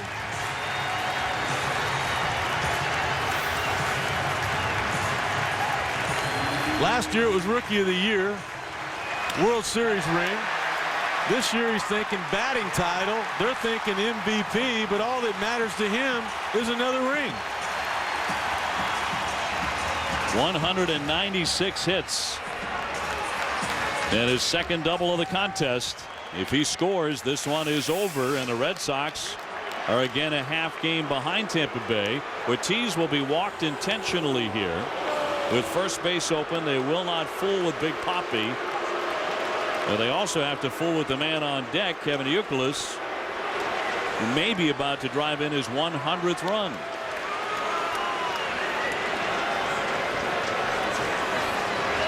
You know, people will wonder right now, would this happen if Manny Ramirez were still here? Yeah, who knows? I would say yes, because Bradford, I mean, he's designed to get a right-handed hitter out with the deceptive sidearm delivery that he's got. Easier to pick up the baseball for a left-handed hitter. Well, let's bring in Peter Gammons again. Peter, you don't like this move? Well, the thing is that with Poppy's wrist, I mean, he's down 200 points in OPS from last year in the stretch. But, I mean, they did this a lot. Other teams, they walked Poppy to pitch to Pedroia or to Youkilis, whoever was hitting cleanup, and the two of them won 5 different games. And it's, to me, it's one of those chances it's awful hard to take, because Youkilis and Pedroia have been their best hitters. You know, you talk about a lack of power from Pedroia and possibly hurting him for the MVP. His slugging percentage is higher this year than Big Poppy. He's hit 17 home runs. Ortiz has 18. Of course, Ortiz was DL'd for a long time. Well, here's Youkilis, 0 for 2. He's also been hit by a pitch and drawn ball 4. Nobody out in the 10th, tied 1-1. And that's a strike. Youkilis against Bradford is 3 out of 7. So not much of a sample, but he appears to see him pretty well. 99 runs batted in for the Red Sox cleanup man.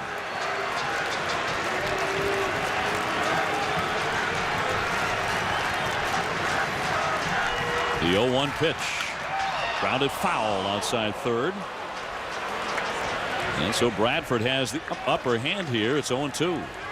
We're at the point now where both managers, they start losing a little bit as far as the relievers they can bring in. Both of them. I mean, they ran them out there in the 7th. They ran them out there in the 8th. They're big guys the 9th. And now, I mean, it's bound to start tapering off a little bit. Not going to taper off with him. J.P. Howell has had such a big impact on their bullpen. Right now it's Bradford, though. First and second, the 0-2. Grounded to short. Bartlett into second, got 1. Iwamura with the turn, got 2. Pedroia down to third, but with 2 away now for Boston. Just an outstanding call on the part of Joe Madden, and an outstanding pitch on the part of Chad Bradford, making it look like his manager went the right way. Instead of trying to get Ortiz and Youkilis out, you put Ortiz on and you get Youkilis to hit a ground ball. You get 2 outs with 1 pitch on just 1 hitter. There it is, high fastball. Got on top of it, tailor-made. Now here comes Madden after the turn, 6-4-3. He heads out to the hill. The batter will be Jason Bay. Well, I think more than anything, he's out there right now. Look how long he's taking to get out there. Boys, you know what? Let's bring the blood pressure down a little bit. Maybe I need to do mine too. I mean, let's go. Okay, here's what we got to do. You know, we don't want to let anything get away from us. We know what we want to do with Jason Bay. We know that we're going to stick with your strength, Bradford. That's that good sinking fastball. Let's get everybody on the infield ready to go. We realize the situation. Let's have some fun. Well, Bay has not hurt the Rays tonight. He is 0 for 4. Last time up, flying out deep to center field. See if they walk him, however. And they're not going to. They're going to pitch to him, at least at the start. He is 4 for 6 off of Chad Bradford. Pedroia at third. And that's strike 1. And from the looks of things, he's not even going to pitch around him. I mean, that was a fastball designed to be thrown right down the middle. And Joe Madden has pressed all the right buttons this season in this extraordinary campaign for Tampa Bay. See if he'll do it here by allowing him to pitch to Bay. Chopper. Here comes Bartlett. The throw is in plenty of time. And there's that infield defense that's been there all year long for this team. And the Red Sox strand Pedroia 90 feet away. We play on here on a Wednesday night at Fenway, tied at 1. I'm Steve Berthiaume, Sports Center right now. It's a torn ACL and MCL for Tom Brady. That from the Boston Globe, which reports Brady will have surgery in about a month, then need 6 to 9 months of rehab. Angels beat the Yankees today. That, combined with Texas's loss at Seattle, has clinched the AL West for the Angels. LA of Anaheim, AL West champs at 88-57, 17.5 games up. Back to Fenway Park. Manny Del Carmen remaining on to pitch here in the 11th inning at Fenway. Rays and the Red Sox in a 1-1 tie. I'm having a little bit of fun with the truck. I gave him a trivia question, and I told them they had to turn all their computers off. Name the left-hander that David Ross hit his first career homer off of.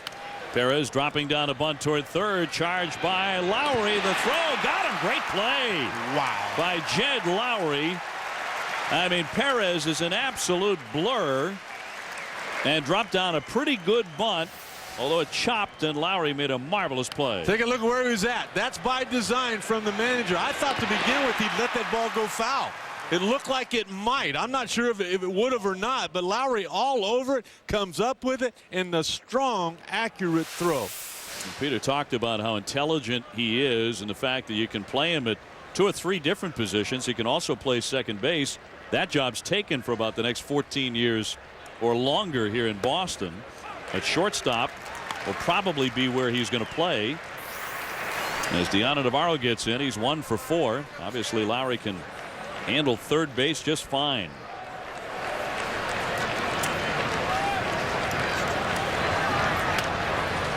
Loop foul by Navarro. He's hit 6 home runs, hitting .299. Left-hander, possibly a Hall of Famer. He is in my book. But David Ross hit his first career homer off that. Are we talking about somebody you may have played with? I mean, let me just tell you some of their guesses. Randy Johnson, Tom Glavine. Check swing. That's in there for strike 3. Navarro punches out. 2 gone. All right, I would not have guessed any of those guys. They're thinking Billy Wagner. You know, Andy Pettit was thrown out, and I went, no, it's a National League guy.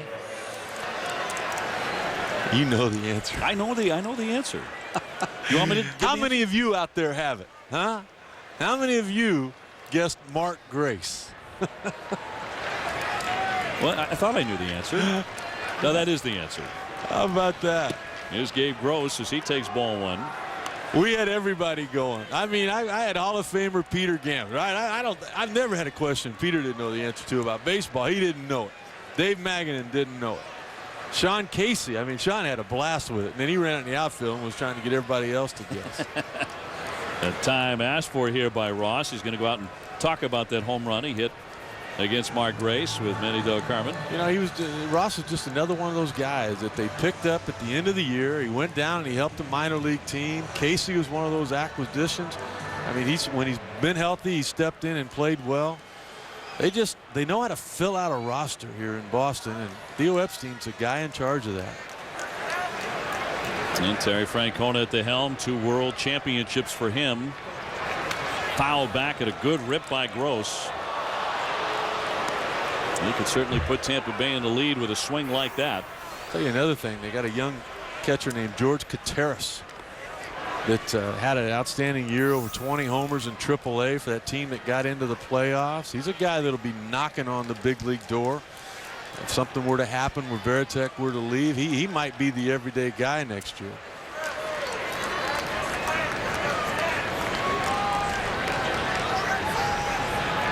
Del Carmen from the set. Nobody on base.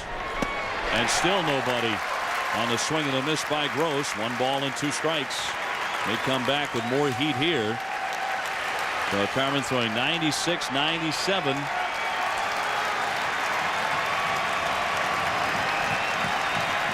These 2 clubs have split their 14 meetings coming into tonight. A lot of games very tense like this. Ground ball fair. That's down the line. That's going to roll all the way to the wall. Bay will have to dig it out in the corner. And Gross has doubled with 2 down in the 11th inning. So Tampa Bay a base hit away from taking the lead. That hit with men in scoring position has been tough for both teams to come by. Look at this. The Rays are 0 for 10. Red Sox 1 for 9 with men in scoring position. Each team has left 10. Sometimes you can blame the hitters and the hitting coaches, but how about giving the pitching a little credit tonight? We've seen some really, really good pitchers. Well, it started with both starters, Sonnenstein and Beckett, having good nights. Here's Bartlett. He takes a strike. He's 1 for 3 with a double. He was also caught stealing in the 9th inning. In a 1-1 game, gunned down by Kevin Cash. The go-ahead run at second. A called strike, and it's 0-2. Not many have left old Fenway Park on this Wednesday night. Well, and not many of them had sat down. They were up cheering for the strikeout. When Gross hit the double down the line, they just kept standing.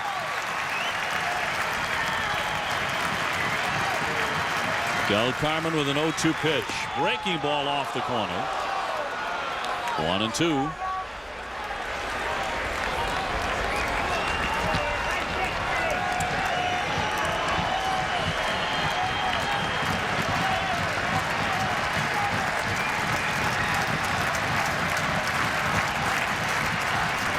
Two down here in the 11th. The 1-2 home from Del Carmen. Grounded sharply, but Pedroia there on a knee, and he throws him out. Once again, Tampa Bay does not come through with a man at second or third. Cora, Kotze, Lowry trying to win it for the Red Sox on a Wednesday at Fenway Park. It's getting late here in New England. It is a 1-1 tie. The Rays and the Red Sox, bottom of the 11th inning. Alex Cora will lead things off against a new pitcher, J.P. Howell, who is probably ready to have that arm fall right off. This is his 58th appearance, 79 relief innings. That's fifth most in the majors. Cora will start things off, and Peter Gammons, this is a guy who is very important for the Boston Red Sox, as much what he does inside the clubhouse and for the ball club as he does on the field. Absolutely. More than about 3 or 4 teams that do a lot of statistical analysis tell me all middle infielders, he grades out the best at turning the double play from either side. That's fine. But, you know, I mean, when Dustin Pedroia came up, he was the guy who mentored him. Jed Lowry came up. He was the guy who mentored him. He was mentoring 2 guys that he knew could take his job. And I'll tell you, years ago, Jim Tracy said to me, Alex Cora is the most intelligent baseball player he's ever met. I think there are a lot of guys in this clubhouse here who would agree with it. Yeah, many believe he's going to be a major league manager when his career is over. He takes a strike. Cora was the guy a few years ago with a long at bat against Matt Clement at Dodger Stadium. Was it 18 foul balls, something like that, and wound up hitting a home run to end that at bat. The count 1 ball and 1 strike. You know, there's other guys like this around baseball that a lot of times you don't really hear their name a lot. I mean, they don't do a lot on the field, but the impact that they have on clubs and players' careers. 2-1. Mark Kotze will hit next. He is on deck for Boston. And Luis Alicea was talking about it was Cora that got Pedroia to come out early every day last year to take ground balls, and Alicea would work with him on how to turn a double play. You know, he's working with Ellsbury today.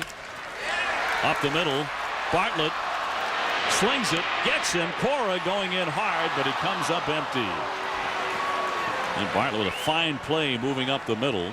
He is so sure-handed.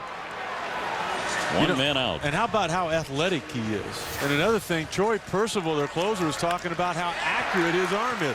Look at that. The ball, he kind of gets away from him. He grabs it. Look at his feet move at the same time. Watch him. All right, he's shuffling the ball, but look at his feet get in position. He knows where he's got to throw it. He's strong with the throw and right on the money just ahead of the head first dive.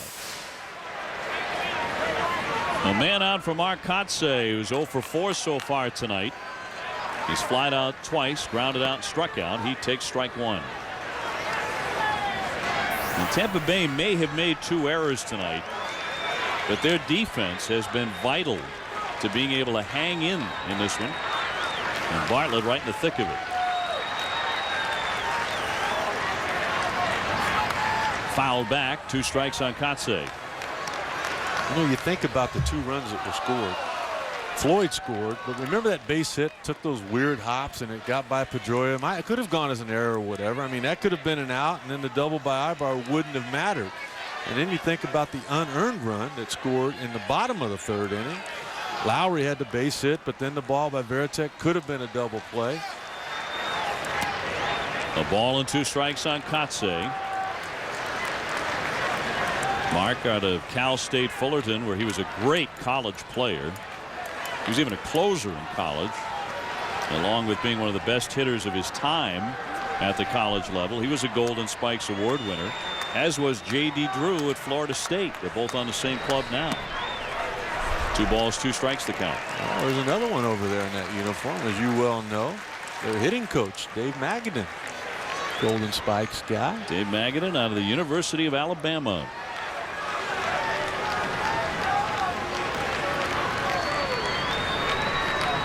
Here's Dave Magadan, a fine hitter in the big leagues. Oh, and a great hitting coach, doing a great job here. Off speed, that missed. According to Dan Isagna, 3 balls, 2 strikes. 1 out, nobody on base for the Red Sox. We are in the home half of the 11th inning at Fenway Park. A win for Boston. They're a half game out of the lead in the American League East. Joe Maddon and Tampa Bay trying to go to 2.5 in front.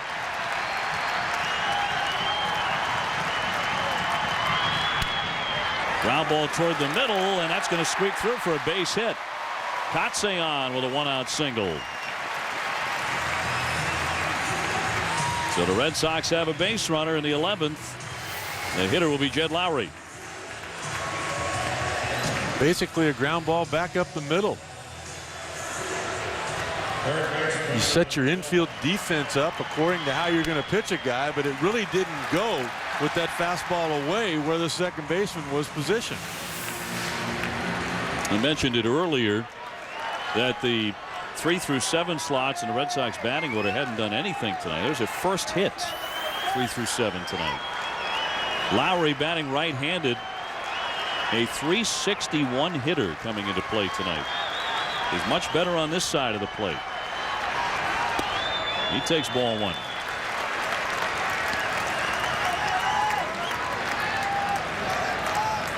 Tonight he has singled, doubled, and struck out twice on a beautiful evening at Fenway Park.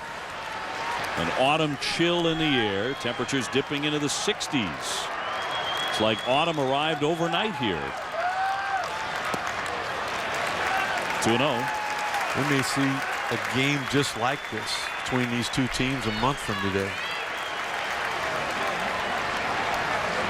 They're not going to play each other if they get into the postseason in the division round. You can't have the division leader playing a wildcard team out of the same division, so they will both play somebody else. Obviously going to be the Angels. They clinched their division. That's right. The Angels clinched tonight. That one up high. 3-0 on Lowry. He would not bid for the changeup.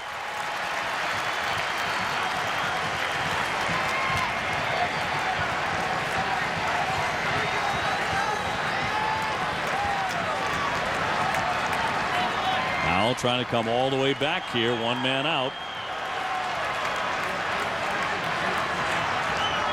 Kotze at first. Fastball that missed down and in. Ball 4.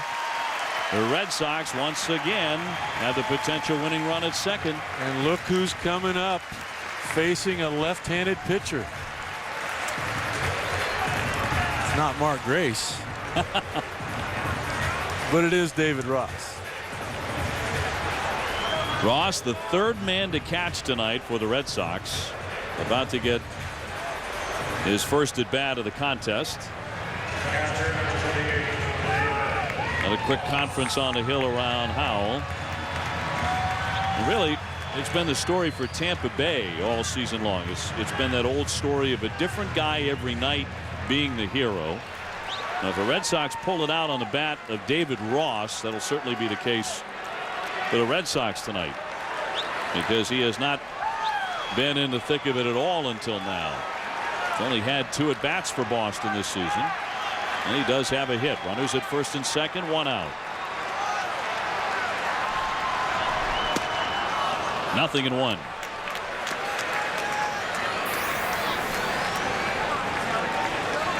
Ross has appeared in a couple of games since they called him up August 29th from Pawtucket. Got his first American League hit on Saturday.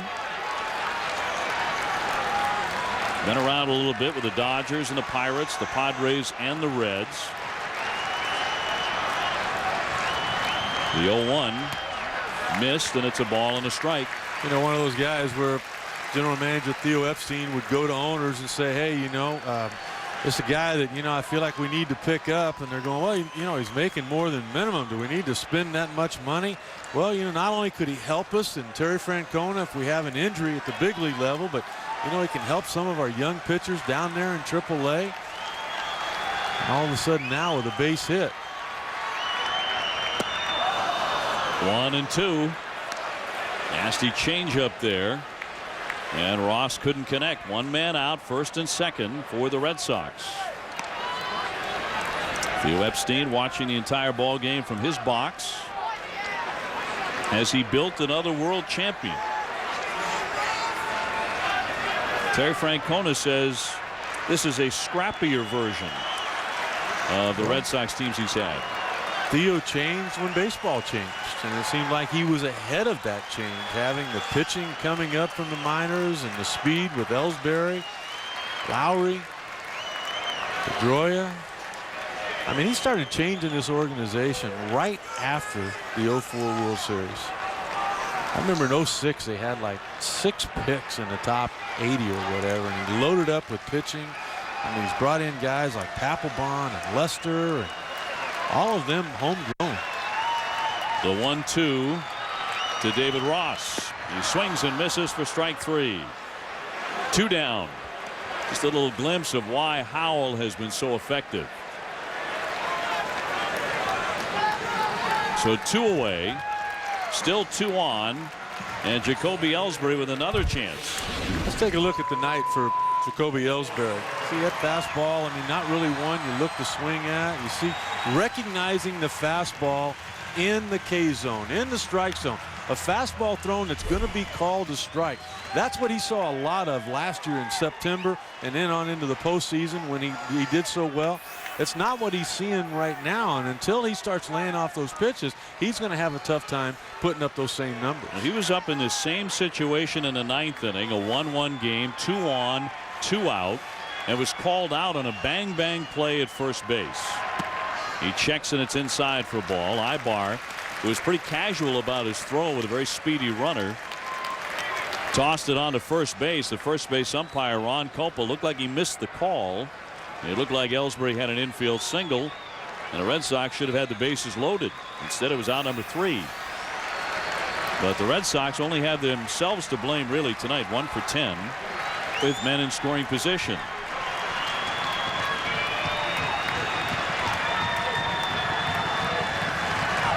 The 1-0 pitch is right down the middle. Back to that play in the 9th. Just a routine ground ball. There it is. But all of a sudden you saw him back up that step. And the step he took back gave Ellsbury the half step he needed. I think Ellsbury could have run a little bit harder throughout that thing and not even made it close. Even though he was safe. You can't take that away from him. He took a peek down there to see what was going on, and that could have cost him that call. I think you're right.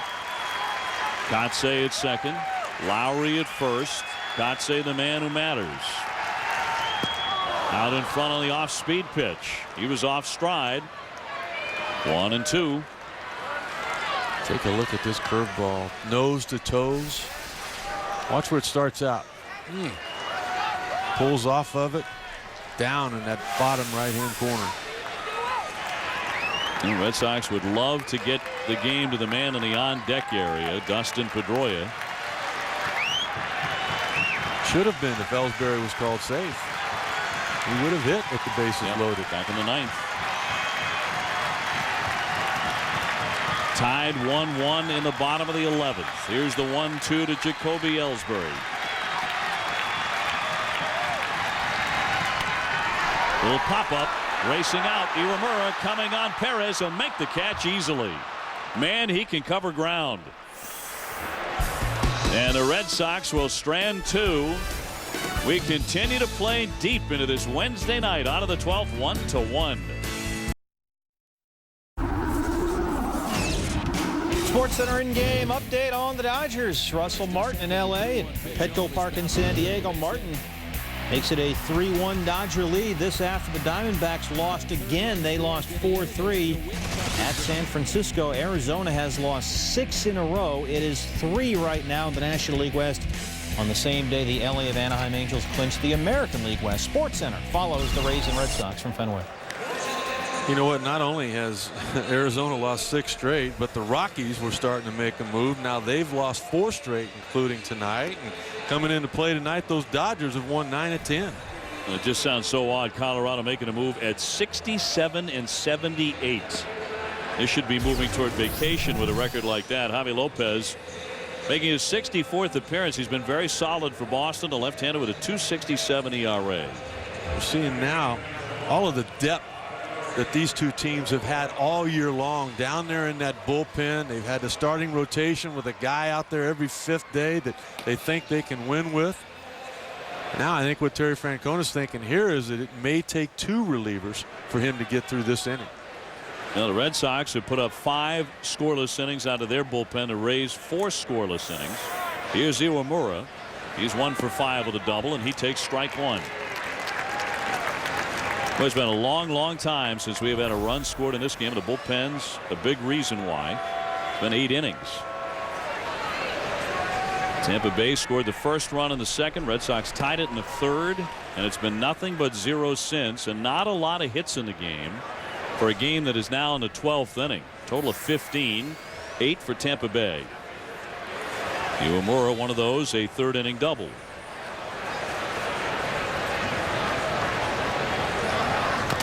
He fouls that one away. Very tense atmosphere at Fenway Park here tonight, as it was last night.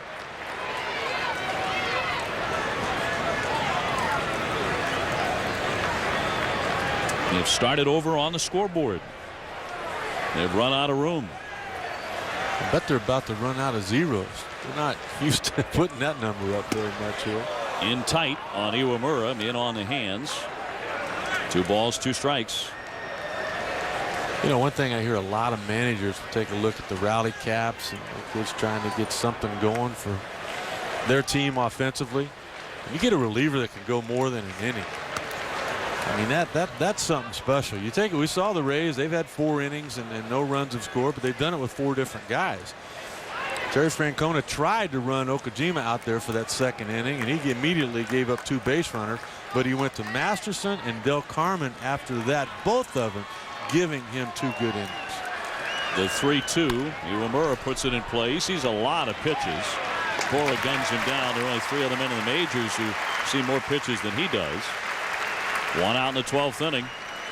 Just after 11 o'clock in the evening here on the East Coast. And we play on a Wednesday. The Rays and the Red Sox as they battle for the pennant in the American League East.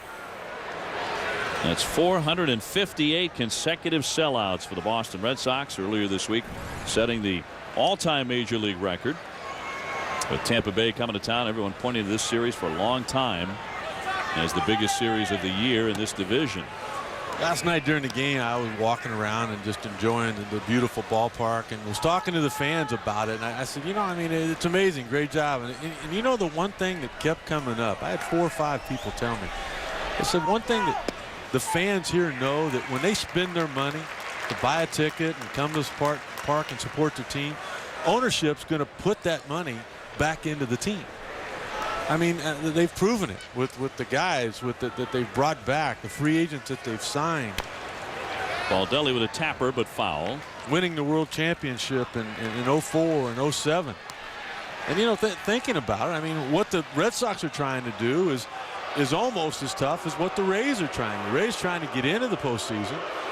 Red Sox, the last 6 World Series champs, 4 of them have not made it back to the postseason the following year. And the other 2, including the Red Sox, of course, when they came back in 05, OB were swept in the 1st round. It's so very difficult to repeat, to stay healthy the following season. There's so many challenges. That one off the plate on Baldelli, and the count 2-2.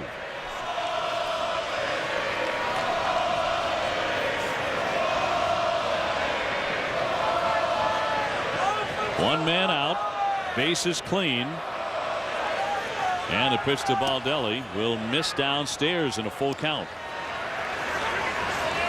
Tampa Bay has left 11 men on base. Red Sox have stranded 13 here into the top of the 12th.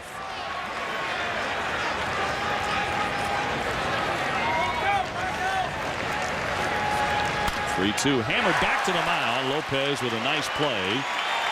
2 down.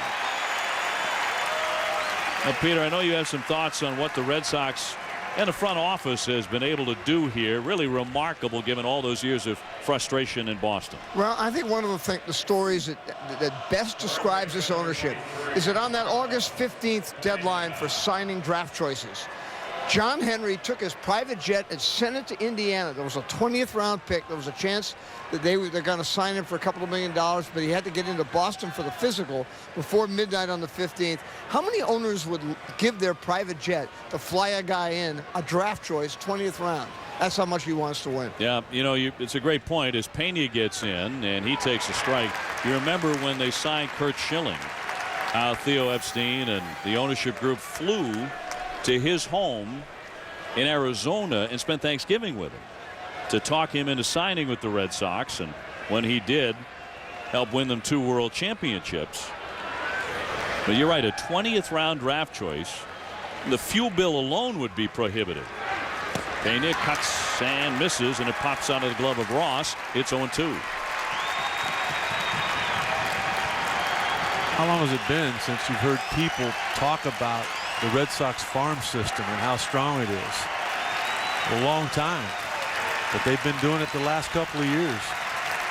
Well, Cito Gaston, the Toronto manager, just said it the other day when the Red Sox were playing the Blue Jays. He said, that's what we are trying to be. A model organization like the Red Sox, up and down. The 0-2 to Pena. Swung on and missed. Down he goes. 1, 2, 3. A good inning by Lopez, including a fine play. Some big bats coming up. Pedroia, Ortiz, and Youkilis to the bottom of the 12th. We go at Fenway.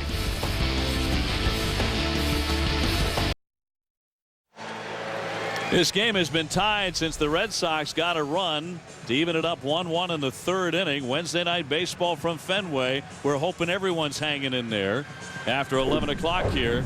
First run, the only run for Tampa Bay in the 2nd inning after Zobrist. Willie Ibar with a triple, and he drives in the run. And then in the 3rd inning, it was Dustin Pedroia doubling to chase in Jed Lowry. And that, my friends, has been it. So 1-1 game. Well, I try to look for a trend here. You know, it's like, well, what's the key? Do they need to get the leadoff man on? Well, they've gotten him on. Well, they need an extra base hit. They've gotten him on with an extra base hit. And yet the Red Sox have not been able to score. This is the first time, though, that the Rays will send a reliever out there for the 2nd inning of work. Well, here's Pedroia. He has doubled twice. He is 2 for 4, and he's been hit by a pitch. Came in tied with Milton Bradley as the top hitters in the American League. He's trying to win the batting crown. He has 196 hits, which is the most in baseball. Ortiz on deck, and then Youkilis. Howell's 0-1. You know, I got a little pet peeve about the DH. I don't think you should be in line to win a batting title. And I love Big Papi, and without the designated hitter, we wouldn't have gotten to know about David Ortiz and the Edgar Martinez's and what have you. But if you don't have to go out and play defense, I mean, what a huge advantage. 1-1 is going to hit him. He got struck by the pitch on the back. That got him on the 15. And Howell gets wild here. The Red Sox have been struck 3 times in this game. Take another look. I mean, a guy with pinpoint control. Got him below that 1-5. That's twice. He's been hit pretty much in the same spot. He's also struck by a pitch in the 5th inning. So the Red Sox have the leadoff man on in the bottom half of the 12th inning, and David Ortiz the hitter. 1 for 7 against Howell, but the 1 left the park. Well, he could bunt it anywhere on the left side of that infield and walk to first base. He shows bunt, drops it back to the pitcher. Howell has one play, gets the out there. Pedroia into second base on what should go in as a sacrifice. And David Ortiz getting it down something the Red Sox have had a lot of trouble doing the last 2 nights. Pedroia into scoring position on a 1-3 sacrifice. Well, ladies and gentlemen, you have just seen a first as far as the year 2008 is concerned. The first sacrifice bunt by Big Papi, but he wanted this to go in the direction of left field. It was wide open. He just couldn't quite get it there, but nonetheless, he got a man into scoring position that could be the winning run. On the 350th pitch in tonight's game. Of all people to drop down a bunt, Ortiz did it cleaner than anyone. And here's Youkilis. Should be ominous for Tampa Bay. He does not have a hit tonight. Ball 1 down and in.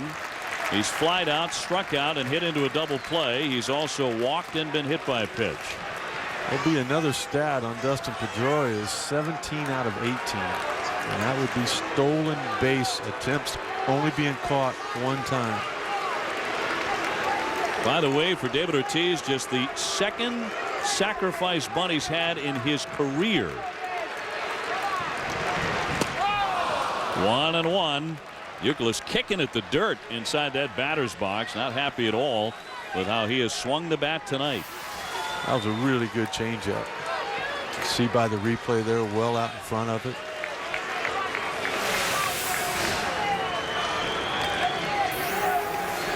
Well, a base hit wins it. He's 2 for 4 against Howell. The lefty with a 1-1 pitch. In tight, 2-1. Just watching Howell right now. I mean, his fastball is 88 to 90, but he has command of that changeup and curveball in the strike zone. If I'm a hitter right now, I've got to look soft. I've got to look for something slow and try to stay back and let him make a mistake with that pitch. I'd just disregard the fastball. Youkilis looking for his 100th RBI.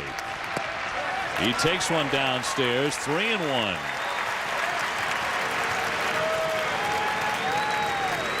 Jason Bay on deck. Red Sox bullpen, they get that rhythm section going. Not many of them left out there.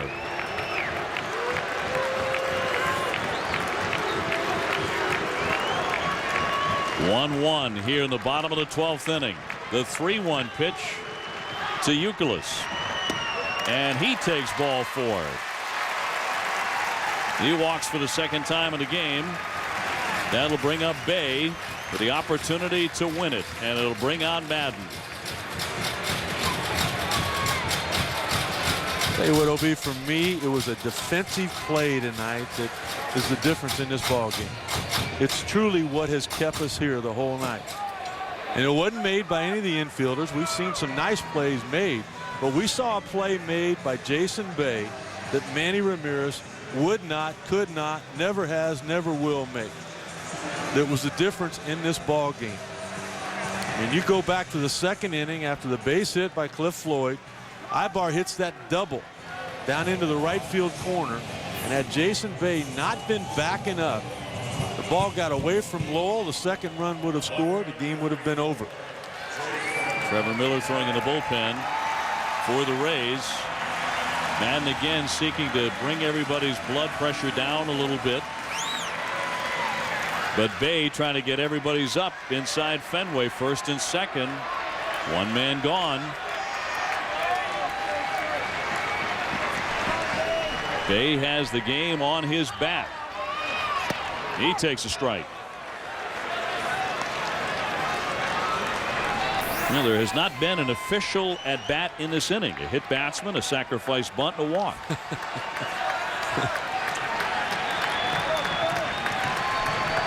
Now Bay making a smart play defensively on the backup. Now trying to put the Red Sox into the win column. On this Wednesday night, he asks for time. Let's go back here and take a look. I don't know if he's going to win the game right here or not, but Jason Bay saved the game back in the top of the 2nd. Youkilis with his throw to 3rd. It gets away. There's Beckett backing up home. It got away from Mike Lowell, but look who was backing up 3rd to save that 2nd run from scoring. The 0-1 to Bay. 0-2. And he's driven in 33 runs for the Red Sox since the trade. And that's since August 1st. If he picks up Pedroia, everybody goes home tonight. Most of them at Fenway with big smiles.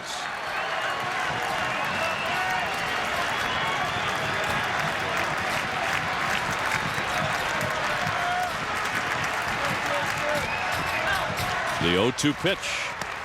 And made him skip the rope. 1-2. And Howell's already hit one batter in the inning. That was kind of funny to watch on his follow through. I mean, he falls down about half the time. Trying to give you a lot of deception and a lot of motion, you know, to complete that off-speed pitch, the curve or the change.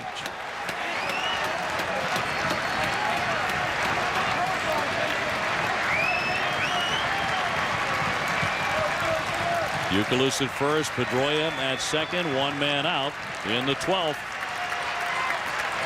The 1-2. Cut on and missed, and he is out on strikes. 2 gone. Red Sox all night long looking for that big hit. Since the 3rd inning, it has not been coming. Yeah, but they keep looking for the fastball. I mean, he might paint the inside corner if it's a generous call with that pitch for a strike. But so far in his inning and 2/3 of work, I mean, it's basically curveball changeup. And the Red Sox had not made that adjustment yet. 1 for 12 with men in scoring position are the Red Sox. Alex Cora, a very intelligent hitter.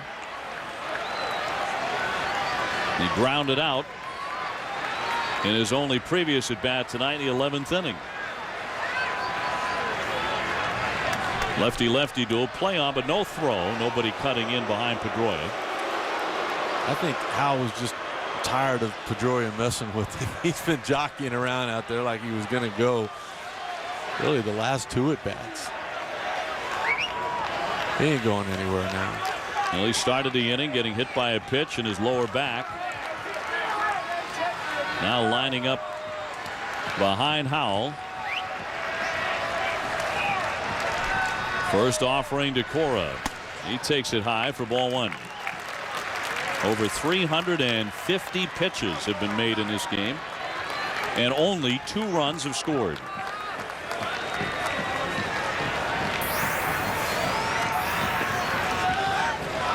Cora 1 for 2 against the southpaw. A win for the Red Sox, and they are back to half a game behind the Tampa Bay Rays in the East. Line into center. Perez there to make the catch. Cora hit it sharply on the line, but Howell holds. Cora can't get it to drop, and we are on to the 13th inning at Fenway. Well, no end in sight just yet on Wednesday Night Baseball. The Rays and the Red Sox continue to battle a 1-1 tie. Top half of the 13th inning. Rick Sutcliffe, Dave O'Brien, Peter Gammons with you from Fenway. Ben Zobrist will lead off the 13th inning against Javi Lopez. Not everyone's going to make it through this one.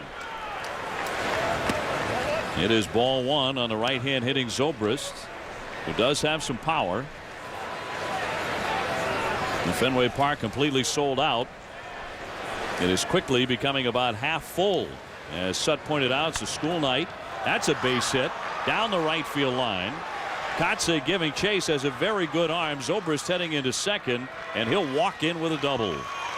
And a great start for Tampa Bay here in the 13th inning. They have the leadoff man quickly into scoring position as we toss it down to Peter Gammons.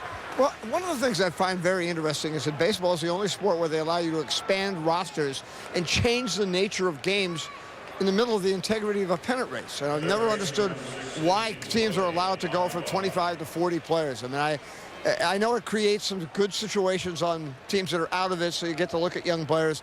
But, you know, the integrity of the pennant race is most important.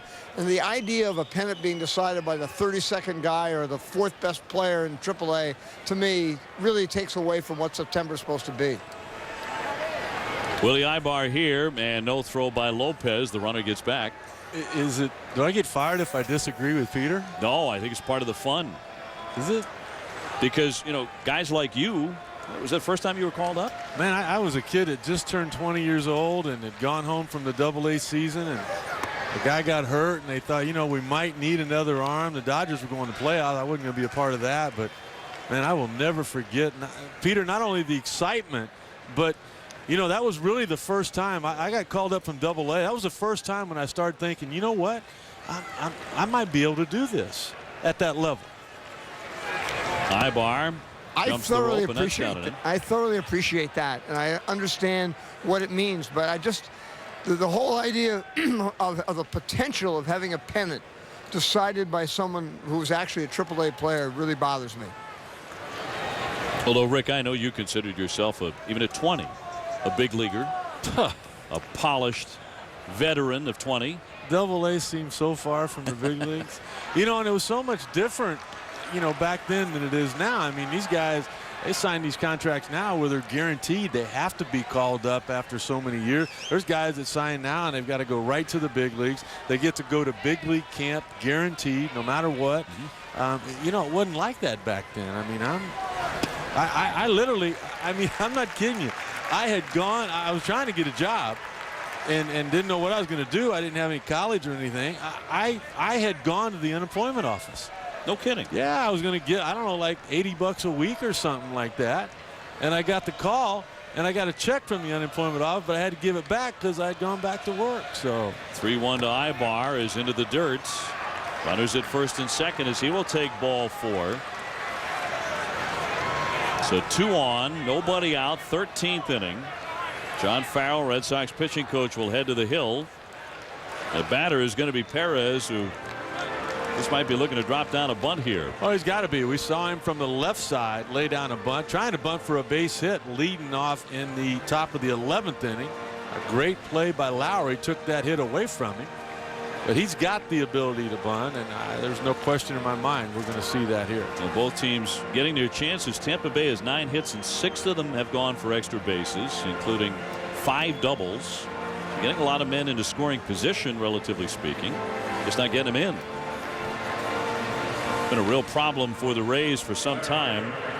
1 out of their last 38 with runners in scoring position. We'll see if Perez, you know, what he's learned down at the minor league level and everything. One thing for young hitters out there and bunters in this situation will be, you got to remember, you got to get a strike first of all. More important than anything else, it's got to be a strike or you don't have to bunt it. He lines that one on one hop. Corda Pedroia got 1. The turn for 2. No bunt at all. Instead, he rockets one right at the shortstop. Zobrist advancing down to third, but now with 2 down. That looked like it had a chance to be too hot to handle, but not for Cora. That's just bad luck. This ball was hit as hard as anything's been hit tonight, but it was hit right at Cora, and you got the runner Zobrist going in front of him. That's a much more difficult play for the shortstop than what you can imagine. It's just got to be frustrating for Joe Maddon right now, thinking that, you know, I should have laid down that bunt again. Well, Perez certainly put a good swing on the ball. Deanna Navarro is batting here. He did exactly that last night with a game-winning double. He takes strike 1. He's had a tougher night tonight. He's 1 for 5 with 3 strikeouts and a single. Runner at third, 2 away. We're in the top half of the 13th inning.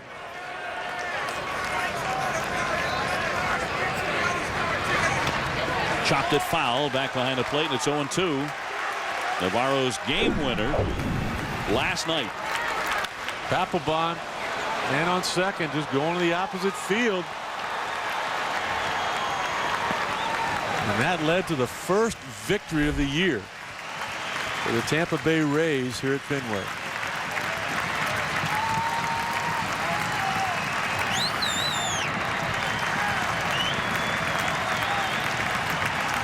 The 0-2 pitch. He wouldn't chase. Zobrist, the runner at third, is flying down the line and then quickly putting on the brakes, trying to distract Lopez. Force him to make a mistake. He's still looking for that clutch hit.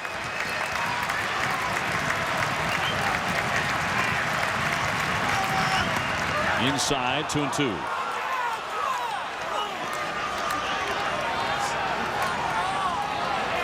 A run on 9 hits for Tampa Bay, 1 run on 7 hits for Boston.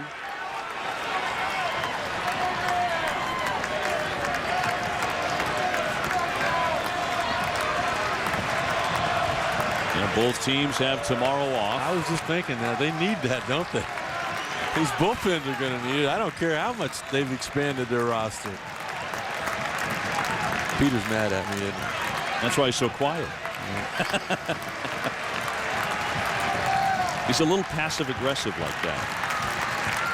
Zobrist at third. Softly hit. Youkilis will feed the pitcher. And once again, Tampa Bay fails in the clutch. It has been a major story here tonight, along with good pitching for Boston. Kotze, Lowry, and Ross trying to end it here at Fenway.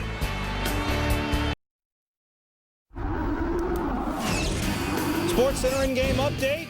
Former Red Sox great Manny Ramirez.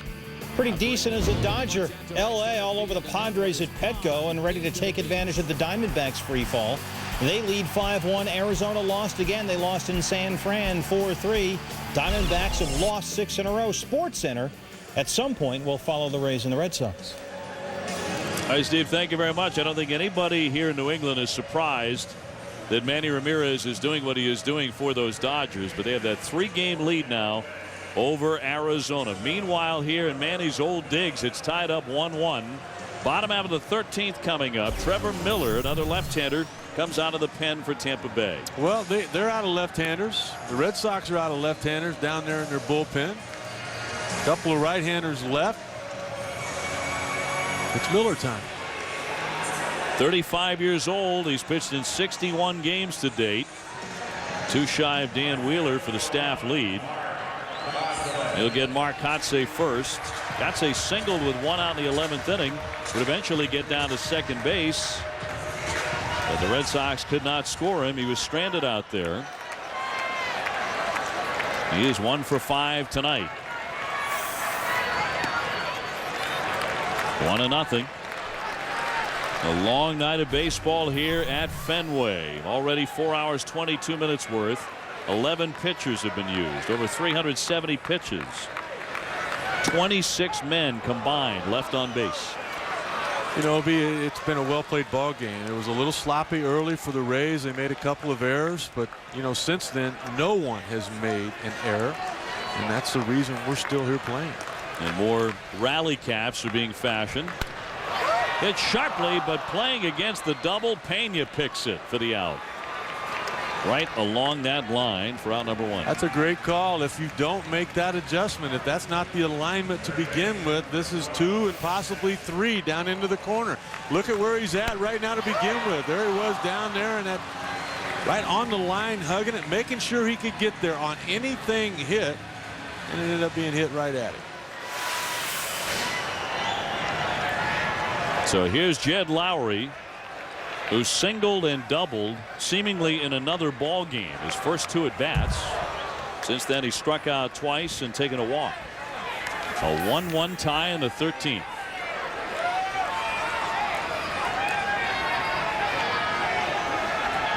We continue to push this one closer and closer to midnight in Boston. Lowry so far has hit 2 homers. Loops that one into left. Baldelli coming on. He'll make the catch. 2 away in the bottom of the 13th inning. And it'll be Ross, the 3rd man who has caught tonight for Boston. Before you know it, Sonny will be turning that board over again for the 3rd time. I thought that a team batting average of 241 with runners in scoring position was bad. It's going to get even worse than that for the Rays when this is over. And now it's contagious. The Red Sox have caught it. Ross takes a fastball in there for a strike. Some of the little ones are hanging in. And you can see that fall has arrived here in New England. Fans starting to bundle up.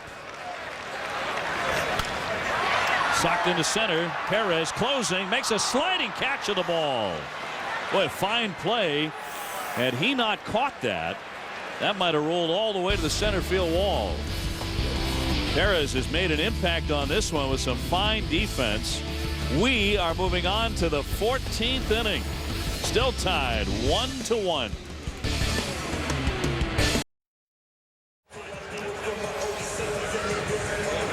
Back at Fenway, that gentleman is the great Ray Bork. There is no quit in him. He's hanging in until the bitter end. There never was any quit in him as a hockey star for the Bruins. And eventually, of course, they dealt him to Colorado, where he won a Stanley Cup.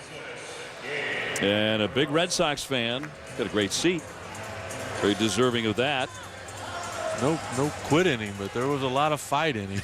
That's one tough guy. Yeah, man. don't mess with Ray. 14th inning, 1-1 tie here. And Gabe Gross will lead things off against Javi Lopez, his third inning of relief work. Went 3 innings back in June in a game against Seattle as well. And he fires a strike. Gross is 1 for 5 with a double. I think they might be just asking him to get one more hitter out, or face one more hitter anyway. Activity in the Red Sox bullpen, a right-hander ready to go with a right-hander coming up next. It's Mike Timlin. Bartlett, right-hand stick on deck for Tampa Bay.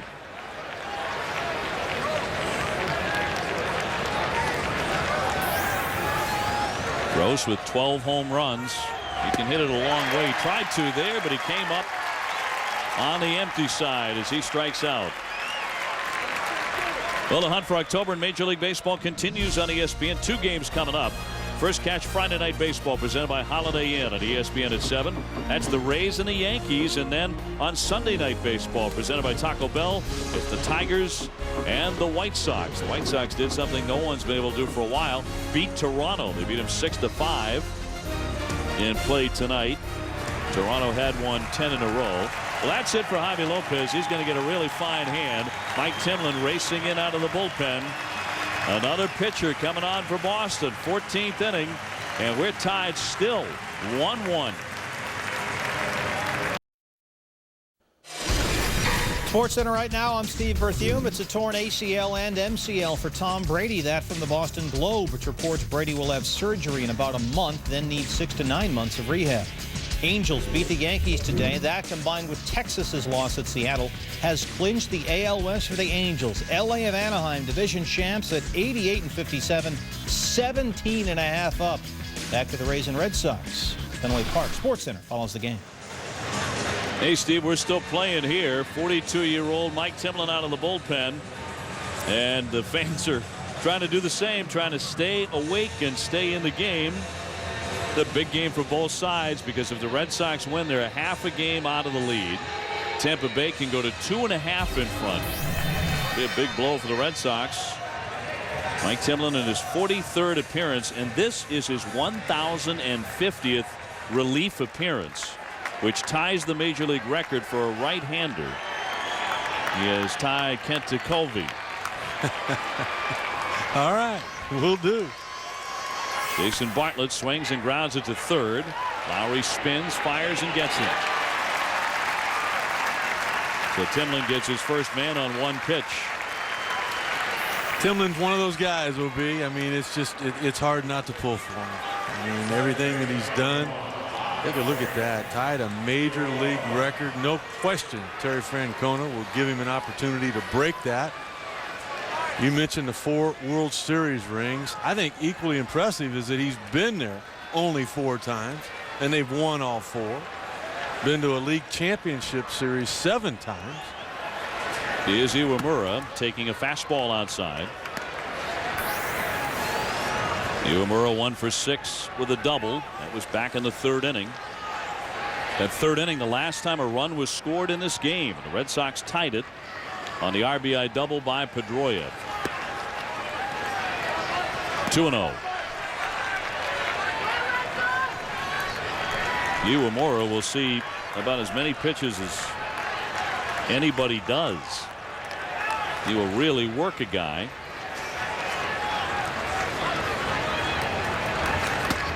He takes inside for ball 3.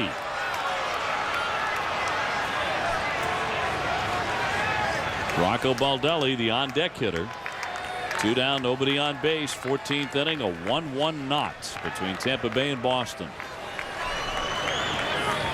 Red Sox have closed the gap here in recent days and pulled to within a half game of the lead last night before falling. Line shot. Ellsbury won't get there. It's going to drop in for a base hit. That was on a 3-0 pitch. And Iwamura is aboard.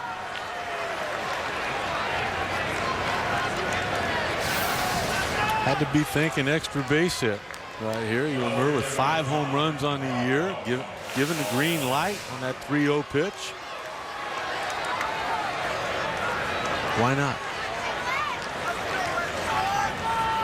And Paulie getting going in the bullpen for the Red Sox. Timlin is the 6th reliever to be used by Boston. Josh Beckett started. He went 6 good innings. He struck out 7. He allowed 1 run on 6 hits. Andy Sonnenstein started, went 7 outstanding innings for Tampa Bay. He didn't walk anybody. He struck out 7. I think more than anything, Paulie getting ready down there is for the left-handed hitter in the on-deck circle, Carlos Pena. Timlin has always been more effective against the right-handed hitter.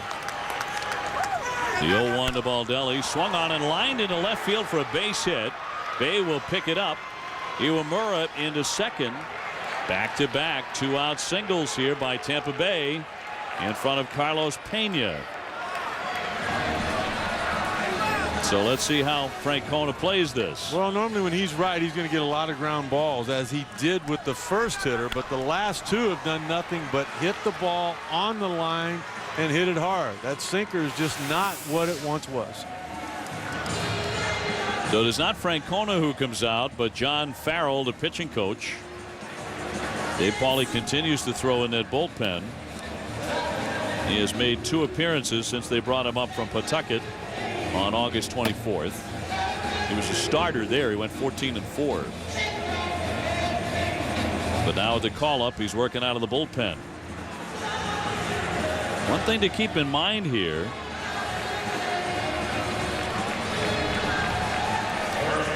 is that Carlos Pena has had some success here. He is 3 out of 6 off of Timlin. There's Chris Smith warming up in the bullpen for the Red Sox.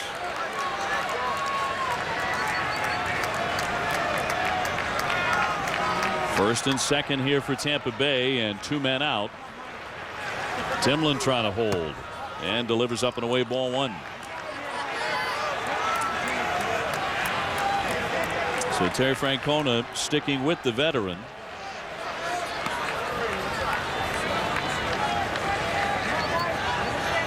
Chewing that gum a little bit faster right now than what he has been. And look who just grabbed the bat. Evan Longoria starting to move around in that dugout. Looks like he is dying to get into this pennant race again. The 1-0. High fly ball lifted into left. Bay backing up, turning around, and that's gone. That's a 3-run homer for Carlos Pena. He knocks it into the monster seats off of Mike Timlin. And somebody has scored for the first time since the 3rd inning in this game. And Pena makes sure Tampa Bay scores 3 times, and they take a 4-1 lead. And you can hear a pin drop at Fenway Park. I think sometimes you let your heart get in the way of what your mind's trying to tell you. When Timlin gives up a line drive, it tells you that it's just simply not there. He's a ground ball guy, and after 2 consecutive line drives, the 3rd guy comes up and puts a lot of air underneath it, putting it into the seats where once Peter Gammon sat tonight. Tampa Bay had been 1 for their previous 40 with runners in scoring position. Pena puts an emphatic end to that with his 28th home run. Give him 88 runs batted in, a 3-run blast off of Timlin. And Tampa Bay leads it by 3.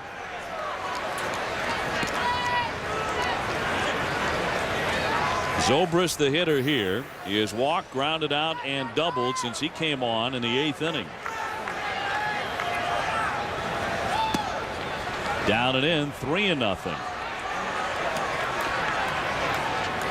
Well, now it's Madden's turn to get his bullpen ready to try and save a big victory in Boston. And Troy Percival starts to loosen. In there for a strike, 3-1. You know, just thinking about it, you want to go to the right-handed reliever. Had Papelbon been available, it might have been him that came in here to pitch in the 14th. But after using him 3 consecutive nights, including on Monday night, bringing him in the 8th inning, Papelbon wasn't the same last night. He lost the ball game, blown save, and picked up the loss. Not available tonight. That cuts your options down. 3 runs here in the 14th inning, and that'll be ball 4. So 4 consecutive Rays have reached. Think about this too. A couple of New Englanders really hurt Francona tonight. Rocco Baldelli is from Rhode Island. He came up with a single. And Carlos Pena was raised in Massachusetts and went to college here right in Boston at Northeastern. And he belts the 3-run homer. A 4-1 Tampa Bay lead. And Pena flashing some of that strength too. An opposite field shot.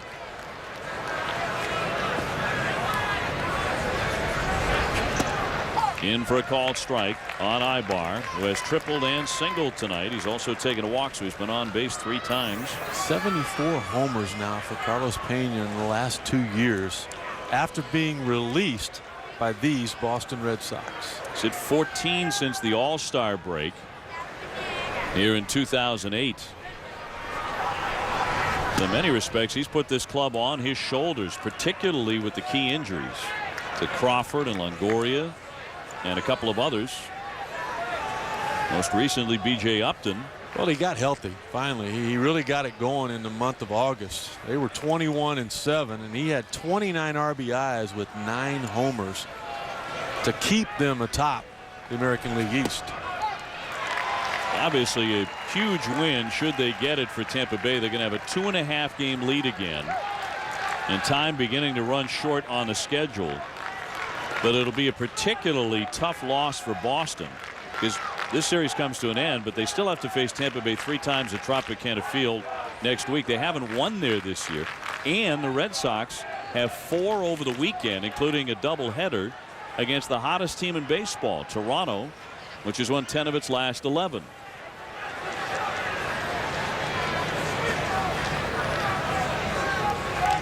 The Madden's team, such a gritty group. They showed that last night with what they called the biggest win in their franchise history. And if they win tonight, what do you call this one in 14 innings? Well, in 11 more minutes, you're not going to call it tonight. True enough. And if I do, you'll correct me. I know you will. We push it toward midnight.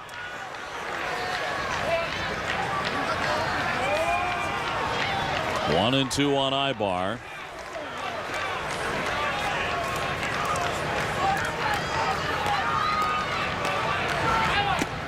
Waved at and missed, and he strikes out. But Mike Timlin gives up the 3-run shot to Carlos Pena. And now it's up to Troy Percival, the old closer, coming on. Pena gives Tampa Bay their first lead since the 2nd inning. It is 4-1 the Rays.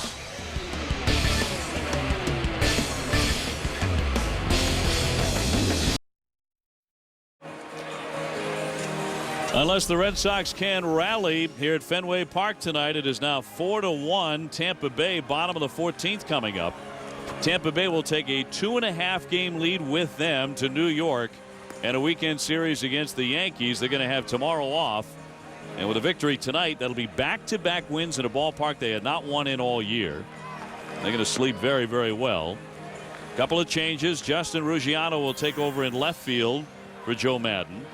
And a new pitcher is the veteran closer, Troy Percival. Well, here's one of those guys that Peter Gammons and I argued about earlier. I mean, this was a September 1st call-up. Of course, he was activated from the disabled list. You take a look at the numbers on the year.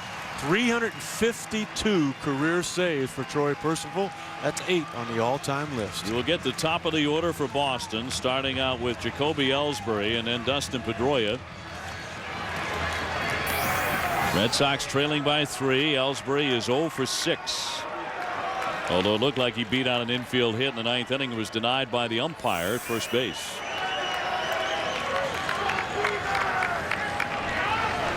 And the first one is pumped in there for a strike at 89 miles an hour. Red Sox are 3 outs away from losing their 2nd in a row to the team they've been chasing for so much of the summer. And now into autumn. Certainly feels like fall here in Boston. Line shot toward the gap. There's nobody out there. Gross tries to cut it off, but Ellsbury, a speedster, is into second with a stand-up double.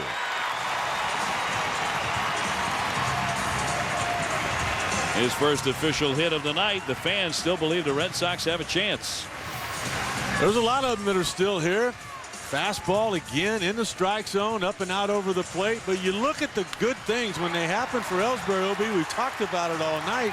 He swings at fastballs that are in the K zone. They'd be called for a strike. He can handle all of that. It's the other stuff that he's got to disregard. Ellsbury getting him fired up and up on that very top step. Everybody up on the railing. He can get him close in just one swing of the bat.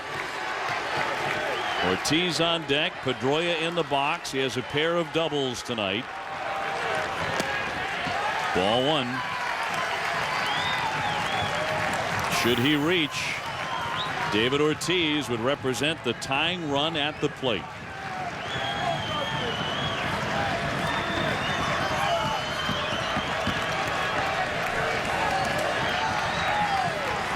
Pedroia has hit 17 home runs. If you make a mistake, he takes a ball and it's 2-0.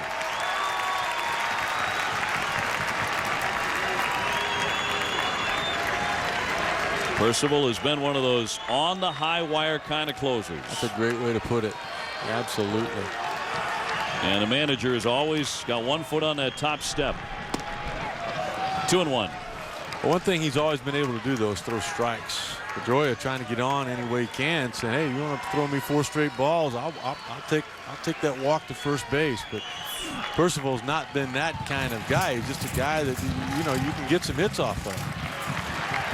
So Hamill and Salas warming up in the bullpen. Juan Salas, while arriving here at Fenway Park for the start of the series on Monday, when he got out of his car, he suffered an epileptic seizure right in the street on Yawkey Way. He was taken away immediately by an ambulance. He returned later that same evening to the ballpark. Obviously, he wasn't going to pitch. Very scary set of circumstances. He's all right. The 3-1. That missed for ball 4. And the Red Sox have 2 on. And David Ortiz marching up to hit. And he represents the tying run. One thing about Percival that you very rarely see with a closer is the fact that he'll give up the long ball. 9 times this year he's been touched for a home run. Dustin Pedroia, including reaching on that error in the first inning, has been on base 6 times tonight for the Red Sox. And that could have been a hit. See Ortiz just 1 out of 12 against Percival in his career.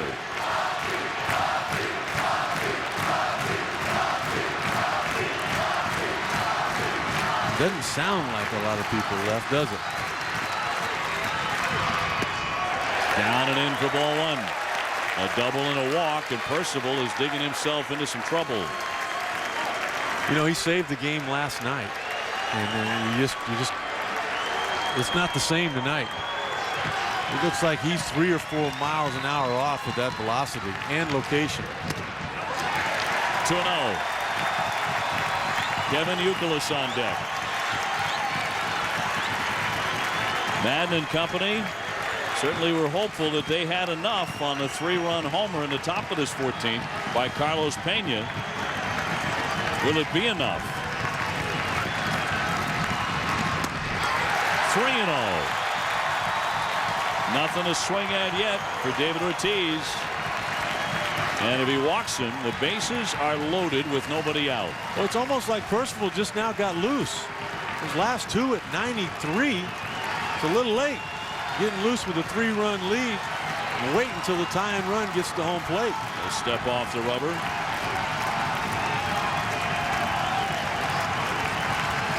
Ellsbury and Pedroia getting their leads. And he jumps out of there and takes ball 4. Ortiz with a little jab step, and they're all loaded up. And here comes Madden with the trainer. He wants to see if Percival is healthy after he has just walked David Ortiz and walked Dustin Pedroia. That tells you he's not. You might beat him, but you're going to have to swing the bat to do it. He's going to try to talk his way into staying in this ball game, but you know what? Joe Madden will look beyond those eyes. You saw Madden there raise his hands in the air saying, look, if you're healthy, you're not going to walk the tying run and bring the winning run to home plate. Tell me the truth. Do you feel right or not? That's a pretty good argument going on right now. Not the first time they've gone nose to nose this season when Madden's gone out there to take him out of a ball game. This has happened several times when he's been hurt, particularly with the groin or the hamstring. But the call is being made even though Percival does not agree. Yeah, under explaining, Madden wanted to tell the second base umpire and crew chief Dale Scott which right-handed reliever he wanted to bring in, because as we saw, there were two up and throwing at the same time. So that's it for Percival. Out he comes. He's had problems with a knee and a hamstring already this season.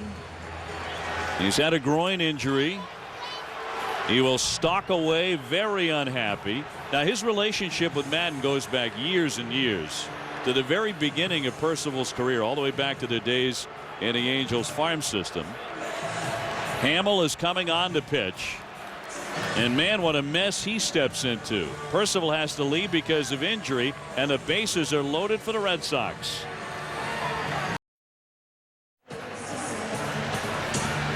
Joe Madden, after arguing with his injured closer Troy Percival, gets his way. Percival comes out. Jason Hamill is coming into the ballgame. Red Sox have the bases loaded. Ellsbury, Dustin Pedroia, and David Ortiz filling them up. Nobody out here in the 14th inning.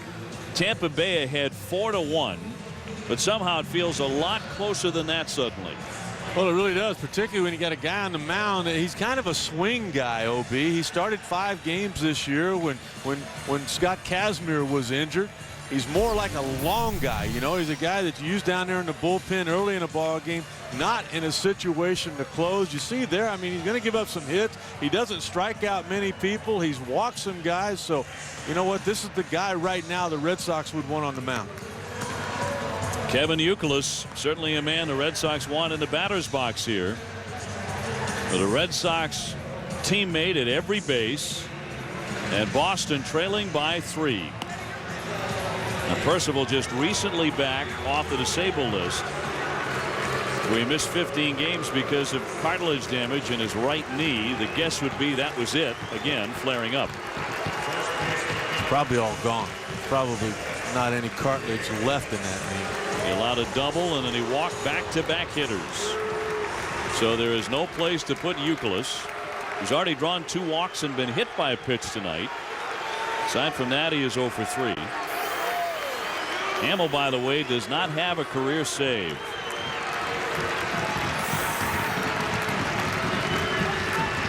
Long, tall right-hander deals, and that misses for ball 1. Jason Bay on deck.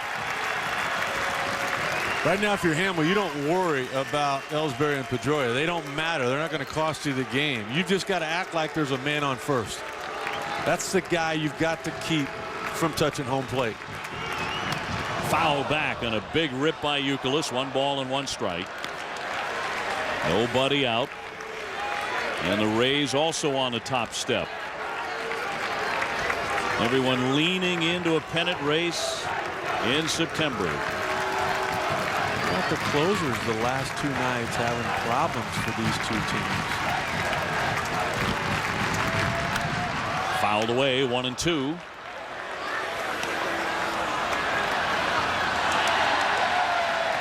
Youkilis, 99 runs batted in. He has hit 25 homers. And again, Jonathan Papelbon not to be used tonight after working in 3 consecutive games. He blew a save here last night. They're staying away from him. 2-2. That's a good tight slider there. That's the best pitch that we've seen from Hamel so far. Red Sox have never had a walk-off grand slam. And trailing by 3 runs. Now they have a man everywhere you look. And Youkilis certainly a home run hitter. The 2-2. 3-2.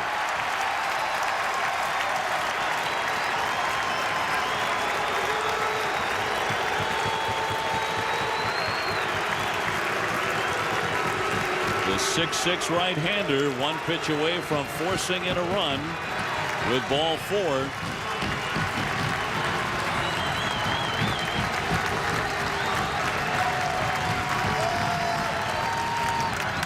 Swing and a line shot deep to right, backing up Gross. That'll bring in a run as he makes the catch. Ellsbury tags up. He will trot in. He scores to make it 4-2. Pedroia advancing down to third as Youkilis collects his 100th RBI. This is a 2-run game in the 14th. Now a double play grounder can end it, and Tampa Bay can take a 14-inning win. This is one of those situations again. We've seen it with Joe Madden, pitching coach Jim Hickey all night long, really all year long. Well, they're coming out there right now just to tell the young man, we will take 2 more of those. I don't care if it was a fly ball to the warning track. That's what we're looking for right now. Continue to be aggressive, continue to throw strikes, and just be smart. You got a guy at home plate right now with a lot of power. That's Jason Bay.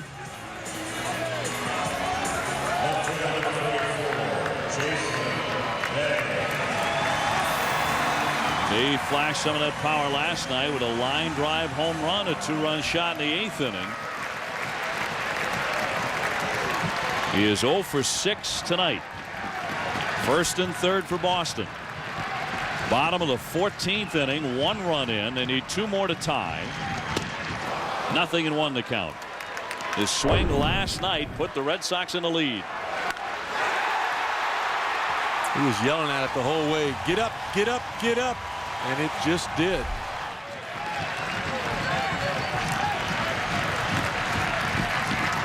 The 0-1 off the outside corner. 1 ball, 1 strike.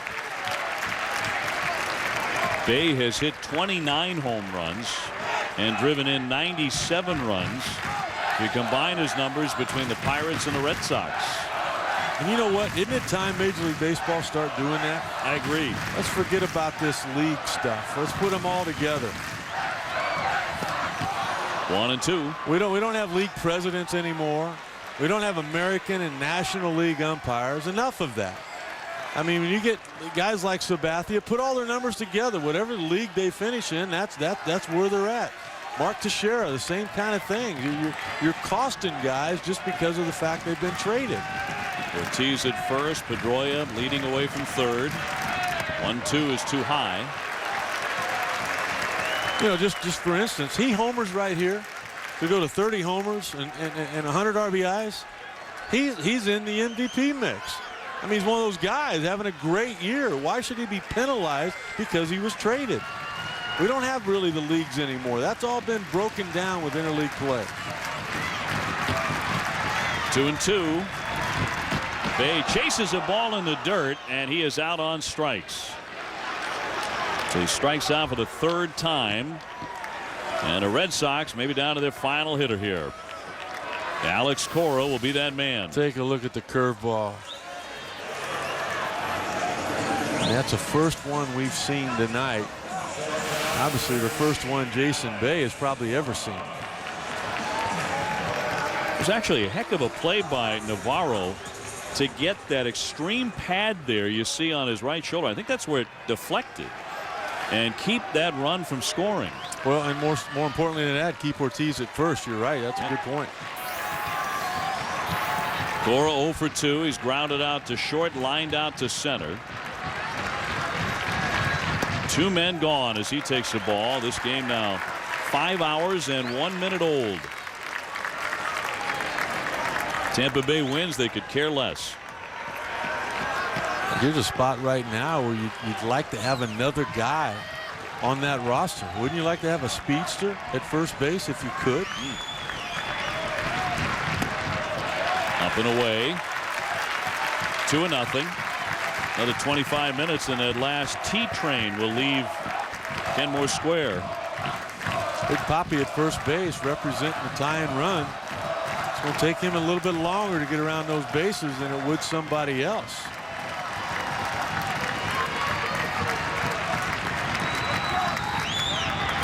The 2-0 pitch, popped it up. Long run in for Perez, but plenty of speed to get there, and Tampa Bay has won it. They have knocked the Red Sox 2.5 games back in the division.